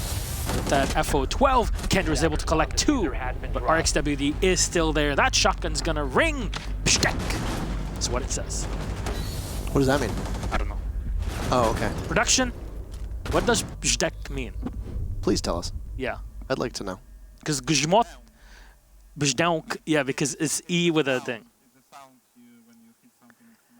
Ah, so it's the ping when you hit something metallic. So fair enough. That's the Poles even have a word to describe that. That's interesting, to say the least. I mean, we have words to describe sounds. They're called onomatopoeias. And just, I don't know. They're not actually... No, but I mean, people will see them and they'll know. Fair enough. Fair enough. I mean, I don't know. Maybe I'm wrong. I barely speak English. Yeah. Well, between us, I'm sure would be a couple of pretty good cunning linguists. And defuse as many So bombs there's as they no can. reason to doubt that at all. We'll go to the top floor again. We've been holding on to Hookah. Again, the site didn't really work out for BDS before. They'll be bringing a Vigil. So what's the play here? What's the difference, Barker? Instead of thinking, hey, that Echo, let's bring him again. Let's put Renshiro on an ACOG, which is usually a great idea, right? You bring him on the dock, you bring the Goyo, so you have a way to deter your opponents from getting on the site. And then you put Alems and Shaiko on the Vigil and that Jaeger respectively, and you're able to run around the map and cause chaos. And by the end of the round, if there's 30 seconds left, you just pop the Goyo shields. At least you force a lot of utility out of your attackers if they've already been popped, and you'll be good to go for the rest of it. Rafale can remove a lot of possibilities due to boot jammers being a big part of this defense. Otherwise, you're good to go. This works well, but you have to be extra destructive. It relies on BDS taking map control and holding on to it as long as possible. Wondering if we're going to see another brisk pace for Na'Vi, but there's no Lion. I don't know if the Lion was exactly what they needed. Shaiko spots the drone as he gets found inside of, just outside of delivery. A couple warning shots as he and Citizen might go toe-to-toe yet again. The Vigil of Alems will waste time down in Office in one of the offshoots rather of the site.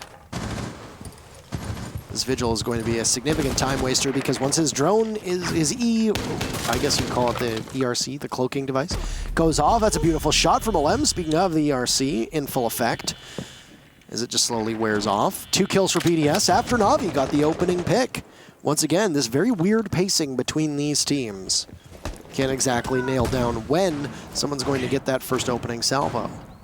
See, Nello used the lodging bomb. He knows that there's a player downstairs. He already lost one of his teammates to Alems' Vigil. So what does he do? He just stays back and makes sure that if he's engaging the Vigil, he's in a prime position to collect a kill and not to be lost. A lot of Goyo shields here means that, yeah, you're going to be delayed even more. This is prime positioning for the defenders to keep popping those shields bit by bit. It's kind of like having smoke without actually having it. RXWD will watch the flames by the A-bomb, C4 in hand, to possibly take Pi off of Repel. He'll suffer some damage as a frag grenade goes in behind him, and he manages to stave off defeat despite all of those things. There's no death just yet, no defeat at all. There goes an air jab tossed on in as another one of those Vulcan shields will get blown apart. There goes a frag grenade and a C4 as they cross paths, but nobody really takes any damage. All right, Na'Vi, you're going to have to go on in and make something happen because you're going to be in a 2v4 when Nello goes down for the plant. There's an air jab that will go off. Kendra just narrowly misses out on the Goyo, finds RXWD. He hasn't won. Beautiful shot onto a Lems. Pi takes out Renshiro, and it's Rafal with no Nitro Cell down below in a 1v3. He'll head up Cool Vibe stairs, make some noise as he hits through the barbed wire. He doesn't win the fight against the IQ. Pi will take it, and Na'Vi regain the lead. This is close between these two teams. Neither can shake one another, but Na'Vi still 3-2. And look back again. If you've been listening for what we've been talking about, especially in the prep phase, you would have cornered a very specific sentence that I said. It's all about map control for the defense when they're bringing squishy operators like the Vigil, like the Jaeger. You know, you put in the Goyo, it's a slowdown, but this is something that should only come into effect at the tail end of the round and not midway through it time-wise.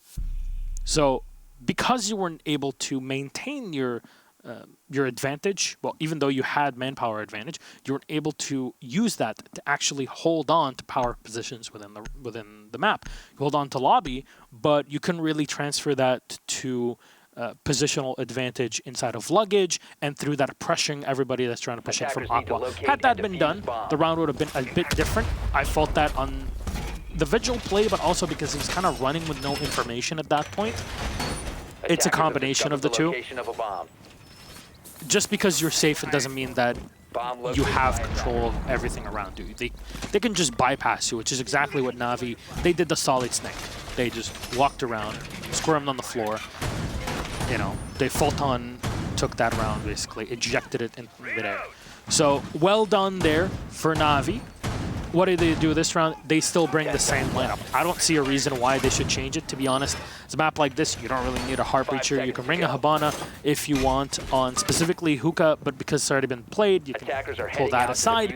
BDS are going to try to get whatever they can here. A 3-3 at the half on Coastline is not bad because, well, this is a map that the more the two teams are equal, the more defender-sided it becomes. So 3-3 at the half is fine. But BDS, oddly enough, have not been super active this game. Or at least Na'Vi have been able to shut down that aggression fairly effectively. Yeah. Pi looks like he's going to be playing closer with the team this time, and at least it's all better supported. Some better support, I would say. Consider probably about better support. Kendra not too far off. Kendra, of course, will be playing that hard support role alongside Pi, with Nello actually being swapped up for the default planter. Tons of utility being dropped on in as there goes the very first logic bomb, and it looks like Na'Vi's just going to sprint on through. Who from BDS is going to be there to greet this? Well, the Carbine's a hell of a gun to mow down multiple opponents. Might not need to put to use yet, though, as RXWD's Toxic Canister goes out. He and Rafal have taken some damage. That's about it. Once again, weird pacing. Upside down repel from Kendrew will deal some damage to RXWD, and the rest will be finished off by saves above. Renshiro there refrags on the saves, so the buck on that second floor, not going to be all that important. Such an oddity there to lose the buck upstairs, but it's not because somebody was shot from below. It was just pure great play from the rotation, but 3 kills will go the way of BDS. They swarm that entrance into the pantry, and the setup here is just falling apart for Na'Vi. The run-up from Renshiro seals the deal, and BDS end up with a tie at the half, a 3-3. Again, not reinforcing or not or leaving rotation holes into the movie theater upstairs was the main part for me. You held on to lobby, you held on to the stairs, you could rotate up through there and contest that buck, and because he was kind of solo in that position, it ended up in a very favorable trade for BDS. You lost the smoke, fair enough, but you were able to delay players coming into just into the kitchen itself from the desk area, and on top of that, you're able to shut down the buck. That was a great play. That vertical pressure that we talked about earlier on in the show suddenly becomes way easier to control, and then you're fine for the rest of the round, basically. You can dive out at any point in time. You can fight from top down. It all works well for you. You have, again, that map control. And what's the big problem again? They're I said this before. Your opponents are defending the bottom floor. Go up to the top and hold on to it. You got 1 kill. How about we translate that into a bit more than that? If you're going to run through surface as well, there's a lot more you need to do on that second floor. Saves cannot be the only person up there. You need to determine every single member of BDS's location, or at least as many that are close on in, because there is a hellish crossfire that can be established from 2 different angles onto that service door. The way that BDS played that, by keeping somebody inside a bathroom, keeping somebody inside a main lobby, keeping somebody over by kitchen, meant that you had 3 chances as an attacker to get gunned down as you head on into the site to try and get the diffuser down. Not exactly the strategy that you want, and in that case, I just simply think that Na'Vi was too invested in making that push work to change it, whether it was a call that was made or wasn't made, rather. Either way, they could have possibly changed things around, or were simply too committed. And with saves up top, maybe Na'Vi doesn't have the strength that they need to go for a kitchen take or to push in through the courtyard, because you still have to confront the presence that you have from BDS inside of the main lobby. With that said, teams have swapped sides now, as it was a perfect 3-3 through the first half. Na'Vi will go on to defense, and they'll start the double bars down below. Now, the only change really that you can see lineup-wise is having the sledge instead of having the IQ. And for a lot of people out there, I might be thinking like, yeah, the combination of the buck and the sledge is great, and I completely agree. However, with the IQ nowadays just being brought with breach charges, it's okay to just use her for some extra destruction if you already have the buck and a Zofia and an Ashe on top of all of it. You can also bring breach charges on the Nomad, if I'm not mistaken, so you can also have that as extra. There's the first kill, and that'll go the way of Renshiro. So we're just talking about that sledge. He's low on HP, and he's actually down, so there'll be a rescue mission here by Shaiko. There's one from Citizen taking down the Nomad. I hope Rafal already put down his blasting charges, basically, at this point, because the Nomad air jabs are definitely nothing to laugh about, to be honest. So you go in, you pick up your sledge, it's 20 HP. You don't have an IQ, which is the big reason why I start off the conversation like that, because you deal with the Echo. BDS ran their Echo pretty consistently for around 4 of their 6 rounds, so maybe something that you should be expecting more, but having the sledge is fine. You get those grenades, which is obviously the biggest bonus that you get at the end of it, if you're able to burn off ADSs. It was a very weird visual glitch that we saw there. It looked like he was shooting into the pottery plant, but no, it was into the floor in front of him. He sustains a little bit of damage as Shaiko shrugs off that explosive. Lems, while the rest of his team does work upstairs, finds it down onto Pi, so we'll try to continue to keep these numbers in favor of BDS after Renshiro had lost most of his HP as well. Inside the site is a Lems. He gets very close to being able to plant the diffuser, and in the instance, he'll hit a goo mine. Nobody from Na'Vi seems to know that he's typing away on that diffuser, and BDS will be able to walk away with some successful objective play. There it is. First round, the diffuser goes down for BDS. Not bad, that's exactly what you need. Renshiro fragging on very limited HP, punishes Kendrew for it, and now Na'Vi find themselves trailing in terms of numbers. It's a lockout up top. So Lems will head out of the pool entrance, or mudroom if you want to call it that, pull in a launcher, and then open up in a sight line towards the actual diffuser. The Legion of Pi down below will manage to evade Shaiko, who might have to go in for pursuit on the Cool Vibe stairs. He'll make quick work of Nello, look for a second unsuspecting target. Lems will be the one to find it, not Shaiko. Citizen up above. This is a damned if you do, damned if you don't situation in roughly 2, 1. Diffuser's past the point of no return. Citizen knows this. Whether he dies or not, BDS had the round. They'll add insult to injury by finding Citizen. There will be no pause or salvation for Na'Vi's final member. And once again, BDS will regain the lead. Well, Parker, you put it there perfectly. There was a lockdown on top. Again, you're attacking on coastline. Think of it this way. And I know a lot of times here we start talking about what a lot of people would consider to be basic strategies. It's fine. A lot of people come here to also learn and prepare themselves for their own games with their own friends. I'll tell you what, basic rule. Your opponents are defending a bottom floor, go atop of it, especially if there's soft destruction. Clear out from there, hold on to those angles, then come in and plant. You'll be good to go. And that round was a textbook example of why you should be doing that. That was the most dominant round we've had, outside of the one rush that really Na'Vi did in the second round. This was how you do it. You want to learn how you push in and take any sort of site top down with soft destruction. That's how you do it.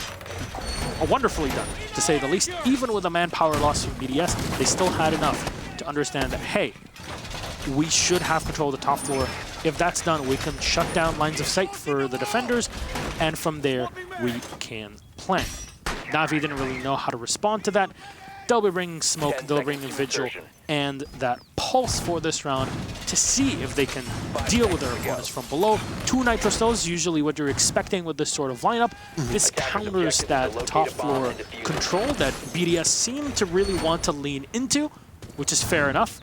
Also combining it with the Vigil to have more hands-on work with your gun to deal with the attackers. So it's a good reaction from Na'Vi. Will it work is the big question. We see them setting up here on this kitchen defense. BDS scout out. You see their drones coming in. They scout out the entirety of the other side of the map on the top floor. Okay, is there anybody in hookah? Is there anybody in the mini bar? Is there anybody in billiards? In aqua? If that's clear, we can come in from there. That's our beachhead to progress deeper in. Oh, a free kill, you think, but Citizen finds Renshiro. That was something BDS were not expecting. You talked about drone work, and then just like that, lickety-split, Renshiro heads on in the wrong way, and there's just a bit of an oversight, and it'll continue to go as Citizen as probably the best defender to evade your drone work, and that Vigil will make BDS pay for their crimes and their sins. 2 picks for Na'Vi as saves goes down. BDS is able to take 1 back with them. Still, as close as this matchup has been, expect it to stay this close. Shaiko will take out the bulletproof camera and now move on over towards 90. There's a Vigil not too far off. Citizen is likely aware of the spot of BDS's Shaiko just because, well, he'd already managed to shoot that bulletproof camera. Shaiko knows not to pull trigger, and he'll wait. Just situated still by the 90 position. Drones in. I mean, you still have to deal with Vigil. As you said, this is the perfect player with the perfect operator to keep pressuring your flank constantly, and Citizen is so well known for doing that. Plus, you give him bullet holes. Man, if I would not be surprised if he collects a couple more kills by the end of this round. Lemons isn't too far off, though. I think he's wrong about this location, and if he decides to push over towards White Stairs, then the Vigil's in trouble. Shaiko gets gunned down, Citizen pivots, but Alems does not push. The restraint will cost Shaiko his life. Finally, when Alems engages, he's not able to hit the shots onto the Vigil. RXWD falls. There will be no more for Citizen. 3 kills is all he'll get on this round, but Na'Vi will still have 3 members left to deal with the single member of BDS, looking to answer back after BDS had taken their very first attack. Lem's inside of the lobby with 50 HP, 35 seconds, and nearly a hopeless situation. There's a shotgun waiting for him the moment he heads on into the bathroom. If he looks the wrong way, he's as good as dead. It's a 2-swing for Na'Vi, as both members of the SAS will collapse on him. It's 4-4 now. There's good teamwork as well at the end to confuse the Zofia. There's too many positions for you to look into, especially with SMG-11 and shotgun. Yeah, this is basically a recipe for disaster for you. But yeah, as I said, when BDS were on the defense, bringing the Vigil and running this sort of operator combination requires you to hold on to the map and have map control for as long as humanly possible throughout it. And when you get kills off of it, even better. 3K and taking the Zofia down at half HP. I wasn't surprised at all, knowing how well Citizen plays under pressure. Really is the perfect player to put on the operator in the perfect position. He swung around and smashed the Ash down. Even Shaiko now was, I believe, was playing the operator. So down a long hallway, R4C against the K1A. Do not underestimate the K1A. That gun will really shred through people. It's a good gun. It's a really good gun. It might not fire as fast as the R4C, but between damage model and good controllability, plus the angle grip, which is something that usually Vigil players will be running with, yeah, they're going to be able to snap onto you around the corner and win engagement and start firing off easily before you're able to react to them.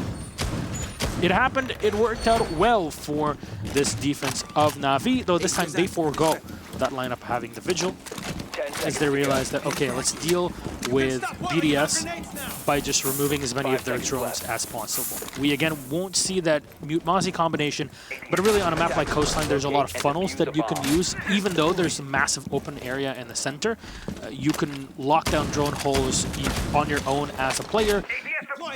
you're going to spot those drones coming a million miles away, basically, with the amount of hallways. So you put your pests in important positions, important doorways, and through that you should be good to go. See if BDS is able to bounce back after this one, as both teams have only strung together a victory or 2 victories once. So fairly quick between the 2 teams to enter. This round will be no exception. So Lems gets the opening pick. Smoke off the board, and Pi, who has had some very crucial moments for his team, will not be able to put much of an impact on round number 9. I mean, you lose a good player, you lose a good operator, and Lems made quick work of it. It was last time around, round number 8, where, well, you saw BDS enter, and they didn't do their proper drone work. This time around, obviously they seem to have some pretty good information. Double bars yet again, Na'Vi was not successful here, and BDS have quite a bit of control on that second floor. You see the bulletproof camera feeding information to the lowly defender, sitting on his own in the back of hookah. Pre-fire in as Lems finally will take down saves. That was the Jaeger playing in that position. You're cornered, you're trying to lay as much as possible, but you lost your flank, you lost your support, and Shaiko, a great play to take down Nello from above using the holes. I believe the defenders had opened up themselves to support the Jaeger upstairs. 2 players left, the Kendrew and the Mozzie of Citizen. You're gonna have to rotate back on site. Unfortunate that it's barbed wire being run by the Mozzie, as you saw him laying those 2 down in the hallway upstairs. So no nitro cells can be used to combo with the Yokais, as BDS seem to be gearing up for the final assault. Yeah, you've got a full squad of BDS. They haven't had a single scratch on the paint job at all against Citizen and Kendrew, and while Na'Vi hasn't exactly been all hitting their shots, some members have, but Citizen's going to need to continue to do that. Shago's been downed. That could be a major difference for Na'Vi. Down goes RXWD as well. This is essentially a 2v3. There's almost another for Kendrew. This is his shots. I'd mentioned, you got to hit him. In that case, Kenny, my boy, you really needed to be able to land that on Shaiko, who's going to lay there dead. There is a yokai within reach. If you want to go on that information, want to go on and get that information, you're more than welcome to. By any means, go and do it. Down goes Rafal. How is Na'Vi managing to pull this one together? Kendrew in the safety of the courtyard will now go on to that yokai drone. Alem's looking to go for the plant. Shaiko bleeding out above. He's nearly dead. He gets picked up, though. Waiting for that yokai drone to get repositioned. Citizen will creep on in. He's gonna have the information. He gets shut down by Shaiko, but there you have the yokai drone, and Kendrew nestled inside of the courtyard. He'll save it for his team. Na'Vi regain the lead. Impressive stuff off of what was almost a complete blowout for BDS. Was the Echo sitting in the middle of the courtyard in the well, I mean, he was side? Prone by like the patio thing there, yeah. Yeah, I see. Oh my, that's such a sneaky position. You really don't expect that. In the end, it worked out so well for Na'Vi. And why? Because they were able to contest their opponents on that top floor. The Jaeger was able to win them enough time to put the Mozzie in a better position to contest. And the Echo also understood that, hey, if we're going to lose this round because we're in a 5v2, I need to do something right now. And me sitting on my yokais is not going to save the round for me. Not at this point. That was good understanding of just having round knowledge. This is your experience that comes into play. Na'Vi still are Pro League champions. These are not just 5 random kids that just picked up the game. They know what they're doing. Sometimes you gotta grease up the wheels, and in that case, Nello made the right decision. He went up and said, okay, I will support you as best as I can, and if we can get the kills, great. If not, we already would have lost the round. Anyways, we're in a 5v2. This is what a lot of people that are watching at home sometimes might judge these decisions in one way or another. But when you're up against the wall and in a position like that in a 5v2, you know that you've pretty much lost. Especially on a map that's so open as Coastline, you might as well do the craziest thing possible. And this is where strategies fly out the door. There's no strategy really involved in this. This is your communication, your understanding of your teammates. And again, Na'Vi are still playing in boot camp in Kiev, which gives them an advantage basically in preparation. But we also know that BDS are boot camping this week. Unknown location. Today, actually. Yeah, I was going to say, unknown about the location. There goes Kendrew. the man who saved the round single-handedly in round number 9, but Saves gets one of his own. So Bloodlust, anybody? 2 kills for both, 1 for both teams. Not a bad start. And by the way, for any people watching out there that don't know what a boot camp is basically when you get everybody together, playing in the same home, basically, and preparing themselves strategy-wise for an event, especially with SI coming up. Renshiro, though, find another one, and it's a big kill now between the Jaeger and the Legion. Still got the Yokai in play. Kendra was the one who was the man to beat last time. And this time it'll be Nello, who hasn't been finding much success in the scoreboard, but his utility could end up saving his team. Going over towards Cool Vibe stairs, BDS down below, and Shaco obviously not happy about missing that shot. Significant damage done to Pi, and Shaco cannot follow up, so the smoke will get away. Half the round to go.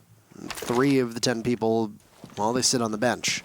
For Na'Vi, it means you've got 2 members of your team who are going to sit on cams and call information where applicable. There's been any drones that have been snatched by Citizen, those will be very important. The Yokais as well will be able to get spectated by both Saves and Kendrew, and they can watch one of each. Go past the eliminated. Lem's got to prepare himself to enter, so what do you do first? Drone in, make sure you have everything cleared out. There's no traps set up for you, and if that's the case. Goodmines were eliminated earlier on in the round, so you're kind of safe going around those. Scan around for any Yokai drones that might be a bit closer to you, and you'll see that there's some utility that was spotted thanks to the smoke having put it there, but there's a great shot from Nello.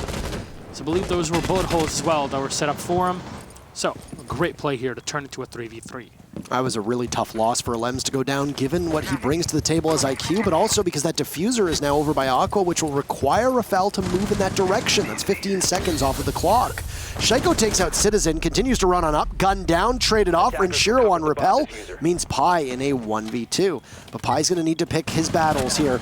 He gets the kill, heads on into Aqua, drone is down in front of him. If he does not peek, Renshiro might not have the info. Waiting on the call for the sledge. Pink's coming out, Pi goes on in! It's gonna be match point for Na'Vi. They can't lose, they can only draw. They desperately need that point in the standings, and Pi very narrowly misses it. Or almost misses it, rather. He'll be the savior on that round. 2 rounds in a row now, Na'Vi have been bailed out by an anchor clutching in the very final seconds. BDS will now fight for a draw. Unfortunately, you're trying to go plant with the diffuser before you were in the right position, or before your teammate was in the right position to cover you. And because of that, you saw that there was a reinforcement in the center of Hookah. That's the usual strategy. And on reverse repel, thankfully, with the amount of advantages that you have, one that you don't is being able to see all the way down into that plant position through those holes that were opened up at the top of the wall. And you're able to cover your teammate as he's going in for the plant. Unfortunate there for BDS. They were on a bit of a time crunch, but not enough to warrant that sort of play. They would have had enough time to kind of prepare for a plant before running into it. Mistakes were made, and unfortunately that means that BDS can't coin more than 1 point at the end of the day, as you were saying. And well, right now BDS, they are higher up in the standings. They're at 10 points compared to G2's 12 after their victory today. But Na'Vi being at 4 points, they would love to have their extra 3 so they can dive above Fours and Chaos. A reminder to everyone, as we kind of remind everybody of it every single Playday. For North America and EU, Pro League will be expanded next season, so there will be no relegations as we usually do and we usually have had for the past 10 seasons. None of that here. So you can kind of rest assured, but no team wants to be on the tail end of PL regardless.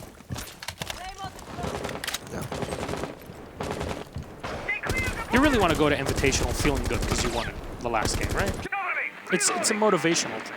I mean, I just want to go to Invitational feeling good, period, and I really hope I don't catch whatever has ran afoul of you, Emzo, and Kicks. That's my greatest concern right now. You were a bit sick when you first came in here, so I caught something from Emzo, and he caught something. What? I was not sick. Really? You weren't? No, I haven't been sick in almost a year, actually. There you go. So you're gonna be sick by tomorrow. So I mean, other than, you know, diabetes. But I mean, like, I have that's a chronic disease. I have not been, like, sick. Like, I haven't had a cold since, I think, probably around February or March of last year, if that. I do not remember the last time I had to take, like, cold medication or anything like that. Goodbye to Pi. Renshier gets the opening pick. I don't know if you got any meds for that one. Or RXWD, rather, got taken out first and foremost. So, Na'Vi looking to go for the throat. Citizen still on the vigil, has the ERC active. Renshier knows he's going to have to contest with him at some point in time, and it's going to be walking into the... I guess you could go in, but I don't know if that's the right decision right now, especially since you have no information on things. He's going to throw in a grenade. Finally, there you go. They'll be walking into it, having a drone in front of them to make sure, like, okay, there's nobody waiting for us, and there's no nitro cell being prepped for us downstairs. Shaco up top, watching the holes that have been opened up by his gadget, and he's not too far off of Renshiro, who's going to probably do some more wrecking work onto the kitchen below. Opening up as the sledge, you are obviously susceptible to a nitro cell. This kitchen defense. Caster's Curse strikes back. Yeah. Kendrew blows Renshiro sky high, and Na'Vi now only need 3 more kills. Shaco's already lost about half his HP, but that boy can frag on 1 HP. It doesn't really matter. As long as there's a gun in his hands, well, he's going to make quick work of ya. Nello prone watching. Shotgun out. Diffuser going down. He'll shake one off, losing the fight, refragged, and there it is! The kill feed is Na'Vi's, and with it the match as well. Shaco's out of the game, but Na'Vi, despite coming in dead last place, and Shaco's team, BDS, having the chance to make it close to the top. They're not going to come close enough. 7-4, Na'Vi, obviously boot camping, going well. They did not have the strongest first half, but they, boy, did they correct those mistakes in the second. Yeah, so far Na'Vi beat out BDS and Chaos. They beat Chaos 7-5. Those are an extremely close game between the two. So the point here is they've recovered, I guess, and this is the perfect time to get yourself those extra 3 points, right? It's the final Playday. I'm just making sure my mustache looks good for the camera. I got my own, actually. I know, I saw. I witnessed. Like I can twirl it. Continue story. So, right now, you're looking good if you're Na'Vi because, okay, you're out of 8th place. It doesn't mean that you're really doing extremely well, and everybody knows that. You can't really hide it. The strategies were there. But what at least it does is it kind of raises your morale going into Invitational. For a lot of people that are watching out there, a difference between online and offline play can be really stark. It can really switch up your team.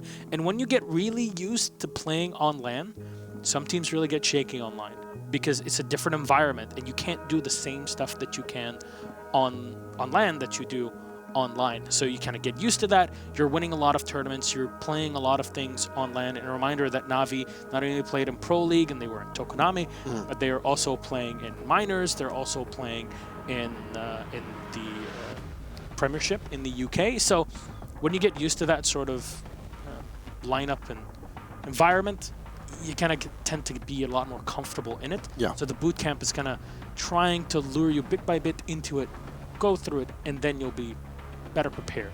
Right. Well, speaking of prepared, the boot camping has obviously done wonders. We have an interview ready with Na'Vi. We'll say hello to Kendrew. Hello, sir. How are you? I'm very well. I'm very well. It feels good to win. Does it? Yes. I was going to make a snide joke about you guys know what that feels like, but then I realized that you haven't. That would have been mean-spirited, so at least now I've said it. I apologize. It's kind of a sensitive subject. Not gonna lie. Well, that's why you're at boot camp right now, right? And yeah. Yes. I mean, the first question is always going to be, you seem to be playing more confidently. You've been taking good gunfights. What has the boot camp been able to do for this team that the previous couple weeks hadn't?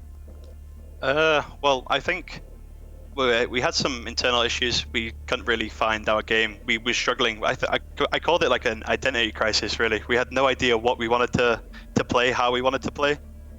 So we started fresh. We got on a whiteboard. We all sat down and we just started completely from fresh. That was 2 or 3 days ago, and ever since then, the scrims have been going like 10 times better, and everyone's so much more confident. And there's the ending this half on a win is probably the best thing that could happen to us going into Invite. Yeah, I think there's some question marks about both yours and Rogue's performances in terms of lands, and yours in particular in Pro League, and now this Group B does indeed look like the Group of Death title that it might so rightly have deserved. Now, I want to talk about somebody who's not actually playing on your roster right now, but Doki is actually at the boot camp with you. Is he providing anything in terms of a fresh set of eyes to this squad, given that he is removed from the actual day-to-day playing?